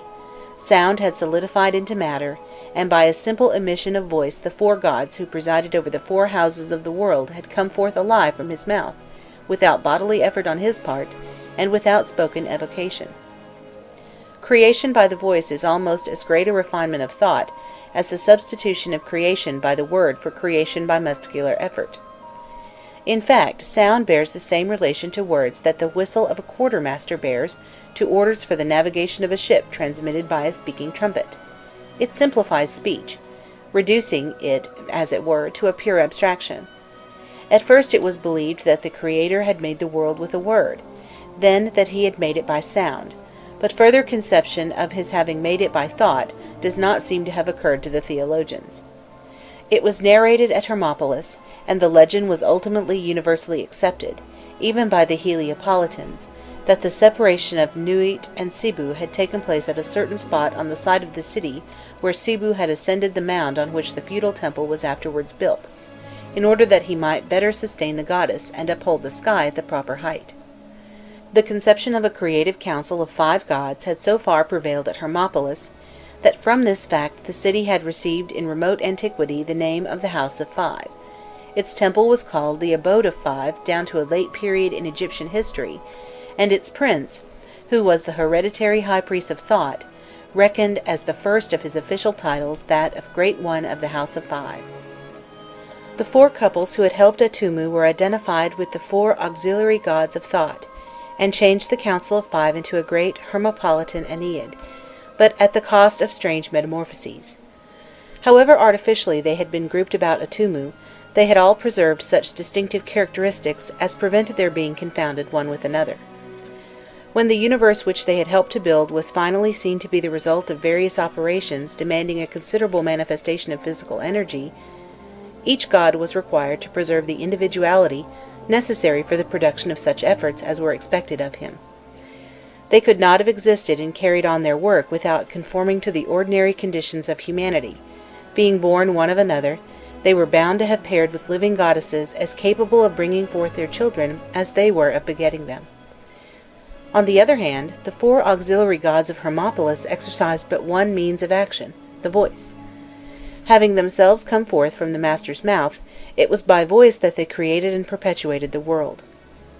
Apparently they could have done without goddesses, had marriage not been imposed upon them by their identification with the corresponding gods of the Heliopolitan Ennead. At any rate, their wives had but a show of life, almost destitute of reality. As these 4 gods worked after the manner of their master, Thought, so they also bore his form and reigned along with him as so many baboons. When associated with the lord of Hermopolis, the 8 divinities of Heliopolis assumed the character and the appearance of the 4 Hermopolitan gods in whom they were merged. They were often represented as 8 baboons surrounding the supreme baboon, or as 4 pairs of gods and goddesses without either characteristic attributes or features, or finally as 4 pairs of gods and goddesses, the gods being, as far as we are able to judge, the couple Nu Nuit answers to Shu Tafnuit, Hahu Hehit to Sibu and Nuifk, Kaku Kakit to Osiris and Isis, Ninu Ninit to Sit and Nephthys. There was seldom any occasion to invoke them separately. They were addressed collectively as the 8, Kumunu, and it was on their account that Hermopolis was named Kumunu, the city of the 8. Ultimately they were deprived of the little individual life still left to them, and were fused into a single being to whom the texts refer as Khnuminu, the god 8. By degrees the Ennead of thought was thus reduced to 2 terms: take part in the adoration of the kings. According to a custom common towards the Greco-Roman period, the sculptor has made the feet of his gods like jackals' heads. It is a way of realizing the well-known metaphor which compares a rapid runner to the jackal roaming around Egypt. As the sacerdotal colleges had adopted the Heliopolitan doctrine, so they now generally adopted that of Hermopolis, Ammon, for instance, being made to preside indifferently over the 8 baboons, and over the 4 independent couples of the primitive Ennead. In both cases the process of adaptation was absolutely identical, and none would have been attended by no difficulty whatever had the divinities to whom it was applied only been without family. In that case the one needful change for each city would have been that of a single name in the Heliopolitan list, thus leaving the number of the Ennead unaltered. But since these deities had been turned into triads, they could no longer be primarily regarded as simple units, to be combined with the elements of some one or other of the Enneads without preliminary arrangement. The 2 companions whom each had chosen had to be adopted also, and the single thought, or single Atumu, replaced by the 3 patrons of the nome, thus changing the traditional 9 into 11. Happily, the constitution of the triad lent itself to all these adaptations. We have seen that the Father and the Son became one and the same personage, whenever it was thought desirable. We also know that one of the 2 parents always so far predominated as almost to efface the other. Sometimes it was the goddess who disappeared behind her husband, sometimes it was the god whose existence merely served to account for the offspring of the goddess, and whose only title to his position consisted in the fact that he was her husband. 2 personages thus closely connected were not long in blending into one, and were soon defined as being 2 faces, the masculine and the feminine aspects of a single being. On the other hand, the Father was one with the Son, and on the other he was one with the Mother. Hence the Mother was one with the Son as with the Father, and the 3 gods of the triad were resolved into one God in 3 persons. Thanks to this subterfuge, to put a triad at the head of an Ennead was nothing more than a roundabout way of placing a single god there. The 3 persons only counted as one, and the 11 names only amounted to the 9 canonical divinities. Thus the Theban Ennead of Amun Mat Kansu, Shu, Tafnuit, Sibu, Nuit, Osiris, Isis, Sit, and Nephthys, is, in spite of its apparent irregularity, as correct as the typical Ennead itself. In such Enneads Isis is duplicated by goddesses of like nature, such as Hathor, Selkit, Taninit, and yet remains but one, while Osiris brings in his son Horus, who gathers about himself all such gods as play the part of divine son in other triads. The theologians had various methods of procedure for keeping the number of persons in an Ennead at 9, no matter how many they might choose to embrace in it. Supernumeraries were thrown in like the shadows at Roman suppers, whom guests would bring without warning to their host, and whose presence made not the slightest difference either in the provision for the feast or in the arrangements for those who had been formally invited. Thus remodelled at all points, the Ennead of Heliopolis was readily adjustable to sacerdotal caprices, and even profited by the facilities which the triad afforded for its natural expansion. In time the Heliopolitan version of the origin of Shu Tafnuit must have appeared too primitively barbarous. Allowing for the license of the Egyptians during pharaonic times, the concept of the spontaneous emission whereby Aturnu had produced his twin children was characterized by a superfluity of coarseness which it was at least unnecessary to employ, since by placing the god in a triad, this double birth could be duly explained in conformity with the ordinary laws of life. The solitary Aturnu of the more ancient dogma gives place to Aturnu the husband and father. He had indeed 2 wives, Iusuit and Nebthapit, but their individualities were so feebly marked that no one took the trouble to choose between them. Each passed as the mother of Shu and Tafnui. This system of combination, so puerile in its ingenuity, was fraught with the gravest consequences for the history of Egyptian religions.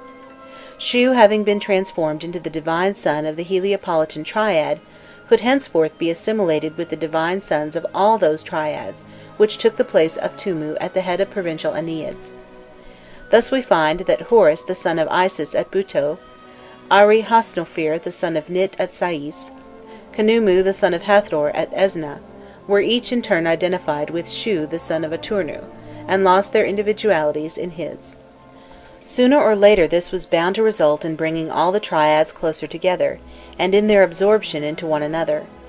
Through constant reiteration of the statement that the divine sons of the triad were identical with Shu, as being in the second rank of the Ennead, the idea arose that this was also the case in triads unconnected with Enneads, in other terms, that the third person in any family of gods was everywhere and always Shu under a different name. It having been finally admitted in the sacerdotal colleges that Tumu and Shu, father and son, were one, all the divine sons were, therefore, identical with Tumu, the father of Shu, and as each divine son was one with his parents, it inevitably followed that these parents themselves were identical with Tumu. Reasoning in this way, Egyptians naturally tended towards that conception of the divine oneness to which the theory of the Hermopolitan Ogdoad was already leading them. In fact, they reached it, and the monuments show us that in comparatively early times the theologians were busy uniting in a single person the prerogatives which their ancestors had ascribed to many different beings. But this conception of deity towards which their ideas were converging has nothing in common with the conception of the God of our modern religions and philosophies. No god of the Egyptians was ever spoken of simply as God. Tumu was the one and only God, Nutu Uau Auiti, at Heliopolis. Anhuri-Shu was also the one and only God at Sebennytos and at Thinis. The unity of Atunu did not interfere with that of Anhuri-Shu, but each of these gods, although the sole deity in his own domain, ceased to be so in the domain of the other. The feudal spirit, always alert and jealous, prevented the higher dogma which was dimly apprehended in the temples, from triumphing over local religions and extending over the whole land. Egypt had as many sole deities as she had large cities, or even important temples. She never accepted the idea of the sole god, beside whom there is none other. End of chapter 2. End of section 16.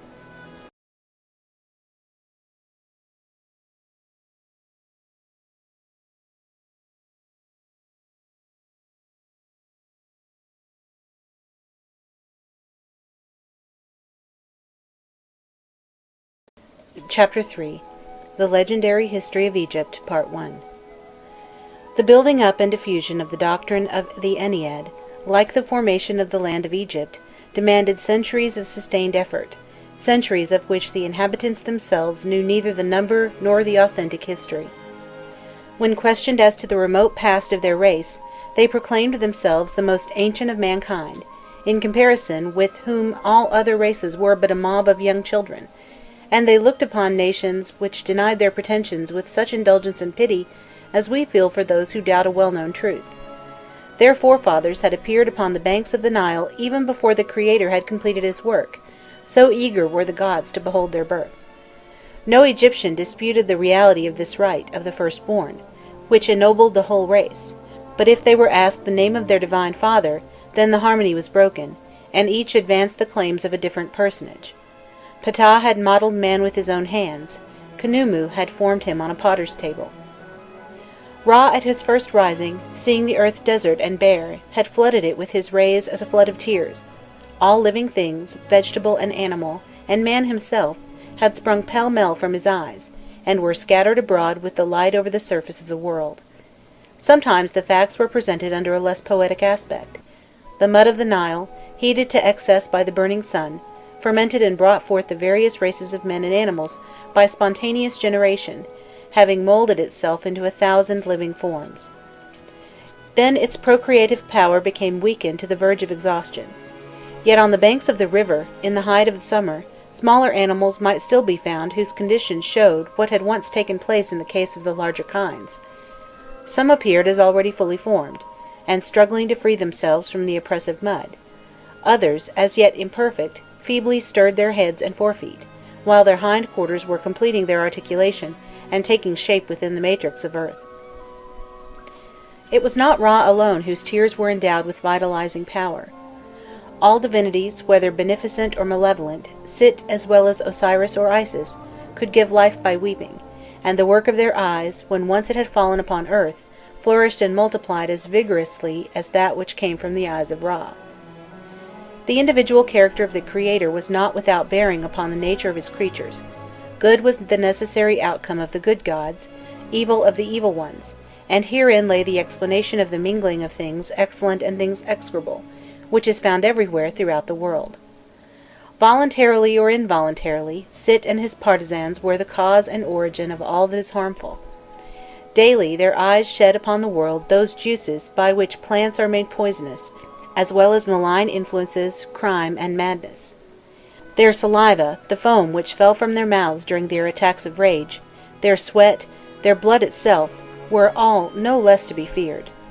When any drop of it touched the earth, straightway it germinated, and produced something strange and baleful, a serpent, a scorpion, a plant of deadly nightshade or of henbane. But on the other hand, sun was all goodness, and persons or things which it cast forth into life infallibly partook of its benignity. Wine that maketh man glad, the bee who works for him in the flowers secreting wax and honey, the meat and herbs which are his food, the stuffs that clothe him, all useful things which he makes for himself, not only emanated from the solar eye of Horus, but were indeed nothing more than the eye of Horus under different aspects, and in his name they were presented in sacrifice. The devout generally were of opinion that the first Egyptians, the sons and flock of Ra, came into the world happy and perfect. By degrees their descendants had fallen from that native felicity into their present state. Some, on the contrary, affirmed that their ancestors were born as so many brutes, unprovided with the most essential arts of gentle life.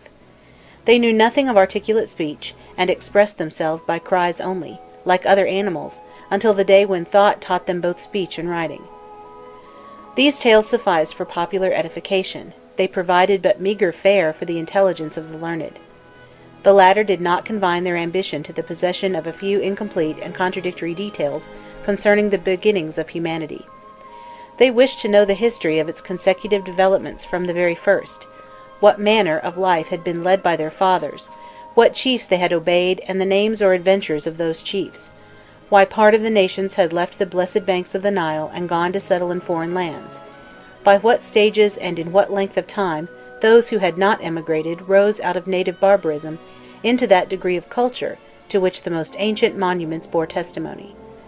No efforts of imagination were needful for the satisfaction of their curiosity. The old substratum of indigenous traditions was rich enough, did they but take the trouble to work it out systematically, and to eliminate its most incongruous elements. The priests of Heliopolis took this work in hand, as they had already taken in hand the same task with regard to the myths referring to the creation, and the Enneads provided them with a ready-made framework. They changed the gods of the Ennead into so many kings, determined with minute accuracy the lengths of their reigns, and compiled their biographies from popular tales. The duality of the feudal god supplied an admirable expedient for connecting the history of the world with that of chaos. Tumu was identified with Nu, and relegated to the primordial ocean. Ra was retained, and proclaimed the first king of the world. He had not established his rule without difficulty. The children of defeat, beings hostile to order and light, engaged him in fierce battles, nor did he succeed in organizing his kingdom until he had conquered them in nocturnal combat, at Hermopolis, and even at Heliopolis itself. Pierced with wounds, Apope, the serpent, sank into the depths of ocean at the very moment when the new year began. The secondary members of the great Ennead, together with the sun, formed the first dynasty, which began with the dawn of the first day and ended at the coming of Horus, the son of Isis. The local schools of theology welcomed this method of writing history as readily as they had welcomed the principle of the Aeneid itself. Some of them retained the Heliopolitan demiurge, and hastened to associate him with their own; others completely eliminated him in favour of the feudal divinity, Ammon at Thebes, Thoth at Hermopolis, Ptah at Memphis, keeping the rest of the dynasty absolutely unchanged. The gods in no way compromised their prestige by becoming incarnate and descending to earth. Since they were men of finer nature, and their qualities, including that of miracle working, were human qualities raised to the highest pitch of intensity, it was not considered derogatory to them personally to have watched over the infancy and childhood of primeval man. The raillery in which the Egyptians occasionally indulged with regard to them, the good-humoured and even ridiculous roles ascribed to them in certain legends, do not prove that they were despised, or that zeal for them had cooled. The greater the respect of believers for the objects of their worship, the more easily do they tolerate the taking of such liberties, and the condescension of the members of the Aeneid, far from lowering them in the eyes of generations who came too late to live with them upon familiar terms, only enhanced the love and reverence in which they were held. Nothing shows this better than the history of Ra. His world was ours in the rough, for since Shu was yet non-existent, and Nuit still reposed in the arms of Sibu, earth and sky were but one. Nevertheless, in this first attempt at a world there was vegetable, animal, and human life. Egypt was there, all complete, with her 2 chains of mountains, her Nile, her cities, the people of her nomes, and the nomes themselves. Then the soil was more generous, the harvests, without the labourer's toil, were higher and more abundant, and when the Egyptians of Pharaonic times wished to mark their admiration of any person or thing, they said that the like had never been known since the time of Ra. It is an illusion common to all peoples, as their insatiable thirst for happiness is never assuaged by the present. They fall back upon the remotest past in search of an age when that supreme felicity which is only known to them as an ideal was actually enjoyed by their ancestors. Ra dwelt in Heliopolis, and the most ancient portion of the temple of the city, that known as the mansion of the prince, Hayat Saru, passed for having been his palace. His court was mainly composed of gods and goddesses, and they as well as he were visible to men. It contained also men who filled minor offices about his person, prepared his food, received the offerings of his subjects, attended to his linen and his household affairs.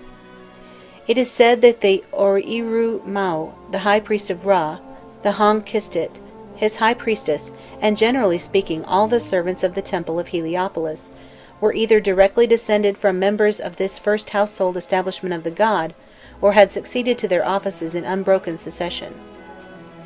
In the morning he went forth with his divine train, and amid the acclamations of the crowd, entered the bark in which he made his accustomed circuit of the world, returning to his home at the end of 12 hours after the accomplishment of his journey. He visited each province in turn, and in each he tarried for an hour, to settle all disputed matters, as the final judge of appeal. He gave audience to both small and great, he decided their quarrels and adjudged their lawsuits, he granted investiture of fiefs from the royal domains to those who had deserved them, and allotted or confirmed to every family the income needful for their maintenance. He pitied the sufferings of his people, and did his utmost to alleviate them. He taught to all comers potent formulas against reptiles and beasts of prey, charms to cast out evil spirits, and the best recipes for preventing illness.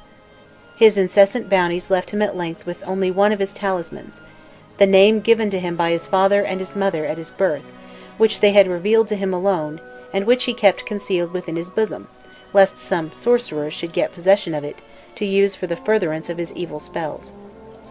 But old age came on, and infirmities followed, the body of Ra grew bent, his mouth trembled, his slaver trickled down to earth, and his saliva dropped upon the ground.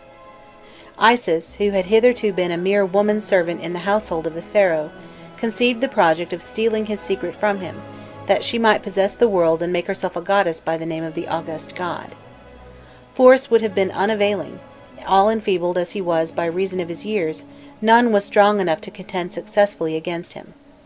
But Isis was a woman more knowing in her malice than millions of men, clever among millions of the gods, equal to millions of spirits, to whom, as unto Ra, nothing was unknown either in heaven or upon earth. She contrived a most ingenious stratagem. When man or God was struck down by illness, the only chance of curing him lay in knowing his real name, and thereby adjuring the evil being that tormented him. Isis determined to cast a terrible malady upon Ra, concealing its cause from him, then to offer her services as his nurse, and by means of his sufferings to extract from him the mysterious word indispensable to the success of the exorcism. She gathered up mud impregnated with the divine saliva, and moulded of it a sacred serpent, which she hid in the dust of the road. Suddenly bitten as he was setting out upon his daily round, the god cried out aloud. His voice ascended into heaven, and his nine called, "What is it? What is it?" And his gods, "What is the matter? What is the matter?"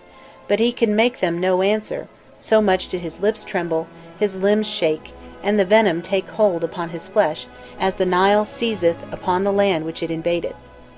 Presently he came to himself, and succeeding in describing his sensations, "Something painful hath struck me, my heart perceiveth it, yet my two eyes see it not.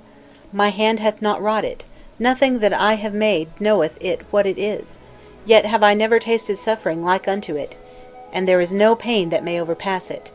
Fire it is not, water it is not, yet is my heart in flames, my flesh trembleth, all my members are full of shiverings born of breaths of magic. Behold, let there be brought unto me children of the gods of beneficent words, who know the power of their mouths, and whose science reacheth into heaven." They came, these children of the gods, all with their books of magic. There came Isis with her sorcery, her mouth full of life-giving breaths, her recipe for the destruction of her pain, her words which pour life into breathless throats, and she said, "What is it? What is it, O Father of the gods? May it not be that a serpent hath wrought this suffering in thee, that one of thy children hath lifted up his head against thee? Surely he shall be overthrown by beneficent incantations, and I will make him to retreat at the sight of thy rays." On learning the cause of his torment, the sun god is terrified, and begins to lament anew. "I then, as I went along the ways, travelling through my double land of Egypt and over my mountains, that I might look upon that which I have made, I was bitten by a serpent that I saw not. Fire it is not, water it is not, yet I am colder than water, I burn more than fire, all my members stream with sweat, I tremble, mine eye is not steady, no longer can I discern the sky, drops roll from my face as in the season of summer." Isis proposes her remedy, and cautiously asked him his ineffable name. But he divines her trick, and tries to evade it by the enumeration of his titles. He takes the universe to witness that he is called Khopri in the morning, Ra at noon, Tumu in the evening. The poison did not recede, but steadily advanced, and the great god was not eased. Then Isis said to Ra, "Thy name was not spoken in that which thou hast said. Tell it to me, and the poison will depart, for he liveth upon whom a charm is pronounced in his own name."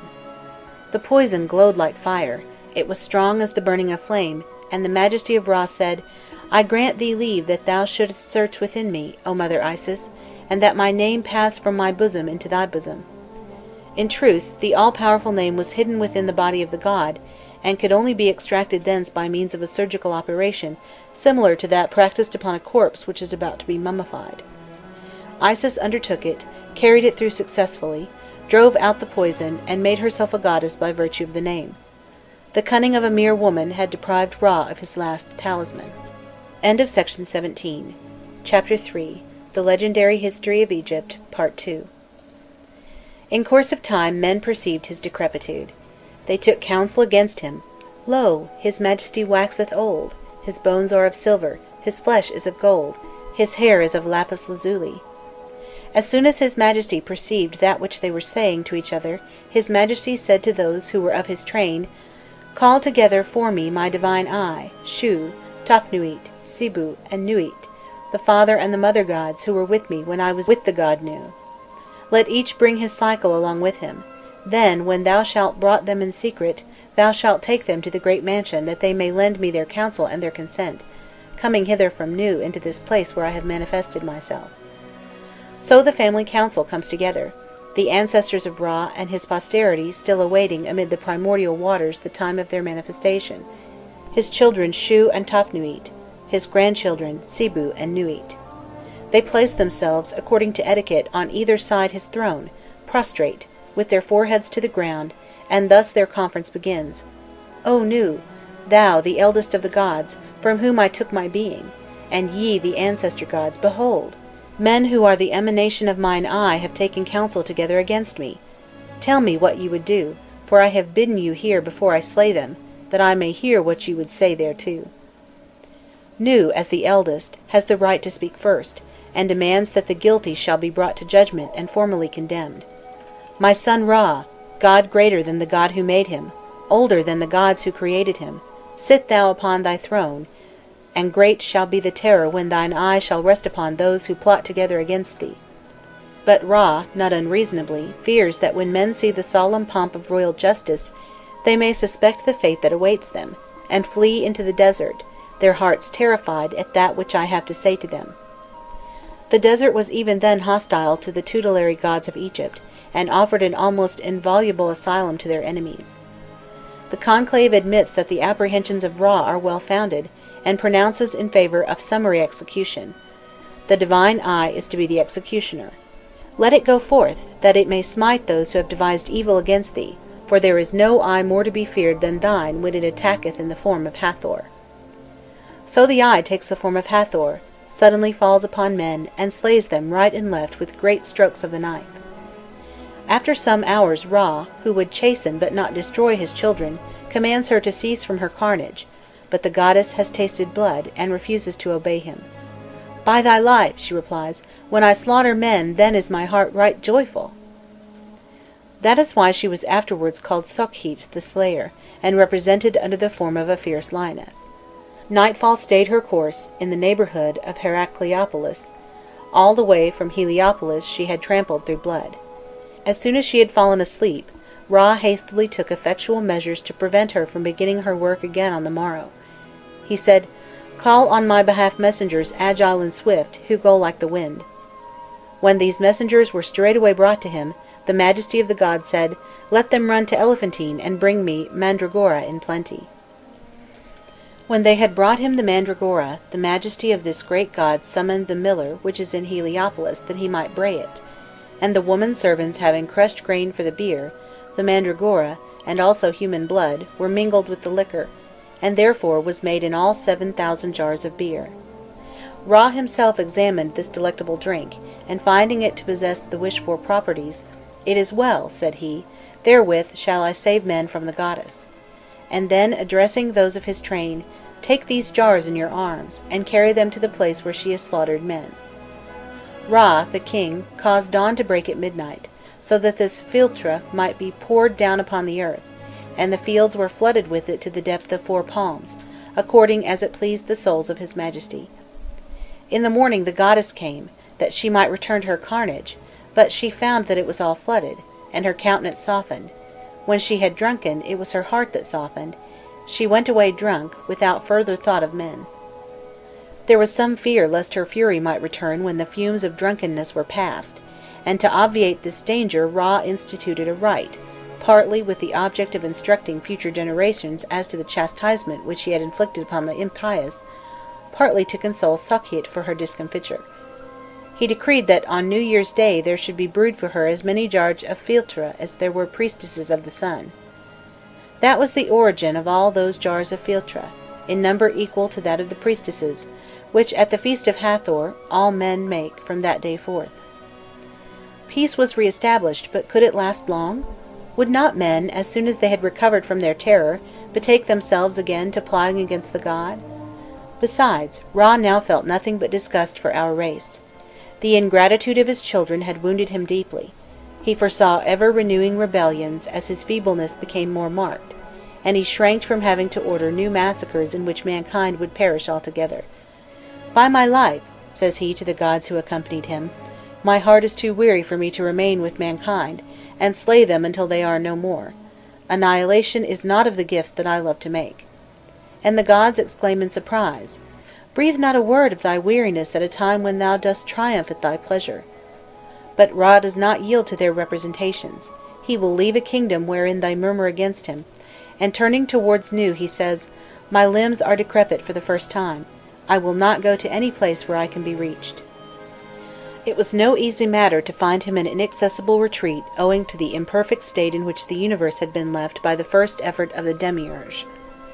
Nu saw no other way out of the difficulty than that of setting to work to complete the creation. Ancient tradition had imagined the separation of earth and sky as an act of violence exercised by Shu upon Sibu and Nuit. History presented facts after a less brutal fashion, and Shu became a virtuous son who devoted his time and strength to upholding Nuit, that he might thereby do his father a service. Nuit, for her part, showed herself to be a devoted daughter whom there was no need to treat roughly in order to teach her her duty. Of herself she consented to leave her husband, and place her beloved ancestor beyond reach. The Majesty of Nu said, "Son Shu, do as thy father Ra shall say, and thou, daughter Nuit, place him upon thy back and hold him suspended above the earth." Nuit said, "And how then, my father Nu?" Thus spake Nuit, and she did that which Nu commanded her. She changed herself into a cow, and placed the Majesty of Ra upon her back. When those men who had not been slain came to give thanks to Ra, behold, they found him no longer in his palace, but a cow stood there, and they perceived him upon the back of the cow. They found him so resolved to depart that they did not try to turn him from his purpose, but only desired to give him such a proof of their repentance as should assure them of the complete pardon of their crime. They said unto him, "Wait until the morning, O Ra our lord, and we will strike down thine enemies who have taken counsel against thee." So his Majesty returned to his mansion, descended from the cow, went in along with them, and earth was plunged into darkness. But when there was light upon earth next morning, the men went forth with their bows and their arrows, and began to shoot at the enemy. Whereupon the Majesty of this god said unto them, "Your sins are remitted unto you, for sacrifice precludes the execution of the guilty." And this was the origin upon earth of sacrifices in which blood was shed. Thus it was that when on the point of separating for ever, the god and men came to an understanding as to the terms of their future relationship. Men offered to the god the life of those who had offended him. Human sacrifice was in their eyes the obligatory sacrifice. The only one which could completely atone for the wrongs committed against the Godhead. Man alone was worthy to wash away with his blood the sins of men. For this one time the god accepted the expiation just as it was offered to him. Then the repugnance which he felt to killing his children overcame him. He substituted beast for man, and decided that oxen, gazelles, birds, should henceforth furnish the material for sacrifice. This point settled, he again mounted the cow, who rose, supported on her 4 legs as on so many pillars, and her belly, stretched out above the earth like a ceiling, formed the sky. He busied himself with organizing the new world which he found on her back. He peopled it with many beings, chose 2 districts in which to establish his abode, the field of reeds, Sokhit Ialu, and the field of rest, Sokhit Hatpit, and suspended the stars which were to give light by night. All this is related with many plays upon words, intended, according to Oriental custom, as explanations of the names which the legend assigned to different regions of heaven. At sight of a plain whose situation pleased him, he cried, "The field rests in the distance," and that was the origin of the field of rest. He added, "There I will gather plants," and from this the field of reeds took its name. While he gave himself up to this philological pastime, Nuit, suddenly transported to unaccustomed heights, grew frightened and cried for help. "For pity's sake, give me supports to sustain me." This was the origin of the support gods. They came and stationed themselves by each of her 4 legs, steadying these with their hands, and keeping constant watch over them. As this was not enough to reassure the good beast, Ra said, "My son Shu, place thyself beneath my daughter Nuit, and keep watch on both sides over the supports, who live in the twilight. Hold thou her up above thy head, and be her guardian." Shu obeyed. Nuit composed herself, and the world, now furnished with the sky which it had hitherto lacked, assumed its present symmetrical form. Shu and Sibu succeeded Ra, but did not acquire so lasting a popularity as their great ancestor. Nevertheless, they had their annals, fragments of which have come down to us. Their power also extended over the whole universe. The majesty of Shu was the excellent king of the sky, of the earth, of Hades, of the water, of the winds, of the inundation, of the 2 chains of mountains, of the sea, governing with a true voice according to the precepts of his father, Ra Harmachis. Only the children of the serpent Atpopi, The impious ones, who haunt the solitary places in the deserts, disavowed his authority. Like the Bedouin of later times, they suddenly streamed in by the isthmus routes, went up into Egypt under cover of night, slew and pillaged, and then hastily returned to their fastnesses with the booty which they had carried off. From sea to sea Ka had fortified the eastern frontier against them. He had surrounded the principal cities with walls, embellished them with temples, and placed within them those mysterious talismans more powerful for defence than a garrison of men.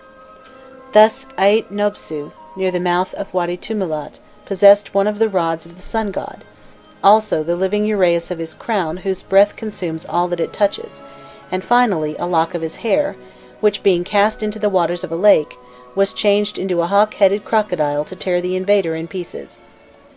The employment of these talismans was dangerous to those unaccustomed to use them, even to the gods themselves. Scarcely was Sibu enthroned as the successor of Shu, who, tired of reigning, had reascended into heaven in a 9 days' tempest, before he began his inspection of the eastern marshes, and caused the box in which was kept the uraeus of Ra to be opened.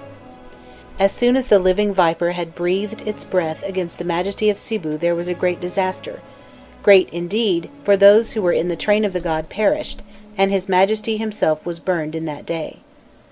When his majesty had fled to the north of Ait Nobsu, pursued by the fire of this magic uraeus, behold, when he came to the fields of Henna, the pain of his burn was not yet assuaged, and the gods who were behind him said unto him, O sire, let them take the lock of Ra which is there, when thy majesty shall go and see it and its mystery, and his majesty shall be healed as soon as it shall be placed upon thee. So the majesty of Sibu caused this magic lock to be brought to Piaret, the lock for which was made that great reliquary of hard stone which is hidden in the secret place of Piaret, the district of the divine lock of the Lord Ra, and behold, this fire departed from the members of the majesty of Sibu. And many years afterwards, when this lock, which had thus belonged to Sibu, was brought back to Piaret and Ait Nobsu, and cast into the great lake of Piaret, whose name is Ait Tostesu, the dwelling of waves, that it might be purified, behold, this lock became a crocodile, it flew to the water and became Sobku, the divine crocodile of Ait Nobsu.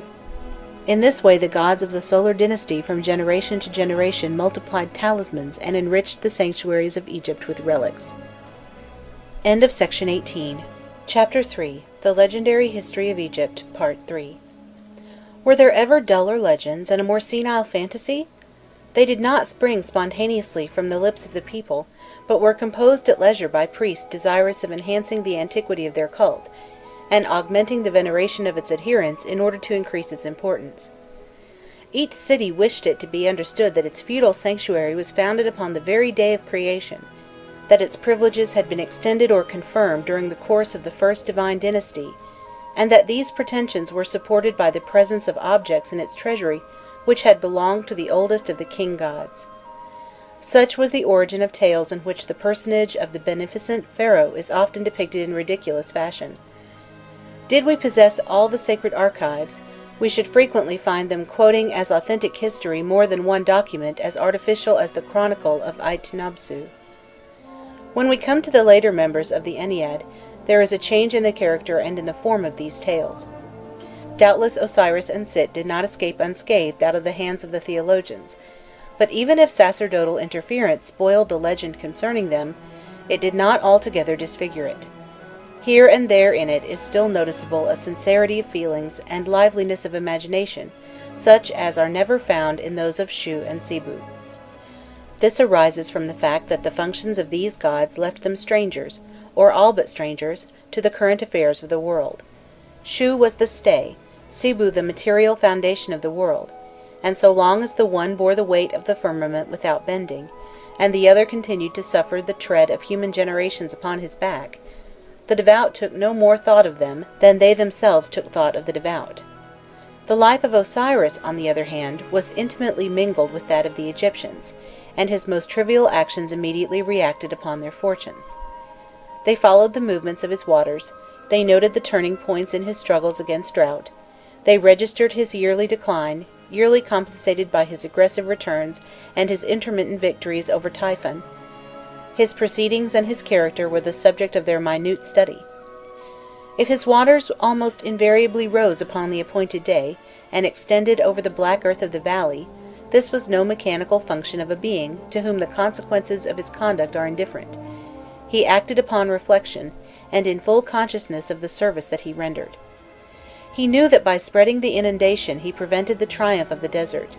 He was life, he was goodness, onofriu, and Isis, as the partner of his labours, became like him the type of perfect goddess. But while Osiris developed for the better, Sit was transformed for the worse, and increased in wickedness as his brother gained in purity and moral elevation. In proportion as the person of Sit grew more defined, and stood out more clearly, the evil within him contrasted more markedly with the innate goodness of Osiris, and what had been at first an instinctive struggle between two beings somewhat vaguely defined, the desert and the Nile, water and drought, was changed into conscious and deadly enmity. No longer the conflict of two elements, it was war between two gods, one labouring to produce abundance, while the other strove to do away with it, one being all goodness and life, while the other was evil and death incarnate. A very ancient legend narrates that the birth of Osiris and his brothers took place during the 5 additional days at the end of the year. A subsequent legend explained how Nuit and Sibu had contracted marriage against the express wish of Ra, and without his knowledge. When he became aware of it, he fell into a violent rage, and cast a spell over the goddess to prevent her giving birth to her children in any month of any year whatever. But Thought took pity upon her, and playing at draughts with the moon, won from it, in several games, 1/72nd part of its fires, out of which he made 5 whole days, and as these were not included in the ordinary calendar, Nuit could then bring forth her 5 children, one after another: Osiris, Heroris, Sit, Isis, and Nephthys. Osiris was beautiful of face, but with a dull and black complexion; his height exceeded 5½ yards.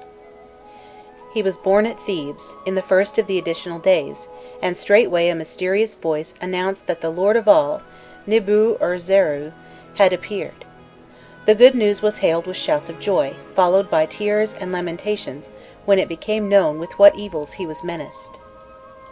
The echo reached Ra in his far-off dwelling, and his heart rejoiced, notwithstanding the curse which he had laid upon Nuit.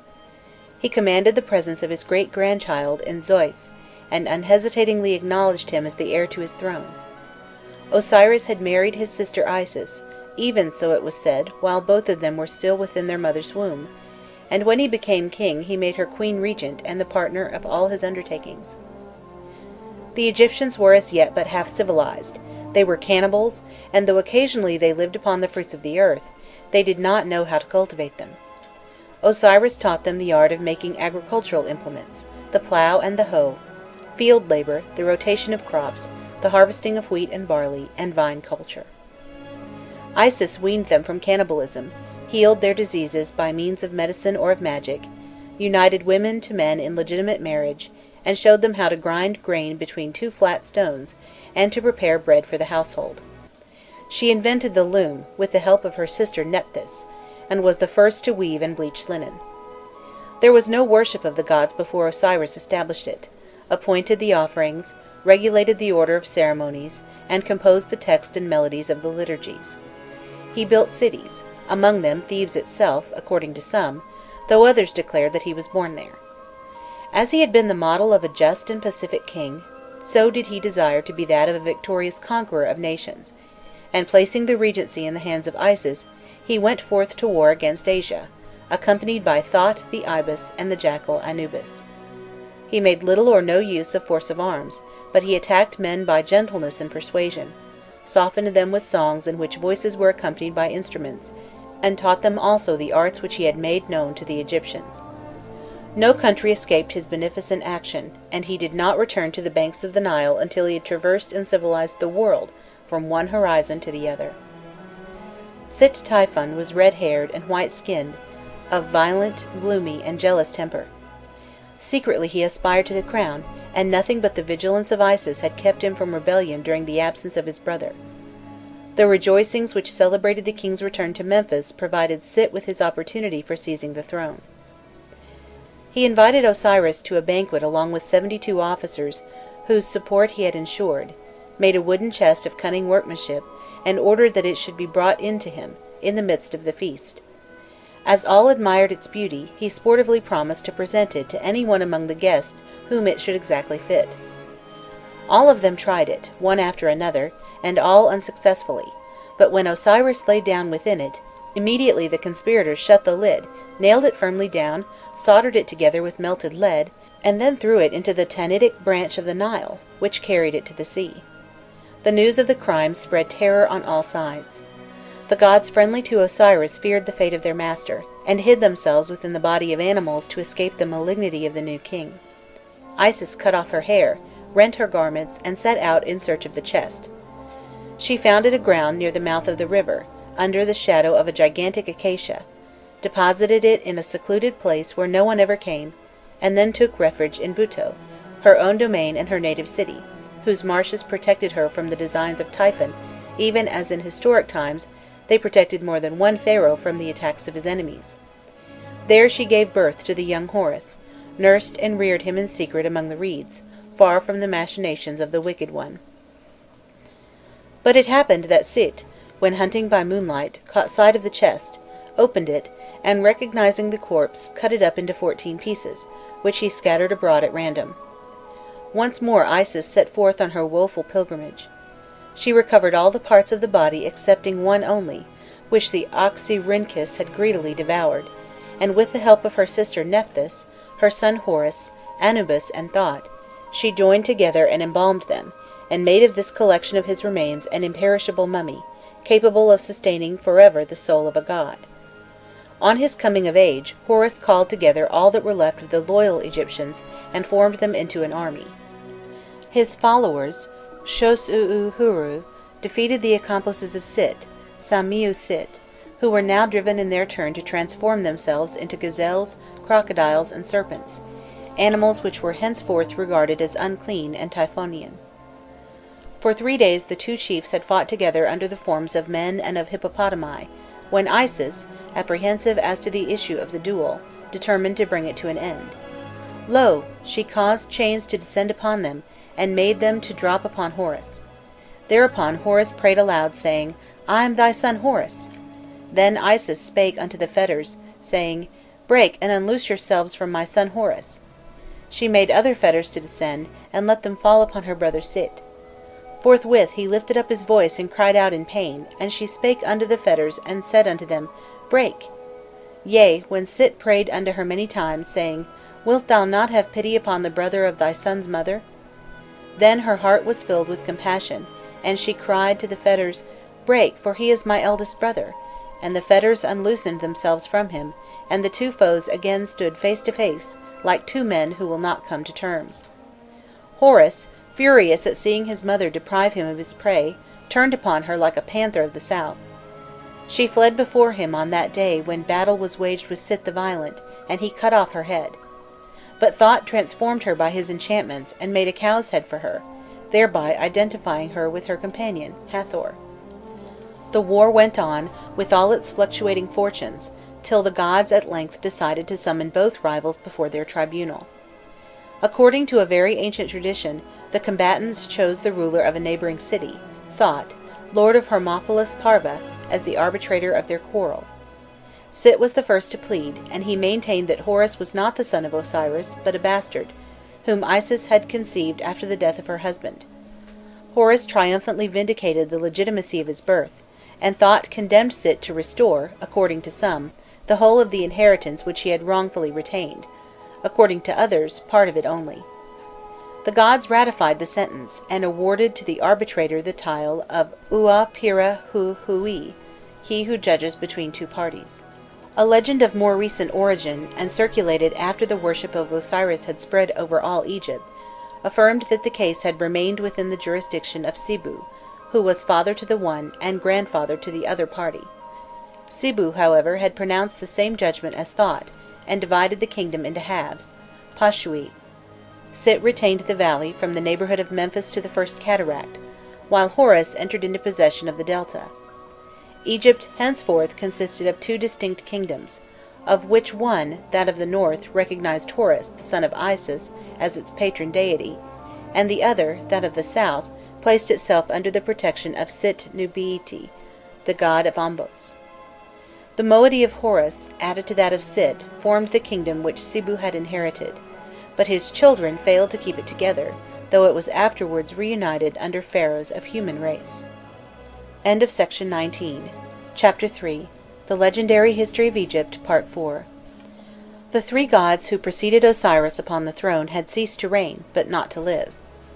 Ra had taken refuge in heaven, disgusted with his own creatures. Shu had disappeared in the midst of a tempest, and Sibu had quietly retired within his palace when the time of his sojourning upon earth had been fulfilled. Not that there was no death, for death too, together with all other things and beings, had come into existence in the beginning, but while cruelly persecuting both man and beast, had for a while respected the gods. Osiris was the first among them to be struck down, and hence to require funeral rites. He was also the first for whom family piety sought to provide a happy life beyond the tomb. Though he was king of the living and the dead at Mendes by virtue of the rights of all the feudal gods in their own principalities, his sovereignty after death exempted him no more than that of the meanest of his subjects from that painful torpor into which all mortals fell on breathing their last. But popular imagination could not resign itself to his remaining in that miserable state for ever. What would it have profited him to have Isis the great sorceress for his wife, the wise Horus for his son, two master magicians, Thought the ibis and the jackal Anubis for his servants, if their skill had not availed to ensure him a less gloomy and less lamentable afterlife than that of men? Anubis had long before invented the art of mummifying, and his mysterious science had secured the everlasting existence of the flesh, but at what a price! For the breathing, warm, flesh-coloured body, spontaneous in movement and function, was substituted an immobile, cold, and blackish mass, a sufficient basis for the mechanical continuity of the double, but which that double could neither raise nor guide, whose weight paralysed and whose inertness condemned it to vegetate in darkness, without pleasure and almost without consciousness of existence. Thought, Isis, and Horus applied themselves, in the case of Osiris, to ameliorating the discomfort and constraint entailed by the more primitive embalmment. They did not dispense with the manipulations instituted by Anubis, but endued them with new power by means of magic. They inscribed the principal bandages with protective figures and formulas; they decorated the body with various amulets of specific efficacy for its different parts; they drew numerous scenes of earthly existence and of the life beyond the tomb upon the boards of the coffin, and upon the walls of the sepulchre chamber. When the body had been made imperishable, they sought to restore, one by one, all the faculties of which their previous operations had deprived it. The mummy was set up at the entrance to the vault; the statue representing the living person was placed beside it, and semblance was made of opening the mouth, eyes, and ears, of loosening the arms and legs, of restoring breath to the throat and movement to the heart. The incantations by which these acts were severally accomplished were so powerful that the god spoke and ate, lived and heard, and could use his limbs as freely as though he had never been steeped in the bath of the embalmer. He might have returned to his place among men, and various legends prove that he did occasionally appear to his faithful adherents. But, as his ancestors before him, he preferred to leave their towns, and withdraw into his own domain. The cemeteries of the inhabitants of Busiris and of Mendes were called Sokhit I Alu, the meadow of the reeds, and Sokhit Hatpu, the meadow of the best. They were secluded amid the marshes, in small archipelagos of sandy islets where the dead bodies, piled together, rested in safety from the inundations. This was the first kingdom of the dead Osiris, but it was soon placed elsewhere, as the nature of the surrounding districts and the geography of the adjacent countries became better known, at first perhaps on the Phoenician shore beyond the sea, and then in the sky, in the Milky Way, between the north and the east, but nearer to the north than to the east. This kingdom was not gloomy and mournful like that of the other dead gods, Sokaris or Contamentit, but was lighted by sun and moon; the heat of the day was tempered by the steady breath of the north wind, and its crops grew and throve abundantly. Thick walls served as fortifications against the attacks of Sit and evil genii; a palace like that of the pharaohs stood in the midst of delightful gardens, and there among his own people Osiris led a tranquil existence, enjoying in succession all the pleasures of earthly life, without any of its pains. The goodness which had gained him the title of Onofris while he sojourned here below, inspired him with the desire and suggested the means of opening the gates of his paradise to the souls of his former subjects. Souls did not enter into it unexamined, nor without a trial. Each of them had first to prove that during its earthly life it had belonged to a friend, or, as the Egyptian texts have it, to a vassal of Osiris, Amaku Kir Osirai, one of those who had served Horus in his exile and had rallied to his banner from the very beginning of the Typhonian Wars. These were the followers of Horus, Shosuu Horu, so often referred to in the literature of historic times. Horus, their master, having loaded them with favours during life, decided to extend to them after death the same privileges which he had conferred upon his father. He convoked around the corpse the gods who had worked with him at the embalmment of Osiris, Anubis and Thot, Isis and Nephthys, and his 4 children, Hapi, Kabsonuf, Amsit, and Tiamat, to whom he had entrusted the charge of the heart and viscera.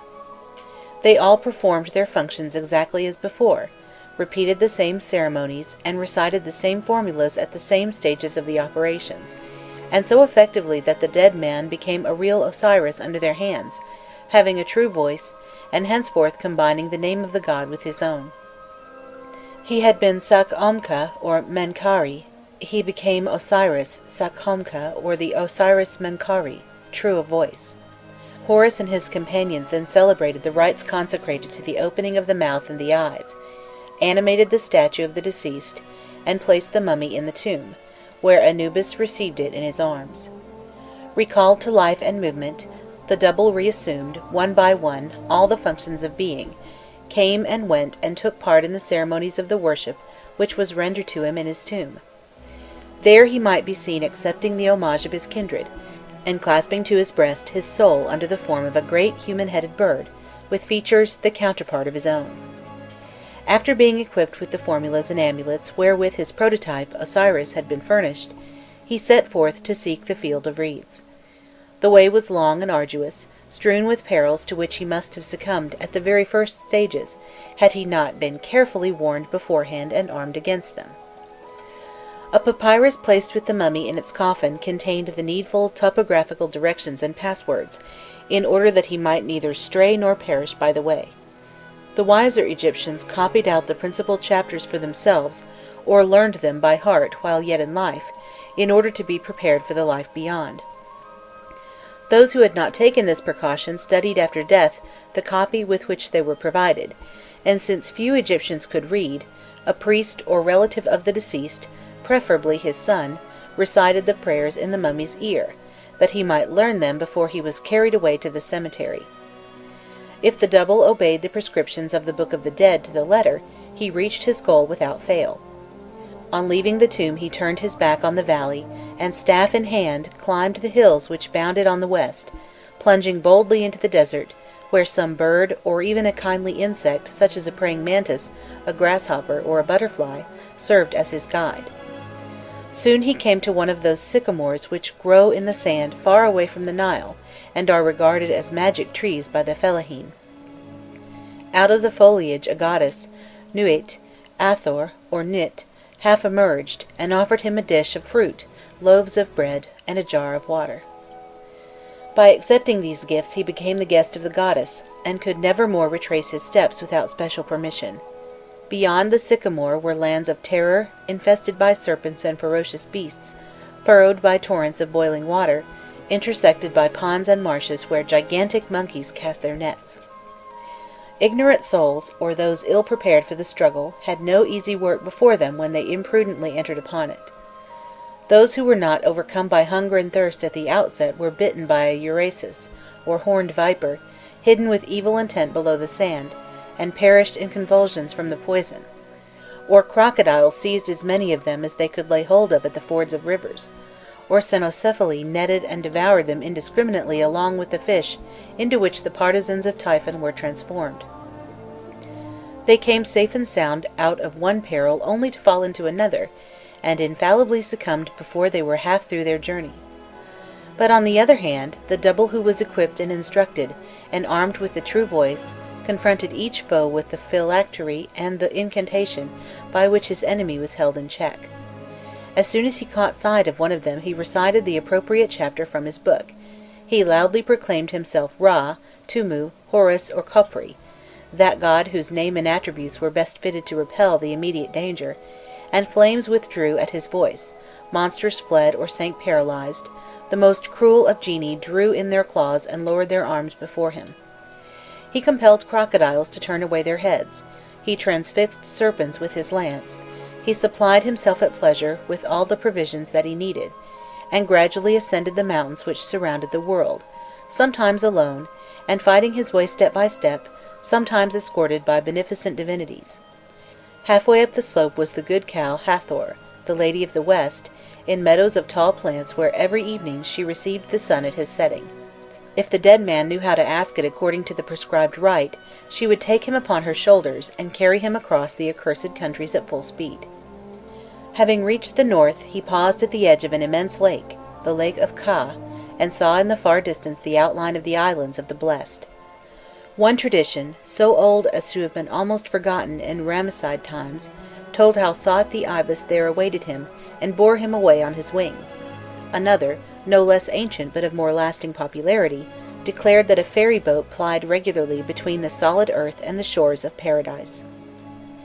The god who directed it questioned the dead, and the bark itself proceeded to examine them before they were admitted on board, for it was a magic bark. "Tell me my name," cried the mast, and the travellers replied, "He who guides the great goddess on her way is thy name." "Tell me my name," repeated the braces. "The spine of the jackal Ua Pua Itu is thy name." "Tell me my name," proceeded the masthead. "The neck of Amsit is thy name." "Tell me my name," asked the sail. "Nuit is thy name." Each part of the hull and of the rigging spoke in turn and questioned the applicant regarding its name, this being generally a mystic phrase by which it was identified, either with some divinity as a whole, or else with some part of his body. When the double had established his right of passage by the correctness of his answers, the bark consented to receive him and to carry him to the further shores. There he was met by the gods and goddesses of the court of Osiris, by Anubis, by Hathor the Lady of the Cemetery, by Nit, by the two Maites who preside over justice and truth, and by the 4 children of Horus stiff-sheathed in their mummy wrappings.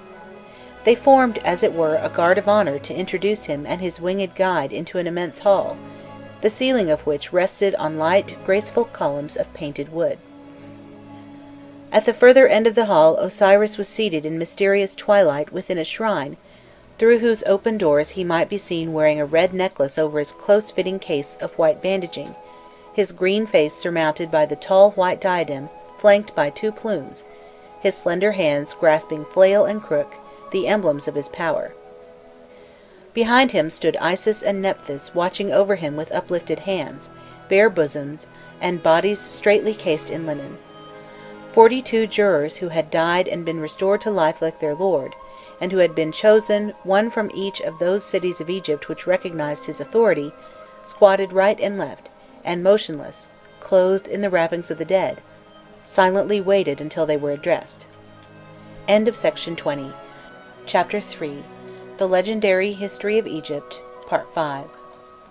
The soul first advanced to the foot of the throne, carrying on its outstretched hands the image of its heart or of its eyes, agents and accomplices of its sins and virtues. It humbly smelt the earth, then arose, and with uplifted hands recited its profession of faith. "Hail unto you, ye lords of truth! Hail to thee, great God, Lord of truth and justice! I have come before thee, my Master, I have been brought to see thy beauties. For I know thee, I know thy name, I know the names of thy 42 gods who are with thee in the hall of the 2 truths, living on the remains of sinners, gorging themselves with their blood, in that day when account is rendered before Onofris, the true of voice. Thy name, which is thine, is the God whose 2 twins are the ladies of the 2 truths, and I know you, ye lords of the 2 truths. I bring unto you truth, I have destroyed sins for you. I have not committed iniquity against men, I have not oppressed the poor, I have not made defalcations in the necropolis. I have not laid labor upon any free man beyond that which he wrought for himself. I have not transgressed, I have not been weak, I have not defaulted. I have not committed that which is an abomination to the gods. I have not caused the slave to be ill-treated of his master. I have not starved any man. I have not made any to weep. I have not assassinated any man. I have not caused any man to be treacherously assassinated, and I have not committed treason against any. I have not in aught diminished the supplies of temples. I have not spoiled the showbread of the gods. I have not taken away the loaves and the wrappings of the dead.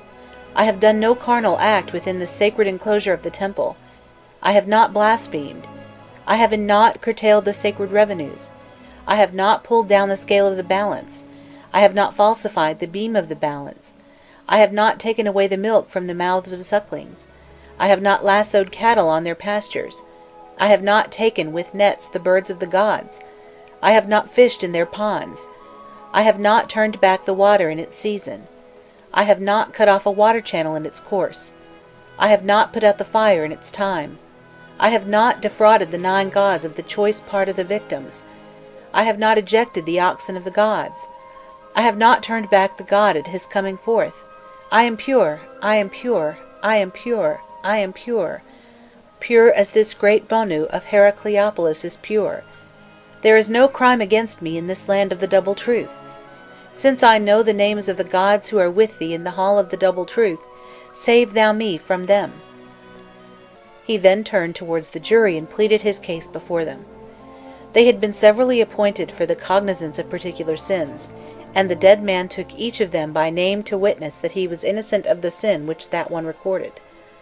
His plea ended, he returned to the supreme judge, and repeated, under what is sometimes a highly mystic form, the ideas which he had already advanced in the first part of his address. Hail unto you, ye gods who are in the great hall of the double truth, who have no falsehood in your bosoms, but who live on truth in Aunu, and feed your hearts upon it before the Lord God who dwelleth in his solar disk. Deliver me from the Typhon who feedeth on entrails, O chiefs. In this hour of supreme judgment, grant that the deceased may come unto you, he who hath not sinned, who hath neither lied, nor done evil, nor committed any crime, who hath not borne false witness, who hath done naught against himself, but who liveth on truth, who feedeth on truth. He hath spread joy on all sides, men speak of that which he hath done, and the gods rejoice in it. He hath reconciled the God to him by his love, he hath given bread to the hungry, water to the thirsty, clothing to the naked, he hath given a boat to the shipwrecked, he hath offered sacrifices to the gods, sepulchral meals unto the manes. Deliver him from himself, speak not against him before the Lord of the dead, for his mouth is pure, and his 2 hands are pure. In the middle of the hall, however, his acts were being weighed by the assessors. Like all objects belonging to the gods, the balance is magic, and the genius which animates it sometimes shows its fine and delicate little human head on the top of the upright stand which forms its body. Everything about the balance recalls its superhuman origin. A cynocephalus, emblematic of thought, sits perched on the upright and watches the beam. The cords which suspend the scales are made of alternate cruces ansato and tots. Truth squats upon one of the scales. Thought, ibis-headed, places the heart on the other, and always merciful, bears upon the side of truth that judgment may be favourably inclined. He affirms that the heart is light of offence, inscribes the verdict of the proceeding upon a wooden tablet, and pronounces the verdict aloud. Thus saith Thought, Lord of the divine discourse, scribe of the great Aeneid, to his father Osiris, Lord of eternity: Behold the deceased in this hall of the double truth, his heart hath been weighed in the balance in the presence of the great genii, the lords of Hades, and been found true. No trace of earthly impurity hath been found in his heart. Now that he leaveth the tribunal true of voice, his heart is restored to him, as well as his eyes and the material cover of his heart, to be put back in their places each in its own time, his soul in heaven, his heart in the other world, as is the custom of the followers of Horus. Henceforth let his body lie in the hands of Anubis, who presideth over the tombs. Let him receive offerings at the cemetery in the presence of Onofris. Let him be as one of those favourites who follow thee. let his soul abide where it will in the necropolis of his city, he whose voice is true before the great Ennead. In this negative confession, which the worshippers of Osiris taught to their dead, all is not equally admirable. The material interests of the temple were too prominent, and the crime of killing a sacred goose or stealing a loaf from the bread offerings was considered as abominable as calumny or murder. But although it contains traces of priestly cupidity, yet how many of its precepts are untarnished in their purity by any selfish ulterior motive? In it is all our morality in germ, and with refinements of delicacy often lacking among peoples of later and more advanced civilizations. The god does not confine his favour to the prosperous and the powerful of this world, he bestows it also upon the poor. His will is that they be fed and clothed, and exempted from tasks beyond their strength, that they be not oppressed, and that unnecessary tears be spared them. If this does not amount to the love of our neighbour as our religions preach it, at least it represents the careful solicitude due from a good lord to his vassals. His pity extends to slaves. Not only does he command that no one should ill treat them himself, but he forbids that their masters should be led to ill treat them. This profession of faith, one of the noblest bequeathed to us by the Old World, is of very ancient origin. It may be read in scattered fragments upon the monuments of the first dynasties, and the way in which its ideas are treated by the compilers of these inscriptions proves that it was not then regarded as new, but as a text so old and so well known that its formulas were current in all mouths, and had their prescribed places in epitaphs. Was it composed in Mendes, the god's own home, or in Heliopolis, when the theologians of that city appropriated the god of Mendes and incorporated him in their Ennead? In conception it certainly belongs to the Osirian priesthood, but it can only have been diffused over the whole of Egypt after the general adoption of the Heliopolitan Ennead throughout the cities. As soon as he was judged, the dead man entered into the possession of all his rights as a pure soul. On high he received from the universal Lord all that kings and princes here below bestowed upon their followers: rations of food, and a house, gardens, and fields to be held subject to the usual conditions of tenure in Egypt, i.e., taxation, military service, and the corvée. If the island was attacked by the partisans of Sit, the Osirian doubles hastened in body to repulse them, and fought bravely in its defence. Of the revenues sent him by his kindred on certain days and by means of sacrifices, each gave tithes to the heavenly storehouses. Yet this was but the least part of the burdens laid upon him by the laws of the country, which did not suffer him to become enervated by idleness, but obliged him to labour as in the days when he still dwelt in Egypt. He looked after the maintenance of canals and dykes, he tilled the ground, he sowed, he reaped, he garnered the grain for his lord and for himself. Yet to those upon whom they were incumbent, these posthumous obligations, the sequel and continuation of feudal service, at length seemed too heavy, and theologians exercised their ingenuity to find means of lightening the burden. They authorized the manes to look to their servants for the discharge of all manual labour, which they ought to have performed themselves. Barely did a dead man, no matter how poor, arrive unaccompanied at the eternal cities. He brought with him a following proportionate to his rank and fortune upon earth. At first they were real doubles, those of slaves or vassals killed at the tomb, and who had departed along with the double of the master to serve him beyond the grave as they had served him here. A number of statues and images, magically endued with activity and intelligence, was afterwards substituted for this retinue of victims. Originally of so large a size that only the rich or noble could afford them, they were reduced little by little to the height of a few inches. Some were carved out of alabaster, granite, diorite, fine limestone, or moulded out of fine clay and delicately modelled; others had scarcely any human resemblance. They were endowed with life by means of a formula recited over them at the time of their manufacture, and afterwards traced upon their legs. All were possessed of the same faculties. When the god who called the Osirians to the corvée pronounced the name of the dead man to whom the figures belonged, they arose and answered for him, hence their designation of respondents, ashibiti.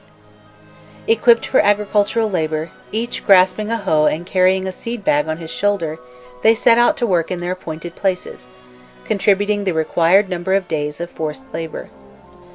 Up to a certain point, they thus compensated for those inequalities of condition which death itself did not efface among the vassals of Osiris, for the figures were sold so cheaply that even the poorest could always afford some for themselves, or bestow a few upon their relations, and in the Islands of the Blessed, fellah, artisan, and slave were indebted to the Ashbiti for release from their old routine of labour and unending toil. While the little peasants of stone or glazed ware dutifully toiled and tilled and sowed, their masters were enjoying all the delights of the Egyptian paradise in perfect idleness. They sat at ease by the waterside, inhaling the fresh north breeze, under the shadow of trees which were always green.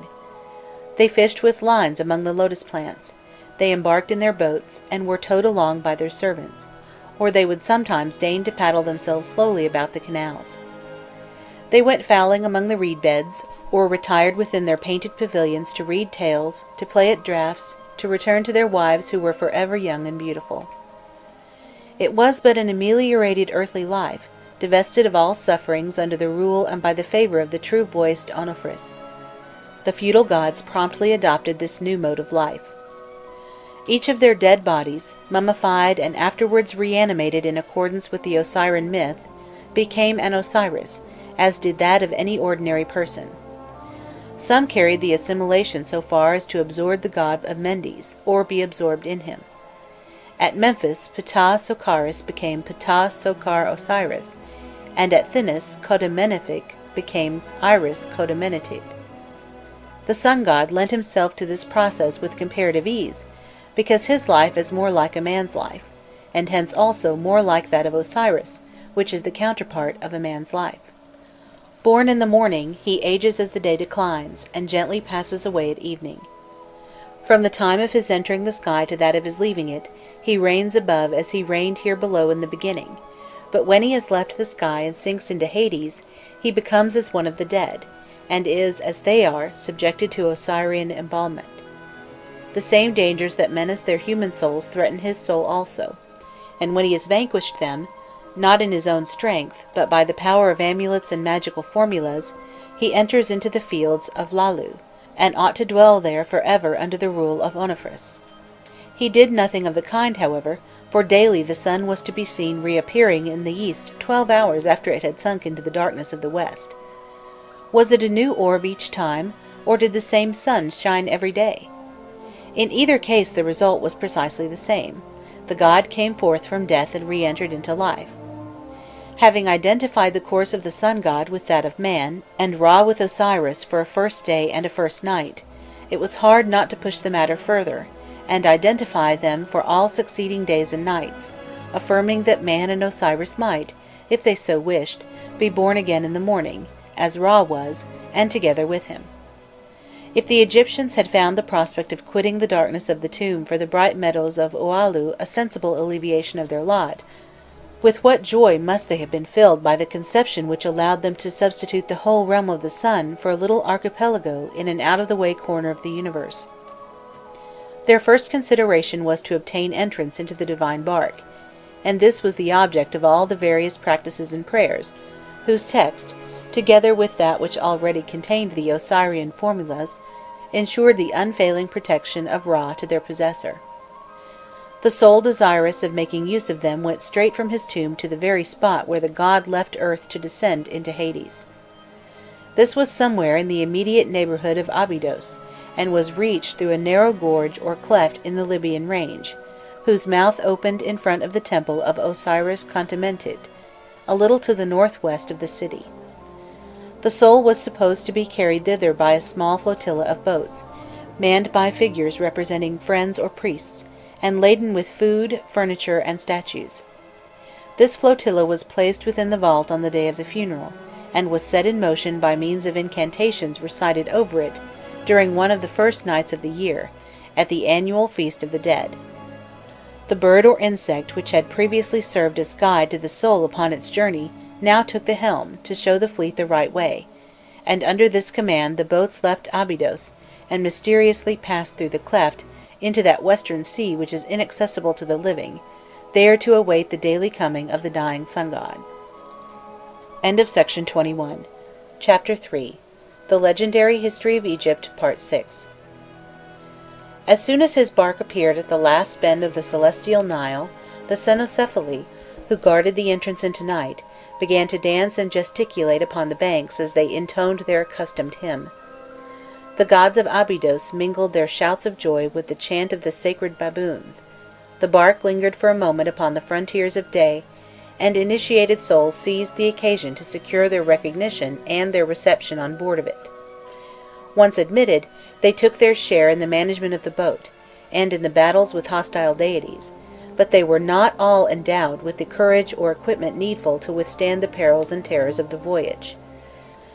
Many stopped short by the way in one of the regions which it traversed, either in the realm of Contamentit or in that of Socaris, or in those islands where the good Osiris welcomed them, as though they had duly arrived in the ferry boat, or upon the wing of thought. There they dwelt in colonies under the suzerainty of local gods, rich and in need of nothing, but condemned to live in darkness, excepting for the one brief hour in which the solar bark passed through their midst, irradiating them with beams of light. The few persevered, feeling that they had courage to accompany the sun throughout, and these were indemnified for their sufferings by the most brilliant fate ever dreamed of by Egyptian souls. Born anew with the sun god, and appearing with him at the gates of the east, they were assimilated to him, and shared his privilege of growing old and dying, only to be ceaselessly rejuvenated and to live again with ever-renewed splendour. They disembarked where they pleased, and returned at will into the world. If now and then they felt a wish to revisit all that was left of their earthly bodies, the human-headed sparrow-hawk descended the shaft in full flight, alighted upon the funeral couch, and with hands softly laid upon the spot where the heart had been wont to beat, gazed upwards at the impassive mask of the mummy. This was but for a moment, since nothing compelled these perfect souls to be imprisoned within the tomb like the doubles of earlier times, because they feared the light. They went forth by day, and dwelt in those places where they had lived. They walked in their gardens, by their ponds of running water. They perched like so many birds on the branches of the trees which they had planted, or enjoyed the fresh air under the shade of their sycamores. They ate and drank at pleasure. They travelled by hill and dale. They embarked in the boat of Ra, and disembarked without weariness, and without distaste for the same perpetual round. This conception, which was developed somewhat late, brought the Egyptians back to the point from which they had started when first they began to speculate on the life to come. The soul, after having left the place of its incarnation to which in the beginning it clung, after having ascended into heaven and there sought congenial asylum in vain, forsook all havens which it had found above, and unhesitatingly fell back upon earth, there to lead a peaceful, free, and happy life in the full light of day, and with the whole valley of Egypt for a paradise. The connection, always increasingly intimate between Osiris and Ra, gradually brought about a blending of the previously separate myths and beliefs concerning each. The friends and enemies of the one became the friends and enemies of the other, and from a mixture of the original conceptions of the two deities arose new personalities, in which contradictory elements were blent together, often without true fusion. The celestial Horuses one by one were identified with Horus, son of Isis, and their attributes were given to him, as his in the same way became theirs. Apopi and the monsters, the hippopotamus, the crocodile, the wild boar, who lay in wait for Ra as he sailed the heavenly ocean, became one with Sit and his accomplices. Sit still possessed his half of Egypt, and his primitive brotherly relation to the celestial Horus remained unbroken, either on account of their sharing one temple, as at Nubit, or because they were worshipped as one in two neighbouring nomes, for example, at Oxyrhynchos and at Heracleopolis Magna. The repulsion with which the slayer of Osiris was regarded did not everywhere disassociate these two cults. Certain small districts persisted in this double worship down to the latest times of paganism. It was, after all, a mark of fidelity to the oldest traditions of the race, but the bulk of the Egyptians, who had forgotten these, invented reasons taken from the history of the divine dynasties to explain the fact. The judgment of Thot or of Sibu had not put an end to the machinations of Sit. As soon as Horus had left the earth, Sit resumed them, and pursued them, with varying fortune, under the divine kings of the second Ennead. Now, in the year 363 of Harmachis, the Typhonians reopened the campaign. Beaten at first near Edfu, they retreated precipitately northwards, stopping to give battle wherever their partisans predominated, at Zatmik in the Theban Nome, at Kait Nutrit to the northeast of Dendera, and at Hibonu in the Principality of the Gazelle. Several bloody combats which took place between Oxyrhynchos and Heracleopolis Magna were the means of driving them finally out of the Nile Valley. They rallied for the last time in the eastern provinces of the Delta, were beaten at Zalu, and giving up all hope of success on land, they embarked at the head of the Gulf of Suez, in order to return to the Nubian desert, their habitual refuge in times of distress. The sea was the special element of Typhon, and upon it they believed themselves secure. Horus, however, followed them, overtook them near Shas Hirit, routed them, and on his return to Edfu, celebrated his victory by a solemn festival. By degrees, as he made himself master of those localities which owed allegiance to Sit, he took energetic measures to establish in them the authority of Osiris and of the solar cycle. In all of them he built, side by side with the sanctuary of the Typhonian divinities, a temple to himself, in which he was enthroned under the particular form he was obliged to assume in order to vanquish his enemies. Metamorphosed into a hawk at the battle of Hibonu, we next see him springing on to the back of Sit under a guise of a hippopotamus. In his shrine at Hibonu he is represented as a hawk perching on the back of a gazelle, emblem of the nome where the struggle took place. Near to Zalu he became incarnate as a human-headed lion, crowned with the triple diadem, and having feet armed with claws which cut like a knife. It was under the form too of a lion that he was worshipped in the temple at Zalu. The correlation of Sit and the celestial Horus was not, therefore, for these Egyptians of more recent times, a primitive religious fact. It was the consequence, and so to speak the sanction, of the old hostility between the two gods. Horus had treated his enemy in the same fashion that a victorious Pharaoh treated the barbarians conquered by his arms. He had constructed a fortress to keep his foe in check, and his priests formed a sort of garrison as a precaution against the revolt of the rival priesthood and the followers of the rival deity.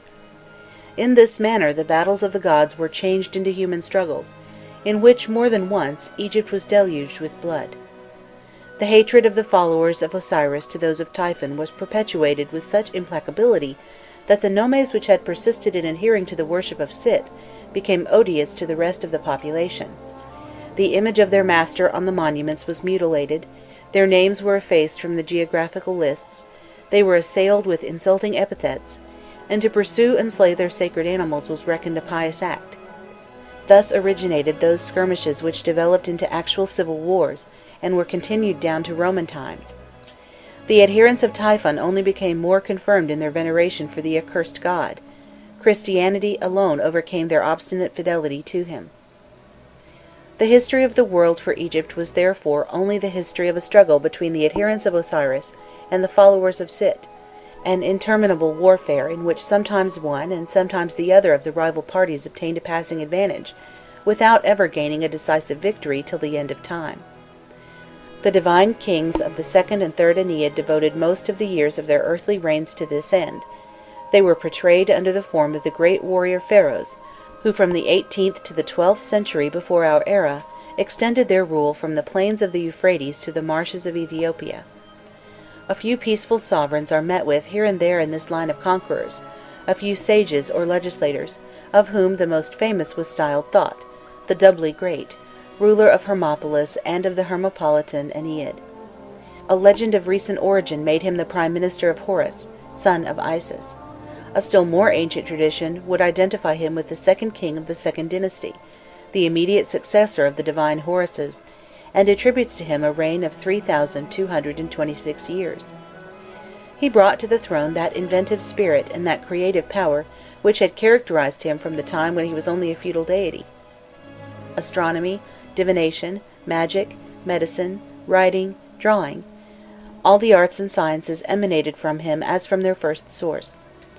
He had taught mankind the methodical observation of the heavens and of the changes that took place in them, the slow revolutions of the sun, the rapid phases of the moon, the intersecting movements of the 5 planets, and the shapes and limits of the constellations which each night were lit up in the sky.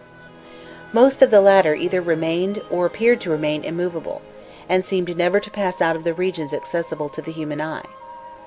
Those which were situate on the extreme margin of the firmament accomplished movement there analogous to those of the planets.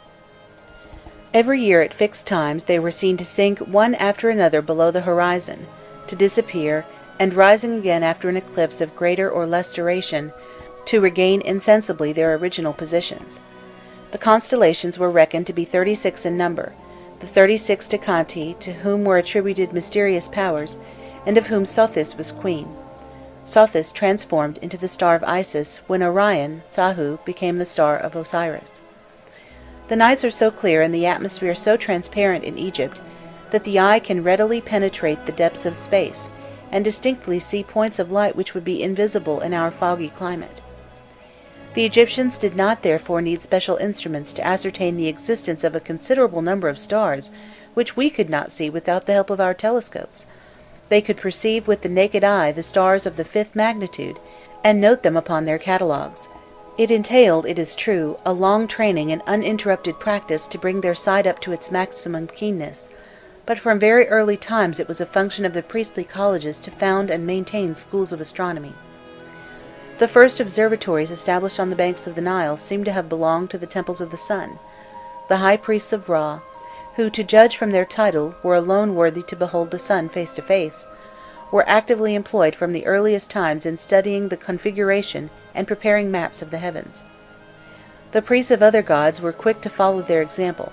At the opening of the historic period, there was not a single temple, from one end of the valley to the other, that did not possess its official astronomers, or, as they were called, watchers of the night. In the evening they went up to the high terraces above the shrine, or on to the narrow platforms which terminated the pylons, and fixing their eyes continuously on the celestial vault above them, followed the movements of the constellations, and carefully noted down the slightest phenomena which they observed. A portion of the chart of the heavens, known to Theban Egypt between the 18th and 12th centuries before our era, has survived to the present time. Parts of it were carved by the decorators on the ceilings of temples, and especially on royal tombs. The deceased pharaohs were identified with Osiris in a more intimate fashion than their subjects. They presented the god even in the most trivial details.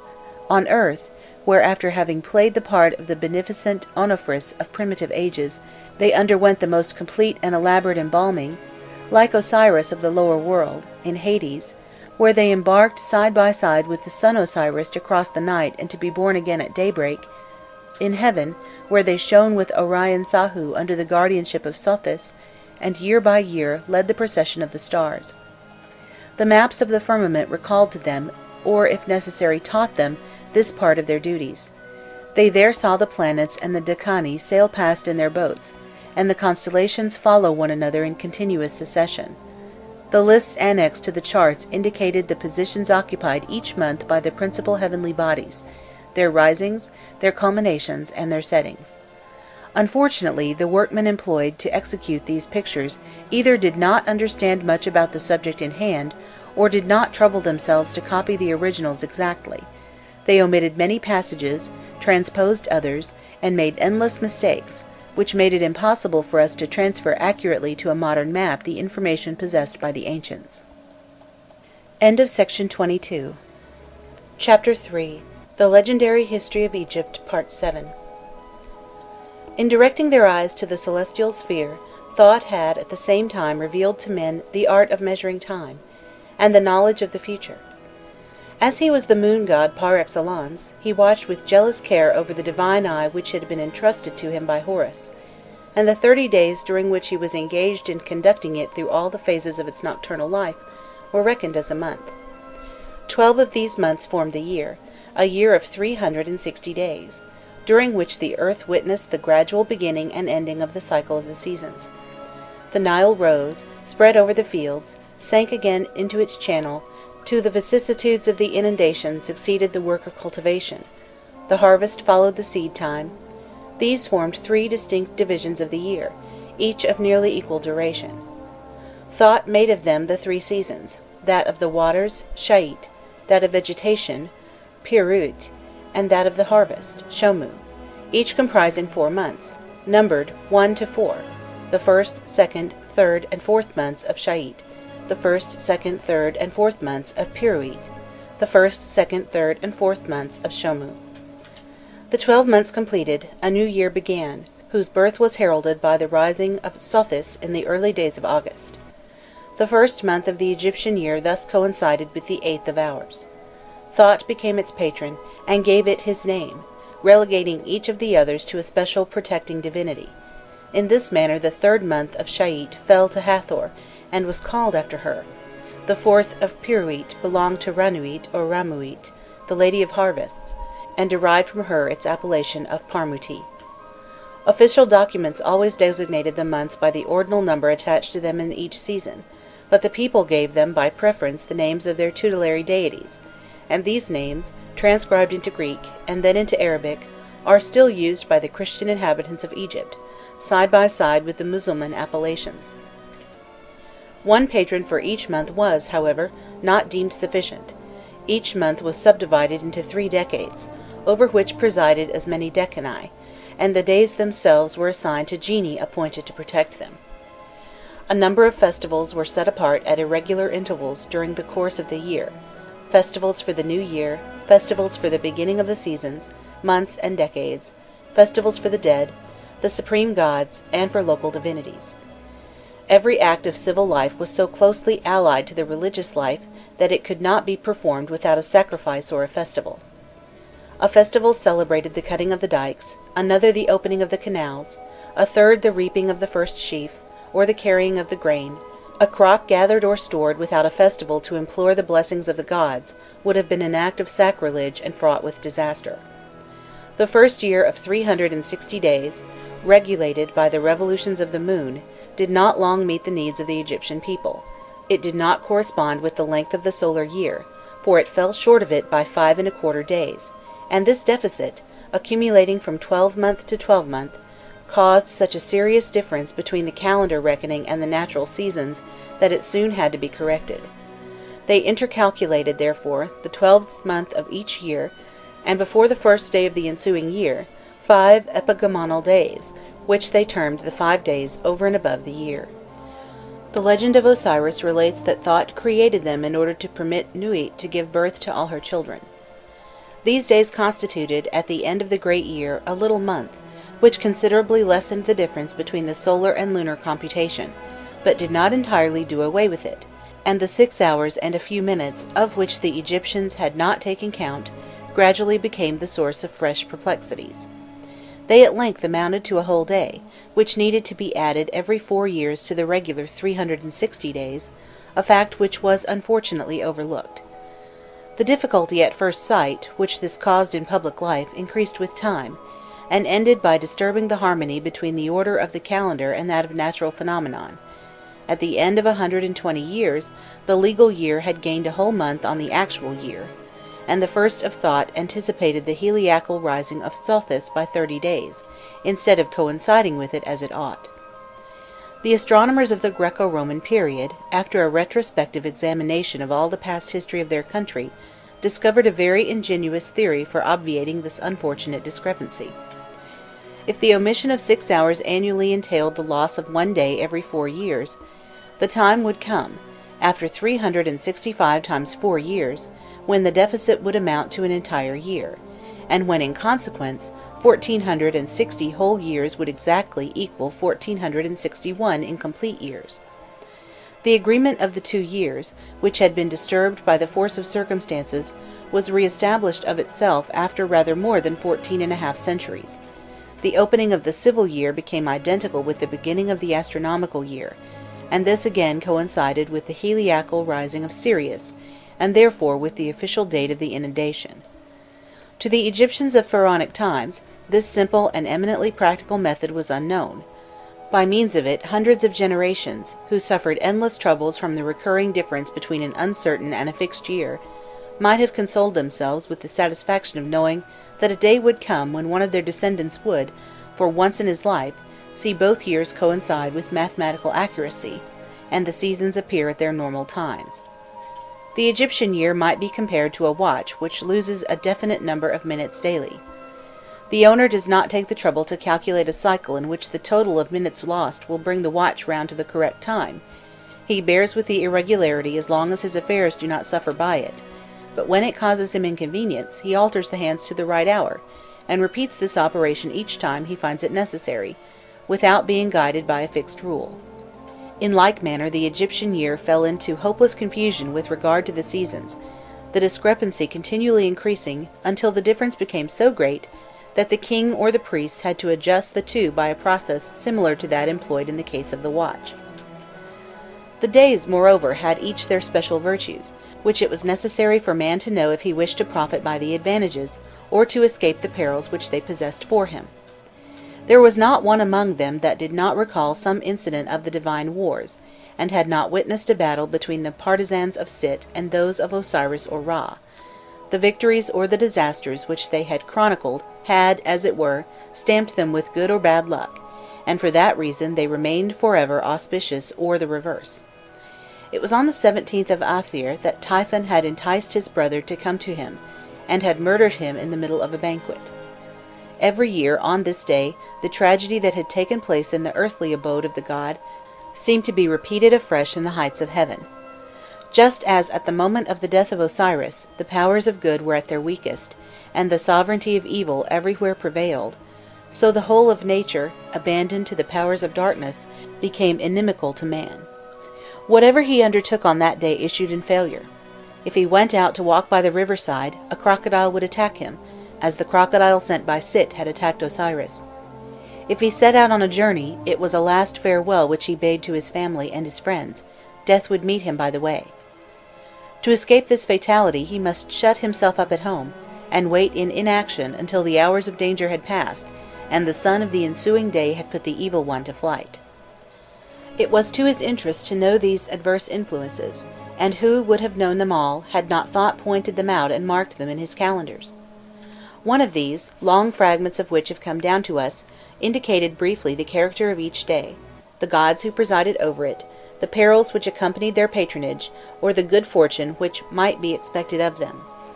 The details of it are not always intelligible to us, as we are still ignorant of many of the episodes in the life of Osiris.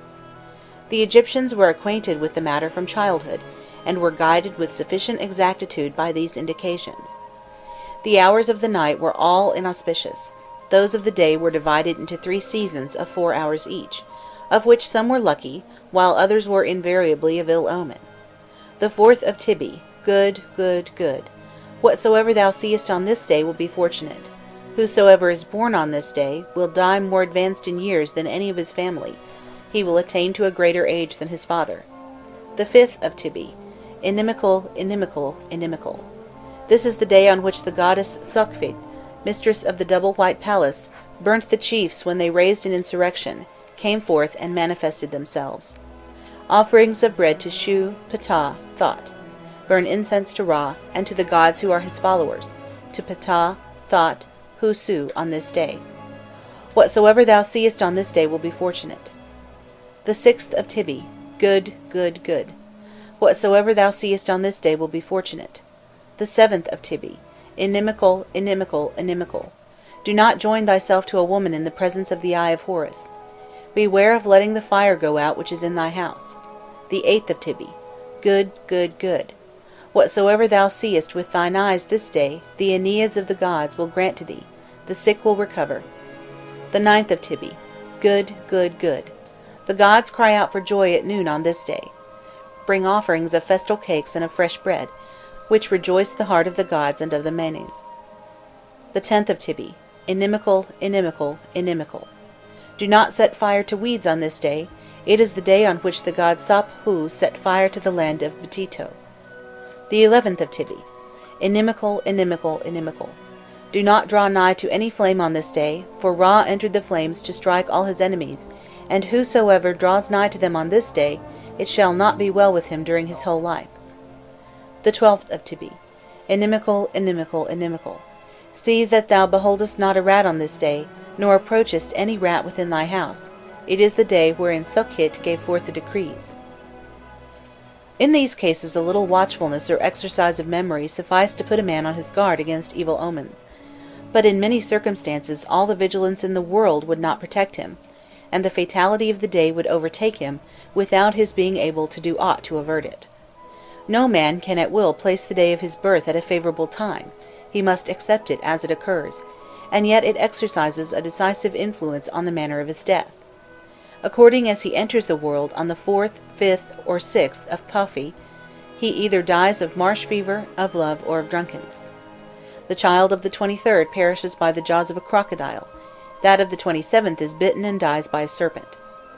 On the other hand, the fortunate man whose birthday falls on the 9th or the 29th lives to an extreme old age, and passes away peacefully, respected by all. Thought, having pointed out the evil to men, gave to them at the same time the remedy. The magical arts of which he was the repository made him virtual master of the other gods. He knew their mystic names, their secret weaknesses, the kind of peril they most feared, the ceremonies which subdued them to his will, the prayers which they could not refuse to grant under pain of misfortune or death. His wisdom, transmitted to his worshippers, assured to them the same authority which he exercised upon those in heaven, on earth, or in the netherworld. The magicians instructed in his school had, like the god, control of the words and sounds which, emitted at the favourable moment, with the correct voice, would evoke the most formidable deities, from beyond the confines of the universe. They could bind and loose at will Osiris, Sit, Anubis, even Thought himself. They could send them forth, and recall them, or constrain them to work and fight for them. The extent of their power exposed the magicians to terrible temptations. They were often led to use it to the detriment of others, to satisfy their spite, or to gratify their grosser appetites. Many, moreover, made a gain of their knowledge, putting it at the service of the ignorant who would pay for it. When they were asked to plague or get rid of an enemy, they had 100 different ways of suddenly surrounding him without his suspecting it. They tormented him with deceptive or terrifying dreams, they harassed him with apparitions and mysterious voices, they gave him as prey to sicknesses, to wandering spectres, who entered into him and slowly consumed him. They constrained even at a distance the wills of men, they caused women to be the victims of infatuations, to forsake those they had loved, and to love those they had previously detested. In order to compose an irresistible charm, they merely required a little blood from a person, a few nail parings, some hair, or a scrap of linen which he had worn, and which, from contact with his skin, had become impregnated with his personality. Portions of these were incorporated with the wax of a doll which they modelled, and clothed to resemble their victim. Thenceforward all the inflictions to which the image was subjected were experienced by the original. He was consumed with fever when his effigy was exposed to the fire, he was wounded when the figure was pierced with a knife. The pharaohs themselves had no immunity from these spells. End of section 23. Chapter 3. The Legendary History of Egypt, Part 8.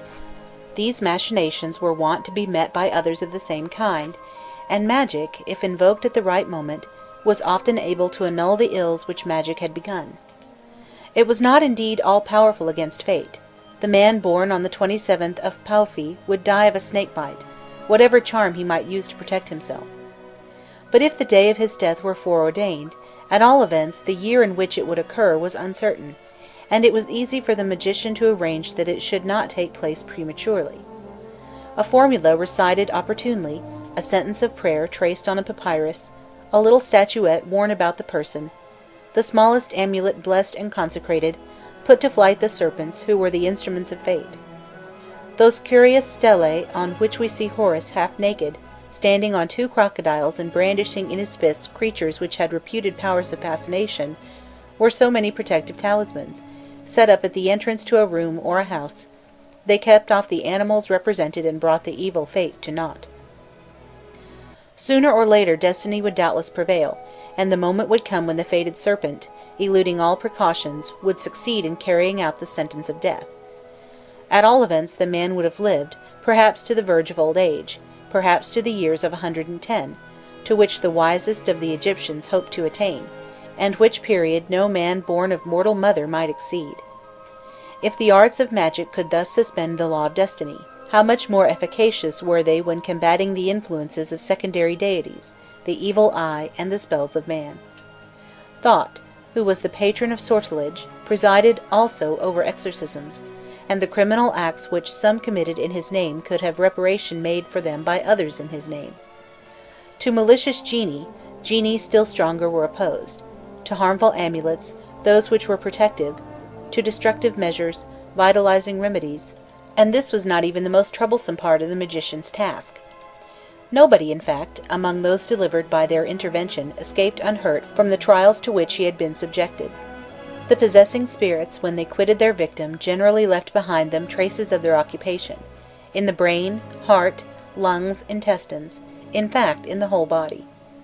The illnesses to which the human race is prone were not indeed all brought about by enchanters relentlessly persecuting their enemies, but they were all attributed to the presence of an invisible being, whether spectre or demon, who by some supernatural means had been made to enter the patient, or who, unbidden, had by malice or necessity taken up his abode within him.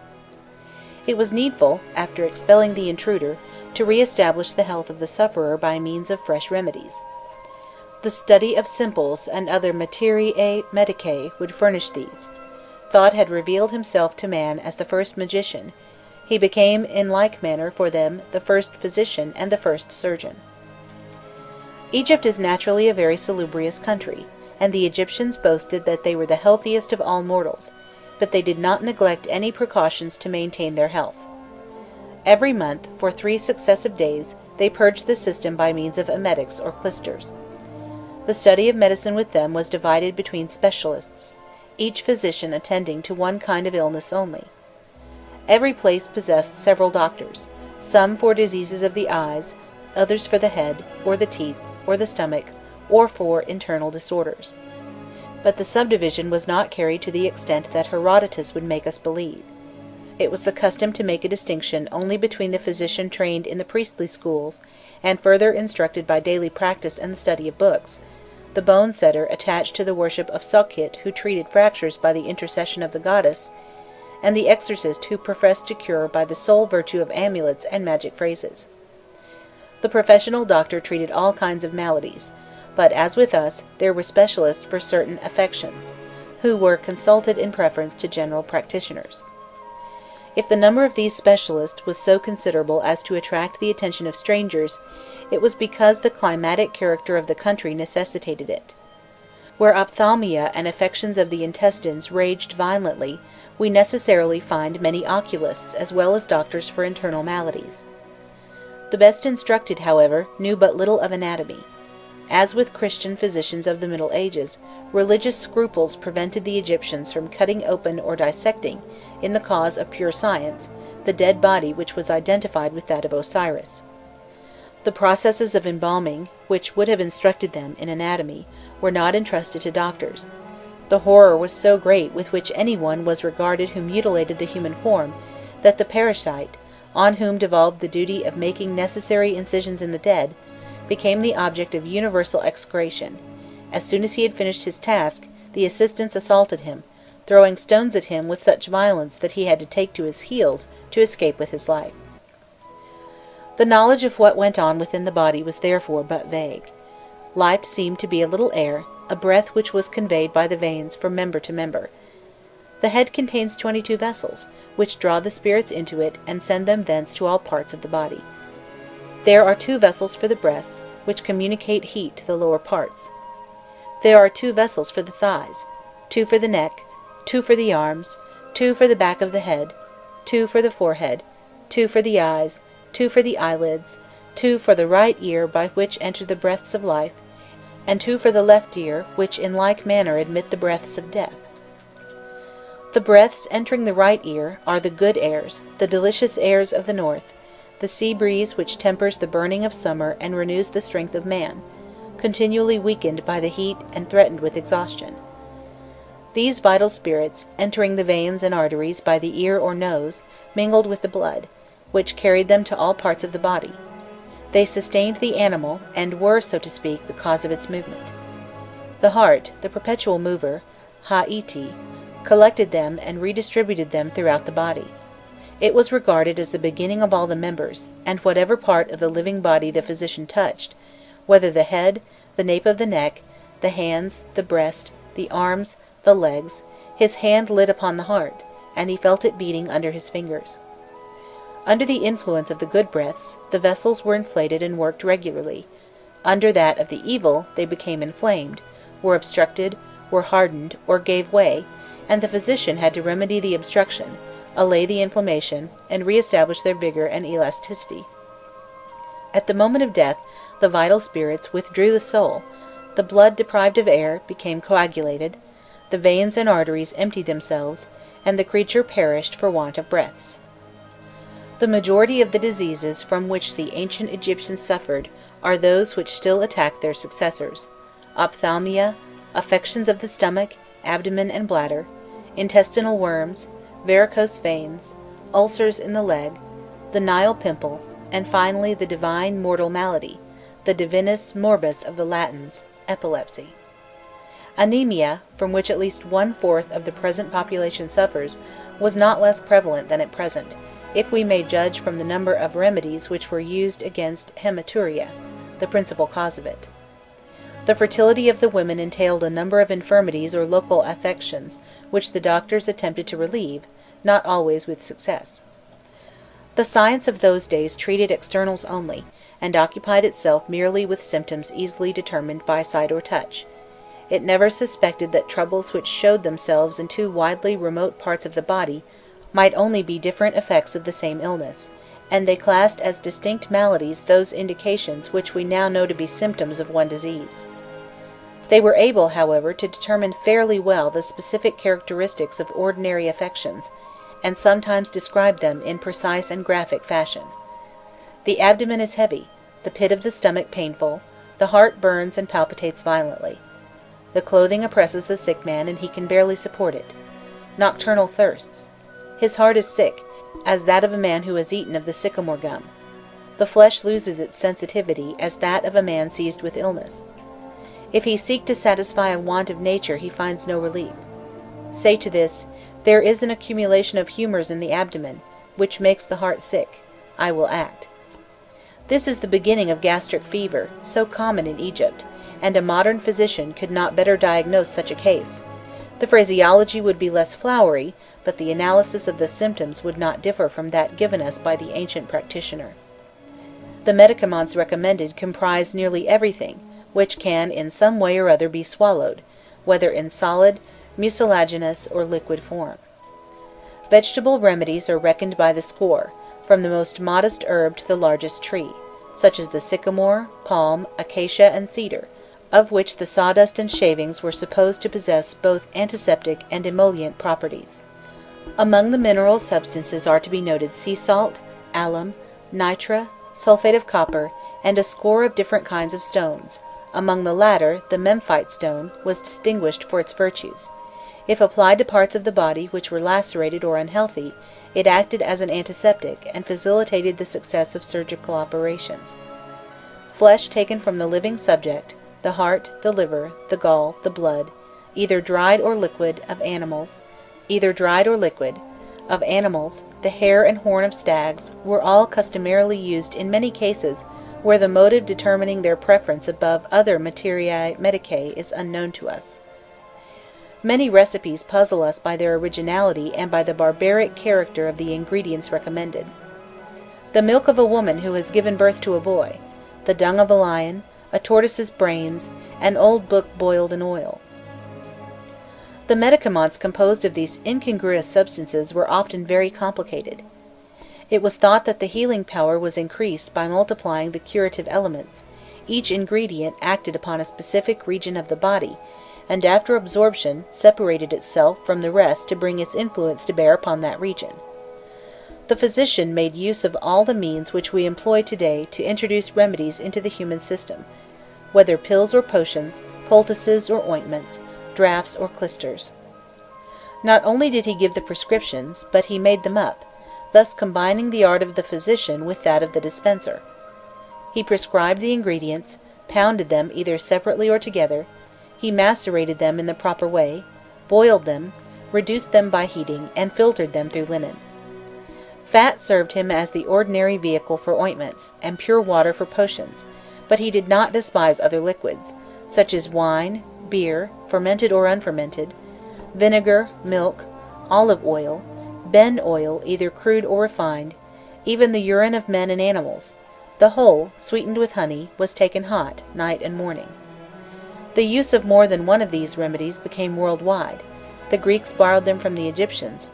We have piously accepted them from the Greeks, and our contemporaries still swallow with resignation many of the abominable mixtures invented on the banks of the Nile, long before the building of the pyramids. Section 24. Chapter 3. The Legendary History of Egypt, Part 9. It was Thought who had taught men arithmetic. Thought had revealed to them the mysteries of geometry and mensuration. Thought had constructed instruments and promulgated the laws of music. Thought had instituted the art of drawing, and had codified its unchanging rules. He had been the inventor or patron of all that was useful or beautiful in the Nile Valley, and the climax of his beneficence was reached by his invention of the principles of writing, without which humanity would have been liable to forget his teaching, and to lose the advantages of his discoveries. It has been sometimes questioned whether writing, instead of having been a benefit to the Egyptians, did not rather injure them. An old legend relates that when the god unfolded his discovery to King Thamos, whose minister he was, the monarch immediately raised an objection to it. Children and young people, who had hitherto been forced to apply themselves diligently to learn and retain whatever was taught them, now that they possessed a means of storing up knowledge without trouble, would cease to apply themselves, and would neglect to exercise their memories. Whether Thamos was right or not, the criticism came too late. The ingenious art of painting words and of speaking to the eyes had once for all been acquired by the Egyptians, and through them by the greater part of mankind. It was a very complex system, in which were united most of the methods fitted for giving expression to thought, namely, those which were limited to the presentment of the idea, and those which were intended to suggest sounds. At the outset the use was confined to signs intended to awaken the idea of the object in the mind of the reader, by the more or less faithful picture of the object itself. For example, they depicted the sun by a centred disk, the moon by a crescent, a lion by a lion in the act of walking, a man by a small figure in a squatting attitude. As by this method it was possible to convey only a very restricted number of entirely materialistic concepts, it became necessary to have recourse to various artifices in order to make up for the shortcomings of the ideograms properly so called. The part was put for the whole, the pupil in place of the whole eye, the head of the ox instead of the complete ox. The Egyptians substituted cause for effect and effect for cause, the instrument for the work accomplished, and the disk of the sun signified the day, a smoking brazier the fire, the brush, inkpot, and palette of the scribe denoting writing or written documents. They conceived the idea of employing some object which presented an actual or supposed resemblance to the notion to be conveyed. Thus, the 4 parts of a lion denoted priority, supremacy, command, the wasp symbolized royalty, and a tadpole stood for hundreds of thousands. They ventured finally to use conventionalisms, as for instance when they drew the axe for a god, or the ostrich feather for justice. The sign in these cases had only a conventional connection with the concept assigned to it. At times 2 or 3 of these symbols were associated in order to express conjointly an idea which would have been inadequately rendered by one of them alone. A 5-pointed star placed under an inverted crescent moon denoted a month. A calf running before the sign for water indicated thirst. All these artifices combined furnished, however, but a very incomplete means of seizing and transmitting thought. When the writer had written out 20 or 30 of these signs and the ideas which they were supposed to embody, he had before him only the skeleton of a sentence, from which the flesh and sinews had disappeared. The tone and rhythm of the words were wanting, as were also the indications of gender, number, person, and inflection, which distinguish the different parts of speech and determine the varying relations between them. Besides this, in order to understand for himself, and to guess the meaning of the author, the reader was obliged to translate the symbols which he deciphered, by means of words which represented in the spoken language the pronunciation of each symbol. Whenever he looked at them, they suggested to him both the idea and the word for the idea, and consequently, a sound or group of sounds, when each of them had thus acquired 3 or 4 invariable associations of sound, he forgot their purely ideographic value, and accustomed himself to consider them merely notations of sound. The first experiment in phonetics was a species of rebus, where each of the signs, divorced from its original sense, served to represent several words, similar in sound, but differing in meaning in the spoken language. The same group of articulations, nafir, nofir, conveyed in Egyptian the concrete idea of a lute, and the abstract idea of beauty. The sign expressed at once the lute and beauty. The beetle was called kopiru, and the verb to be was pronounced kopiru. The figure of the beetle consequently signified both the insect and the verb, and by further combining with it other signs, the articulation of each corresponding syllable was given in detail. The sieve, mayu, the mat, pu, pi, the mouth, ra, ru, gave the formula kau piru, which was equivalent to the sound of kopiru, the verb to be. Grouped together, they denoted in writing the concept of to be by means of a treble rebus. In this system, each syllable of a word could be represented by one of several signs, all sounding alike. One half of these syllables stood for open, the other half for closed syllables, and the use of the former soon brought about the formation of a true alphabet. The final vowel in them became detached, and left only the remaining consonant, for example, R in ru, H in ha, N in ni, B in bu, so that ru, ha, bu eventually stood for R, H, N, and B only. This process, in the course of time, having been applied to a certain number of syllables, furnished a fairly large alphabet, in which several letters represented each of the 22 chief articulations, which the scribes considered sufficient for their purposes. The signs corresponding to one and the same letter were homophones, or equivalents in sound.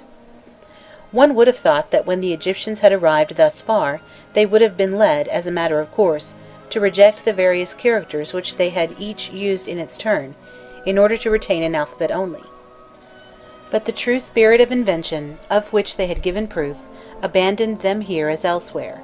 If the merit of a discovery was often their due, they were rarely able to bring their invention to perfection. They kept the ideographic and syllabic signs which they had used at the outset, and, with the residue of their successive notations, made for themselves a most complicated system, in which syllables and ideograms were mingled with letters properly so called. There is a little of everything in an Egyptian phrase, sometimes even in a word, as, for instance, in maziru, the ear, or keru, the voice. There are the syllable ker, the ordinary letters which complete the phonetic pronunciation, and finally the ideogram, which gives the picture of the ear by the side of the written word for it, and another which proves that the letters represent a term designating an action of the mouth. This medley had its advantages. It enabled the Egyptians to make clear, by the picture of the object, the sense of words which letters alone might sometimes insufficiently explain. The system demanded a serious effort of memory and long years of study; indeed, many people never completely mastered it. The picturesque appearance of the sentences, in which we see representations of men, animals, furniture, weapons, and tools grouped together in successive little pictures, rendered hieroglyphic writing specially suitable for the decoration of the temples of the gods or the palaces of kings. Mingled with scenes of worship, sacrifice, battle, or private life, the inscriptions frame or separate groups of personages, and occupy the vacant spaces which the sculptor or painter was at a loss to fill. Hieroglyphic writing is preeminently a monumental script. For the ordinary purposes of life it was traced in black or red ink on fragments of limestone or pottery, or on wooden tablets covered with stucco, and especially on the fibres of papyrus. The exigencies of haste and the unskilfulness of scribes soon changed both its appearance and its elements. The characters, when contracted, superimposed and united to one another with connecting strokes, preserved only the most distant resemblance to the persons or things which they had originally represented. This cursive writing, which was somewhat incorrectly termed hieratic, was used only for public or private documents, for administrative correspondence, or for the propagation of literary, scientific, and religious works. It was thus that tradition was pleased to ascribe to the gods, and among them to thought, the doubly great, the invention of all the arts and sciences which gave to Egypt its glory and prosperity. It was clear, not only to the vulgar, but to the wisest of the nation, that had their ancestors been left merely to their own resources, they would never have succeeded in raising themselves much above the level of the brutes. The idea that a discovery of importance to the country could have risen in a human brain, and once made known, could have been spread and developed by the efforts of successive generations, appeared to them impossible to accept.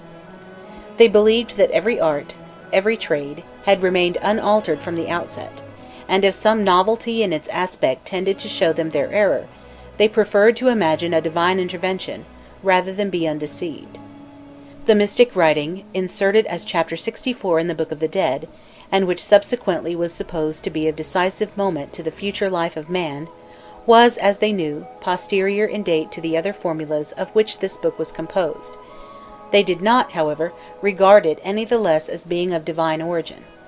It had been found one day, without any one knowing whence it came, traced in blue characters on a plaque of alabaster, at the foot of the statue of Thought, in the sanctuary of Hermopolis. A prince, Hardiduf, had discovered it in his travels, and regarding it as a miraculous object, had brought it to his sovereign. This king, according to some, was Hasaphaiti of the first dynasty, but by others was believed to be the pious Mykerinos. In the same way, the book on medicine, dealing with the diseases of women, was held not to be the work of a practitioner. It had revealed itself to a priest watching at night before the Holy of Holies in the temple of Isis at Coptos. Although the earth was plunged into darkness, the moon shone upon it and enveloped it with light. It was sent as a great wonder to the holiness of King Cheops, the just of speech. The gods had thus exercised a direct influence upon men until they became entirely civilized, and this work of culture was apportioned among the three divine dynasties according to the strength of each.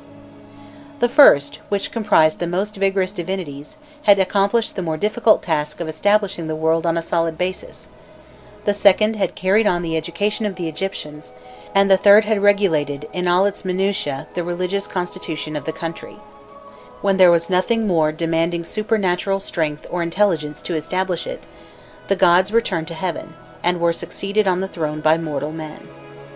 One tradition maintained dogmatically that the first human king whose memory it preserved followed immediately after the last of the gods, who, in quitting the palace, had made over the crown to man as his heir, and that the chains of nature had not entailed any interruption in the line of sovereigns.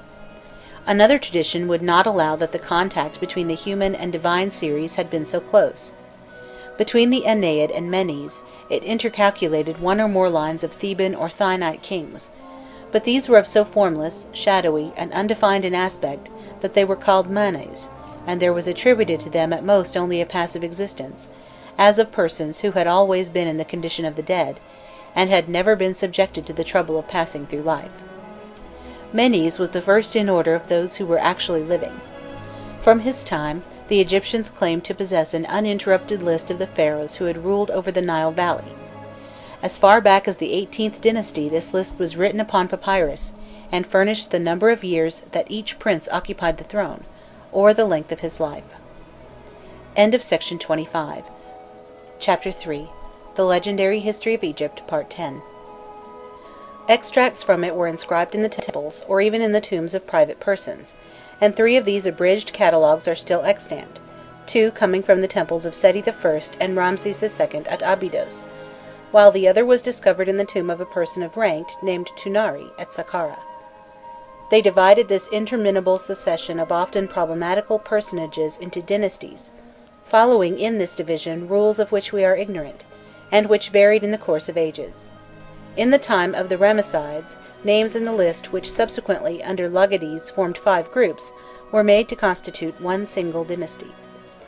Manetho of Sebennytus, who wrote a history of Europe for the use of Alexandrine Greeks, had adopted, on some unknown authority, a division of 31 dynasties from Menes to the Macedonian conquest, and his system has prevailed, not indeed on account of its excellence, but because it is the only complete one which has come down to us. All the families inscribed in his list ruled in succession. The country was no doubt frequently broken up into a dozen or more independent states, each possessing its own kings during several generations, but the annalists had from the outset discarded these collateral lines, and recognized only one legitimate dynasty, of which the rest were but vassals. Their theory of legitimacy does not always agree with actual history, and the particular line of princes which they rejected as usurpers represented at times the only family possessing true rights to the crown. In Egypt as elsewhere, the official chroniclers were often obliged to accommodate the past to the exigencies of the present, and to manipulate the annals to suit the reigning party, while obeying their orders the chroniclers deceived posterity, and it is only by a rare chance that we can succeed in detecting them in the act of falsification, and can re-establish the truth. The system of Manetho, in the state in which it has been handed down to us by epitomizers, has rendered, and continues to render, service to science. If it is not the actual history of Egypt, it is a sufficiently faithful substitute to warrant our not neglecting it, when we wish to understand and reconstruct the sequence of events. His dynasties furnish the necessary framework for most of the events and revolutions, of which the monuments have preserved us a record. At the outset, the centre to which the affairs of the country gravitated was in the extreme north of the valley. The principality which extended from the entrance of the Fayum to the apex of the delta, and subsequently to the town of Memphis itself, imposed their sovereigns upon the remaining nomes, served as an emporium for commerce and national industries, and received homage and tribute from neighbouring peoples. About the time of the sixth dynasty this centre of gravity was displaced, and tended towards the interior. It was arrested for a short time at Heracleopolis, 9th and 10th dynasties, and ended by fixing itself at Thebes, 11th dynasty. From henceforth Thebes became the capital, and furnished Egypt with her rulers. With the exception of the 14th Zayat dynasty, all the families occupying the throne from the 11th to the 20th dynasty were Theban. When the barbarian shepherds invaded Africa from Asia, the Thebaid became the last refuge and bulwark of Egyptian nationality. Its chiefs struggled for many centuries against the conquerors before they were able to deliver the rest of the valley. It was a Theban dynasty, the 18th, which inaugurated the era of foreign conquest, but after the 19th, a movement, the reverse of that which had taken place towards the end of the first period, brought back the centre of gravity, little by little, towards the north of the country. From the time of the 21st dynasty, Thebes ceased to hold the position of capital. Tanis, Bubastis, Mendes, Sabinitos, and above all Sais disputed the supremacy with each other, and political life was concentrated in the maritime provinces. Those of the interior, ruined by Ethiopian and Assyrian invasions, lost their influence and gradually dwindled away. Thebes became impoverished and depopulated. It fell into ruins, and soon was nothing more than a resort for devotees or travellers. The history of Egypt is, therefore, divided into three periods, each corresponding to the suzerainty of a town or principality. 1. The Memphite period, usually called the Ancient Empire, from the 1st to the 10th dynasty. Kings of Memphite origin ruled over the whole of Egypt during the greater part of this epoch. 2. Theban period, from the 11th to the 20th dynasty. It is divided into two parts by the invasion of the shepherds, 16th dynasty. 2a. The First Theban Empire, Middle Empire, from the 11th to the 14th dynasty. 2b. The New Theban Empire, from the 17th to the 20th dynasty. 3. Saite period, from the 21st to the 30th dynasty, divided into two unequal parts by the Persian conquest. 3a. The First Saite period, from the 21st to the 26th dynasty. The Second Saite period, from the 28th to the 30th dynasty. The Memphites had created the monarchy. The Thebans extended the rule of Egypt far and wide, and made of her a conquering state. For nearly 6 centuries she ruled over the Upper Nile and over Western Asia. Under the Saites she retired gradually within her natural frontiers, and from having been aggressive became assailed, and suffered herself to be crushed in turn by all the nations she had once oppressed. The monuments have as yet yielded no account of the events which tended to unite the country under the rule of one man. We can only surmise that the feudal principalities had gradually been drawn together into two groups, each of which formed a separate kingdom. Heliopolis became the chief focus in the north, from which civilization radiated over the rich plains and the marshes of the delta. Its colleges of priests had collected, condensed, and arranged the principal myths of the local religions. The Aeneid to which it gave conception would never have obtained the popularity which we must acknowledge it had, if its princes had not exercised, for at least some period, an actual suzerainty over the neighbouring plains. It was around Heliopolis that the kingdom of Lower Egypt was organized.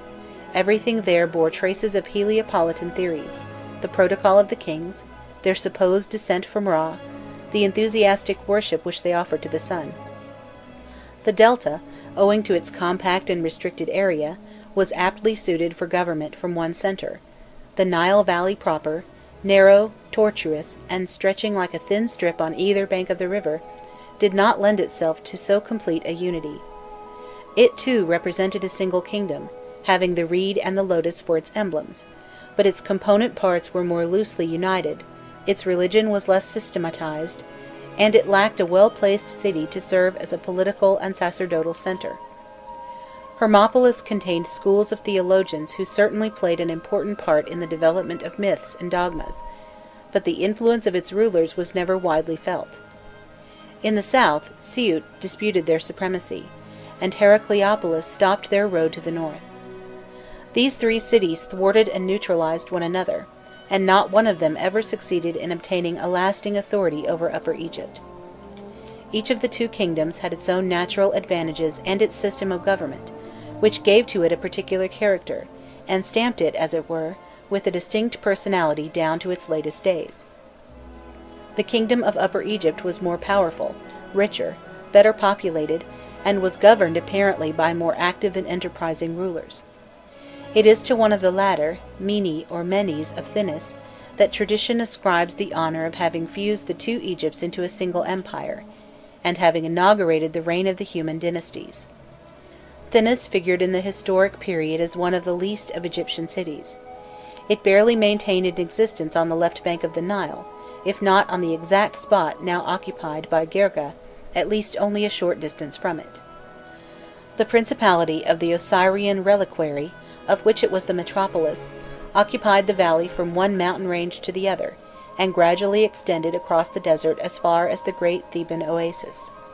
Its inhabitants worshipped a sky god, Anhuri, or rather two twin gods, Anhuri-Shu, who were speedily amalgamated with the solar deities and became a warlike personification of Ra. Anhuri-Shu, like all the other solar manifestations, came to be associated with a goddess having the form or head of a lioness, a Sokhit, who took for the occasion the epithet of Mihit, the northern one. Some of the dead from this city are buried on the other side of the Nile, near the modern village of Meshek, at the foot of the Arabian chain, whose steep cliffs here approach somewhat near the river. The principal necropolis was at some distance to the east, near the sacred town of Abydos. It would appear that, at the outset, Abydos was the capital of the country, for the entire nome bore the same name as the city, and had adopted for its symbol the representation of the reliquary in which the god reposed. In very early times Abydos fell into decay, and resigned its political rank to Thinis, but its religious importance remained unimpaired. The city occupied a long and narrow strip of land between the canal and the first slopes of the Libyan mountains. A brick fortress defended it from the incursions of the Bedouin, and beside it the temple of the god of the dead reared its naked walls. Here Anhuri, having passed from life to death, was worshipped under the name of Khontamentete, the chief of that western region whither souls repair on quitting this earth. It is impossible to say by what blending of doctrines or by what political combinations this son of the night came to be identified with Osiris of Mendes, since the fusion dates back to a very remote antiquity. It had become an established fact long before the most ancient sacred books were compiled.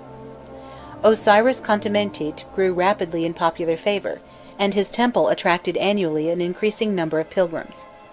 The great oasis had been considered at first as a sort of mysterious paradise, whither the dead went in search of peace and happiness. It was called Uifk, the sepulchre. This name clung to it after it had become an actual Egyptian province, and the remembrance of its ancient purpose survived in the minds of the people, so that the cleft, or gorge in the mountain through which the doubles journeyed towards it, never ceased to be regarded as one of the gates of the other world. At the time of the New Year festivals, spirits flocked thither from all parts of the valley. They there awaited the coming of the dying sun, in order to embark with him and enter safely the dominions of Khontamentete. Abydos, even before the historic period, was the only town, and its god the only god, whose worship, practised by all Egyptians, inspired them all with an equal devotion. The excavations of the last few years have brought to light some, at all events, of the oldest pharaohs known to the Egyptian annalists, namely, those whom they placed in their first human dynasties, and the locality where the monuments of these princes were discovered, shows us that these writers were correct in representing Thinis as playing an important part in the history of the early ages of their country.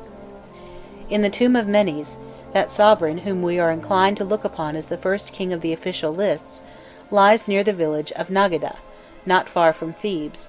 Those of his immediate successors are close to Thinis, in the cemeteries of Abydos.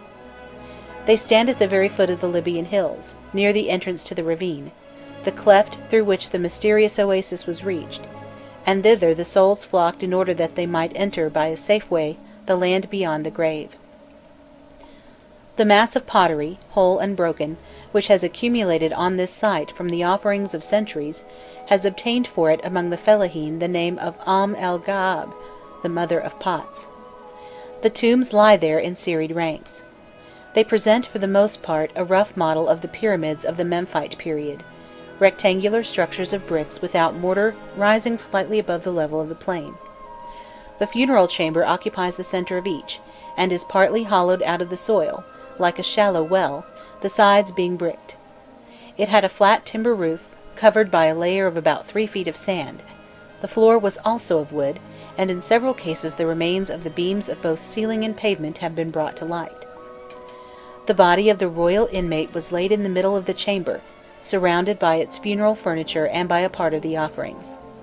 The remainder was placed in the little rooms which opened out of the principal vault, sometimes on the same level, sometimes on one higher than itself.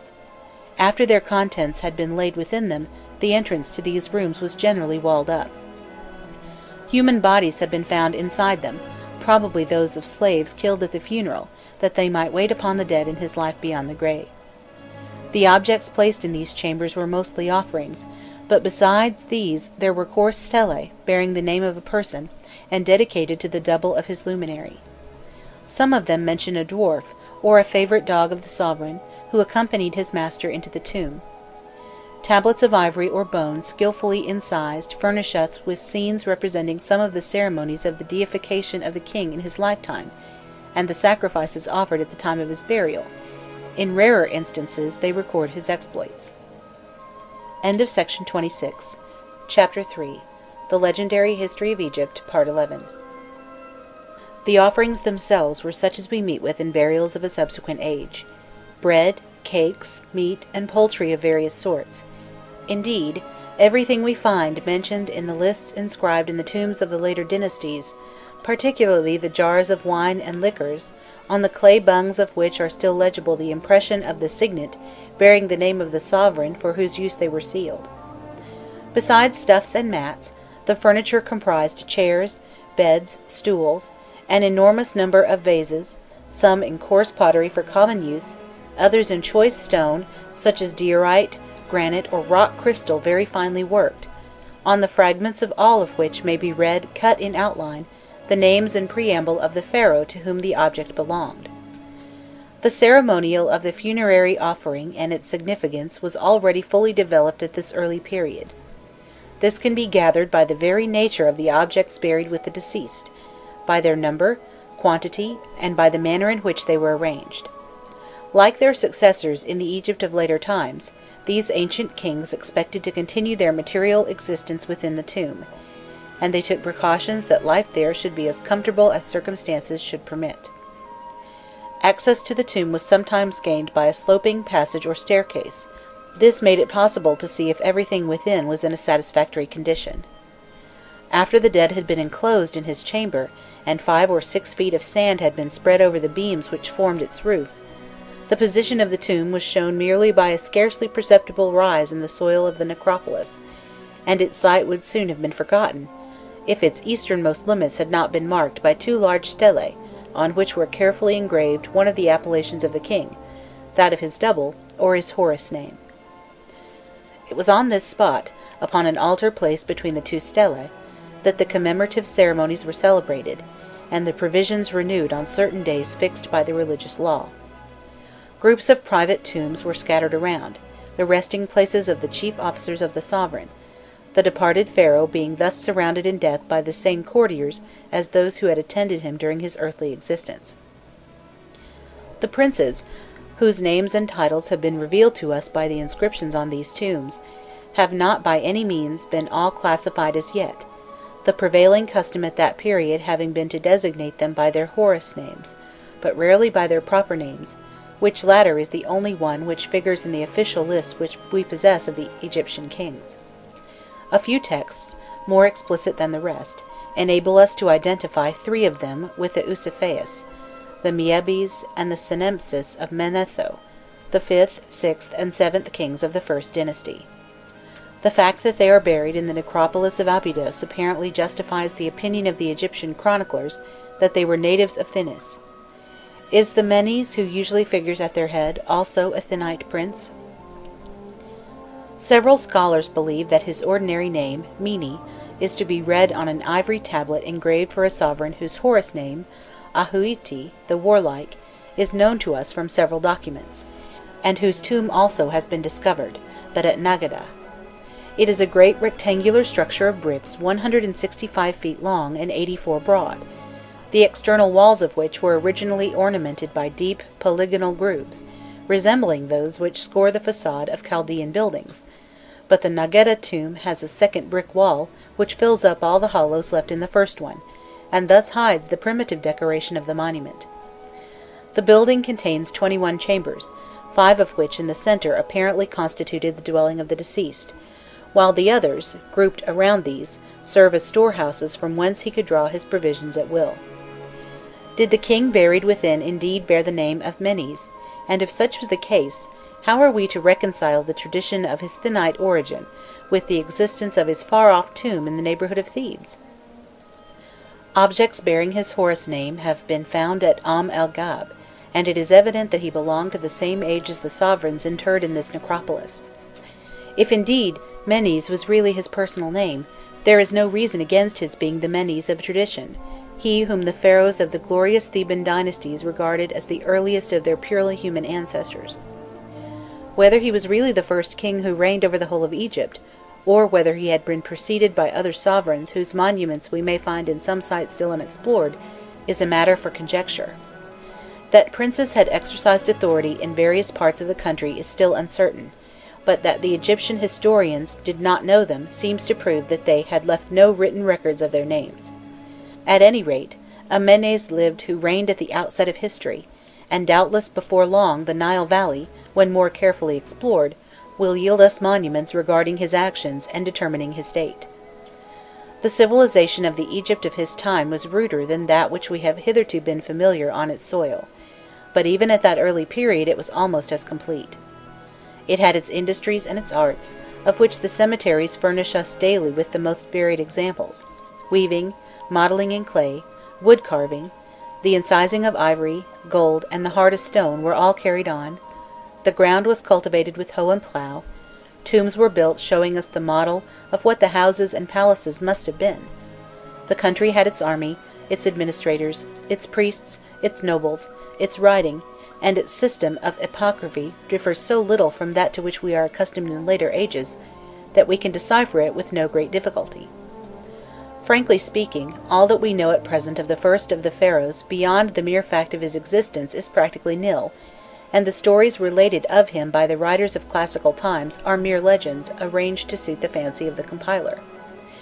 This Menes, according to the priests, surrounded Memphis with his dikes, for the river formerly followed the sandhills for some distance on the Libyan side. Menes, having dammed up the reach about 100 stadia to the south of Memphis, caused the old bed to dry up, and conveyed the river through an artificial channel dug midway between the two mountain ranges. Then Menes, the first who was a king, having enclosed a firm space of ground with dikes, there founded that town which is still called Memphis. He then made a lake around it, to the north and west, fed by the river, the city being bounded on the east by the Nile. The history of Memphis, such as it can be gathered from the monuments, differs considerably from the tradition current in Egypt at the time of Herodotus. It appears, indeed, that at the outset, the site on which it subsequently arose was occupied by a small fortress, Anbu Hazu, the White Wall, which was dependent on Heliopolis, and in which Ptah possessed a sanctuary. After the White Wall was separated from the Heliopolitan principality to form a nome by itself, it assumed a certain importance, and furnished, so it was said, the dynasties which succeeded the Thinite. Its prosperity dates only, however, from the time when the sovereigns of the 5th and 6th dynasties fixed on it for their residence. One of them, Papi I, there founded for himself and for his double after him a new town, which he called Minofiru, from his tomb. Minofiru, which is the correct pronunciation and the origin of Memphis, probably signified the good refuge, the haven of the good, the burying place where the blessed dead came to rest beside Osiris. The people soon forgot the true interpretation, or probably it did not fall within their taste for romantic tales. They were rather disposed, as a rule, to discover in the beginnings of history individuals from whom the countries or cities in which they were familiar took their names. If no tradition supplied them with this, they did not experience any scruple in inventing one. Egyptians of the time of the Ptolemies, who were guided in their philological speculations by the pronunciation in vogue around them, attributed the patronship of their city to a Princess Memphis, a daughter of its founder, the fabulous Uchareus. Those of preceding ages, before the name had become altered, thought to find in Minofiru a Mini Nofir, or Menes the Good, the reputed founder of the capital of the Delta. Menes the Good, divested of his epithet, is none other than Menes, the first king, and he owes this episode in his life to a popular attempt at etymology. The legend which identifies the establishment of the kingdom with the construction of the city must have originated at a time when Memphis was still the residence of the kings and the seat of government, at latest about the end of the Memphite period. It must have been an old tradition in the time of the Theban dynasties, since they admitted unhesitatingly the authenticity of the statements which ascribed to the northern city so marked a superiority over their own country. When once this half-mythical Menes was firmly established in his position, there was little difficulty in inventing a story which would portray him as an ideal sovereign. He was represented as architect, warrior, and statesman.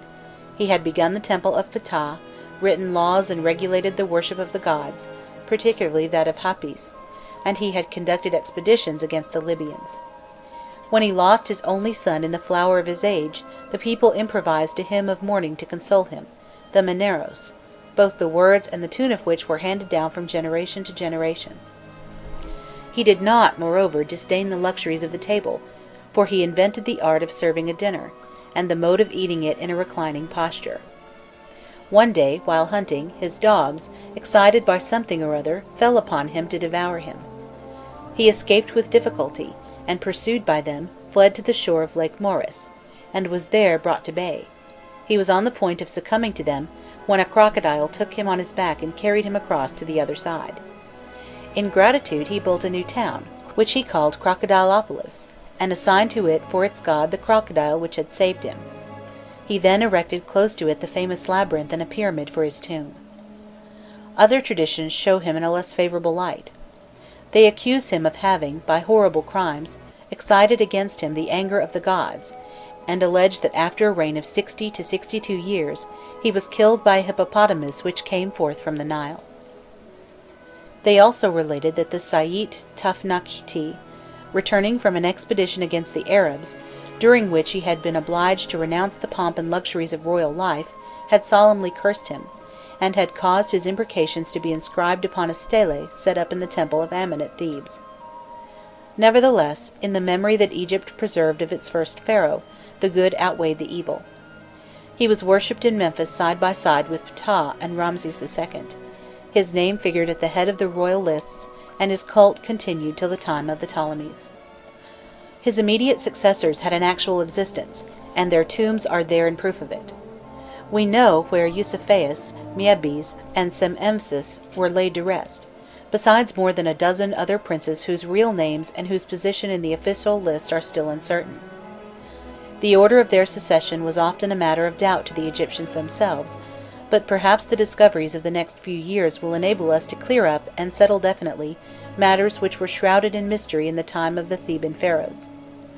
As a fact, the forms of such of their names as have been handed down to us by later tradition are curt and rugged, indicative of an early state of society, and harmonizing with the more primitive civilization to which they belong.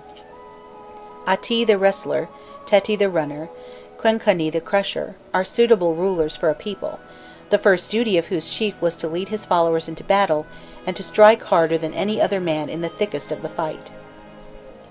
End of section 27. Chapter 3. The Legendary History of Egypt, Part 12. Some of the monuments they have left us seem to show that their reigns were as much devoted to war as those of later pharaohs. The king whose Horus name was Neromir is seen on a contemporary object which has come down to us, standing before a heap of beheaded foes. The bodies are all stretched out on the ground, each with his head placed neatly between his legs. The king had overcome, apparently in some important engagement, several thousand of his enemies, and was inspecting the execution of their leaders. That the foes with whom these early kings contended were in most cases Egyptian princes of the nomes is proved by the list of city names which are inscribed on the fragments of other documents of the same nature, and we gather from them that Dobu, Edfu, Hazutonu, Sinopolis, Habanu, Hipponon, Hakau, Memphis, and others were successfully taken and dismantled. On this fragment King Den is represented standing over a prostrate chief of the Bedouin, striking him with his mace. Sondi, who is classed in the second dynasty, received a continuous worship towards the end of the third dynasty. But did all those whose names preceded or followed his on the lists really exist as he did? And if they existed, to what extent do the order and the relation assigned to them agree with the actual truth? The different lists do not contain the same names in the same positions. Certain pharaohs are added or suppressed without appreciable reason. Where Manetho inscribes Kenkenes and Unephes, the tables of the time of Seti I give us Ati and Ata. Manetho reckons 9 kings to the second dynasty, while they register only 5. The monuments indeed show us that Egypt in the past obeyed princes whom her annalists were unable to classify. For instance, they associate with Sondi a Pirsenu, who is not mentioned in the annals. We must therefore take the record of all this opening period of history for what it is, namely, a system invented at a much later date, by means of various artifices and combinations, to be partially accepted in default of a better, but without according to it that excessive confidence which it has hitherto received. The 2 Thinite dynasties, in direct descent from the first human king Menes, furnish, like this hero himself, only a tissue of romantic tales and miraculous legends in the place of history. A double-headed stork, which had appeared in the first year of Teti, son of Menes, had foreshadowed to Egypt a long prosperity, but a famine under Onophis and a terrible plague under Senempsis had depopulated the country. The laws had been relaxed, great crimes had been committed, and revolts had broken out. During the reign of Bothos, a gulf had opened near Bubastis, and swallowed up many people. Then the Nile had flowed with honey for 15 days in the time of Neferkheres, and Sesostris was supposed to have been a giant in stature. A few details about royal edifices were mixed up with these prodigies. Teti had laid the foundation of the great palace of Memphis. Onophis had built the pyramids of Kokeme near Saqqara. Several of the ancient pharaohs had published books on theology, or had written treatises on anatomy and medicine. Several had made laws which lasted down to the beginning of the Christian era. One of them was called Kaku, the male of males, or the bull of bulls. They explained his name by the statement that he had concerned himself about the sacred animals. He had proclaimed as gods Hapis of Memphis, Menevis of Heliopolis, and the goat of Mendes. After him, Binothris had conferred the right of succession upon all the women of the blood royal. The accession of the third dynasty, a Memphite one according to Manetho, did not at first change the miraculous character of this history. The Libyans had revolted against Necher-Aphes, and the 2 armies were encamped before each other, when one night the disk of the moon became immeasurably enlarged, to the great alarm of the rebels, who recognized in this phenomenon a sign of the anger of heaven, and yielded without fighting. Tosorthros, the successor of Necher-Aphes, brought the hieroglyphs and the art of stone cutting to perfection. He composed, as Teti did, books of medicine, a fact which caused him to be identified with the healing god Imhotpu. The priests related these things seriously, and the Greek writers took them down from their lips with the respect which they offered to everything emanating from the wise men of Egypt. What they related of the human kings was not more detailed, as we see, than their accounts of the gods. Whether the legends dealt with deities or kings, all that we know took its origin, not in popular imagination, but in sacerdotal dogma. They were invented long after the times they dealt with, in the recesses of the temples, with an intention and a method of which we are enabled to detect flagrant instances on the monuments. Towards the middle of the 3rd century before our era, the Greek troops stationed on the southern frontier, in the forts at the First Cataract, developed a particular veneration for Isis of Philae. Their devotion spread to the superior officers who came to inspect them, then to the whole population of the Thebaid, and finally reached the court of the Macedonian kings. The latter, carried away by force of example, gave every encouragement to a movement which attracted worshippers to a common sanctuary, and united in one cult the two races over which they ruled. They pulled down the meagre building of the Saite period which had hitherto sufficed for the worship of Isis, constructed at great cost the temple which still remains almost intact, and assigned to it considerable possessions in Nubia, which, in addition to gifts from private individuals, made the goddess the richest landowner in southern Egypt. Khnummu and his two wives, Anukit and Satit, who before Isis had been the undisputed suzerains of the cataract, perceived with jealousy their neighbours' prosperity. The civil wars and invasions of the centuries immediately preceding had ruined their temples, and their poverty contrasted painfully with the riches of the newcomer. The priests resolved to lay this sad state of affairs before King Ptolemy, to represent to him the services which they had rendered and still continued to render to Egypt, and above all to remind him of the generosity of the ancient pharaohs, whose example, owing to the poverty of the times, the recent pharaohs had been unable to follow. Doubtless authentic documents were wanting in their archives to support their pretensions. They therefore inscribed upon a rock, in the island of Sahil, a long inscription which they attributed to Zosiri of the 3rd dynasty. This sovereign had left behind him a vague reputation for greatness. As early as the 12th dynasty, Usirtasen III had claimed him as his father, his ancestor, and had erected a statue to him. The priests knew that, by invoking him, they had a chance of obtaining a hearing. The inscription which they fabricated set forth that in the 18th year of Zosiri's reign he had sent to Madir, lord of Elephantine, a message couched in these terms: "I am overcome with sorrow for the throne, and for those who reside in the palace, and my heart is afflicted and suffers greatly because the Nile has not risen in my time, for the space of 8 years. Corn is scarce, there is a lack of herbage, and nothing is left to eat. When anyone calls upon his neighbours for help, they take pains not to go. The child weeps, the young man is uneasy, the hearts of the old men are in despair, their limbs are bent." Did the Ptolemies admit the claims which the local priests attempted to deduce from this romantic tale? And did the god regain possession of the domains and dues which they declared had been his right? The stele shows us with what ease the scribes could forge official documents. When the exigencies require, they crouch on the earth, they fold their hands, the courtiers have no further resources, the shops formerly furnished with rich wares are now only filled with air, all that was in them has disappeared. My spirit also, mindful of the beginning of things, seeks to call upon the Saviour who was here where I am, during the centuries of the gods, upon Thot Ibis, that great wise one, upon Imhotpu, son of Ptah of Memphis. Where is the place in which the Nile is born? Who is the god or goddess concealed there? What is his likeness? The lord of Elephantine brought his reply in person. He described to the king, who was evidently ignorant of it, the situation of the island and the rocks of the cataract, the phenomena of the inundation, the gods who presided over it, and who alone could relieve Egypt from her disastrous plight. So Siri repaired to the temple of the principality and offered the prescribed sacrifices. The god arose, opened his eyes, panted, and cried aloud, "I am Khnummu who created thee," and promised him a speedy return of a high Nile and the cessation of the famine. Pharaoh was touched by the benevolence which his divine father had shown him. He forthwith made a decree by which he ceded to the temple all his rights of suzerainty over the neighbouring nomes within a radius of 20 miles. Henceforward the entire population, tillers and vine dressers, fishermen and hunters, had to yield the tithes of their incomes to the priests.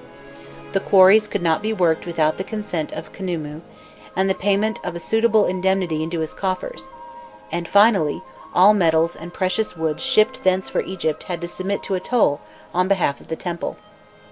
Though the daily life forced the necessity upon them, it teaches us at the same time how that fabulous chronicle was elaborated, whose remains have been preserved for us by classical writers. Every prodigy, every fact related by Manetho, was taken from some document analogous to the supposed inscription of Zosiri. The real history of the early centuries, therefore, eludes our researches, and no contemporary record traces for us those vicissitudes which Egypt passed through before being consolidated into a single kingdom, under the rule of one man. Many names, apparently of powerful and illustrious princes, had survived in the memory of the people. These were collected, classified, and grouped in a regular manner into dynasties, but the people were ignorant of any exact facts connected with the names, and the histories, on their own account, were reduced to collect apocryphal traditions for their sacred archives. The monuments of these remote ages, however, cannot have entirely disappeared. They exist in places where we have not as yet thought of applying the pick, and chance excavations will some day most certainly bring them to light. The few which we do possess barely go back beyond the third dynasty, namely, the hypogeum of Shiri, priest of Sondi and of Pirsenu, possibly the tomb of Khut-Thotpu at Saqqara, the great Sphinx of Giza, a short inscription on the rocks of the Wadi Maghara, which represents Zosiri, the same king of whom the priests of Khnummu in the Greek period made a precedent, working the turquoise or copper mines of Sinai, and finally the step pyramid where this same pharaoh rests. It forms a rectangular mass, incorrectly oriented, with a variation from the true north of 4 degrees 35 minutes, 393 feet 8 inches long from east to west, and 352 feet deep, with a height of 159 feet 9 inches. It is composed of 6 cubes, with sloping sides, each being about 13 feet less in width than the one below it. That nearest to the ground measures 37 feet 8 inches in height, and the uppermost one 29 feet 9 inches. It was entirely constructed of limestone from the neighbouring mountains. The blocks are small and badly cut, the stone courses being concave to offer a better resistance to downward thrust and to shocks of earthquake. When breaches in the masonry are examined, it can be seen that the external surface of the steps has, as it were, a double stone facing, each facing being carefully dressed. The body of the pyramid is solid, the chambers being cut in the rock beneath.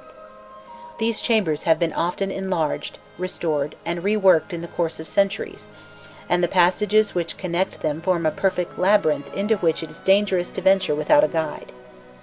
The columned porch, the galleries and halls, all lead to a sort of enormous shaft, at the bottom of which the architect had contrived a hiding place, destined, no doubt, to contain the more precious objects of the funerary furniture. Until the beginning of this century, the vault had preserved its original lining of glazed pottery. 3/4 of the wall surface were covered with green tiles, oblong and slightly convex on the outer side, but flat on the inner. A square projection pierced with a hole served to fix them at the back in a horizontal line by means of flexible wooden rods. The 3 bands which frame one of the doors are inscribed with the titles of the pharaohs. The hieroglyphs are raised in either blue, red, green, or yellow, on a fawn-coloured ground. Other kings had built temples, palaces, and towns, as, for instance, King Kasakimu, of whose construction some traces exist at Heracleopolis, opposite to El Kab, or King Kasakmui, who preceded by a few years the pharaohs of the 4th dynasty, but the monuments which they raised to be witnesses of their power or piety to future generations have in the course of ages disappeared under the tramplings and before the triumphal blasts of many invading hosts. The pyramid alone has survived, and the most ancient of the historic monuments of Egypt is a tomb. End of Chapter 3. End of Volume 1 of the History of Egypt by Gaston Maspero.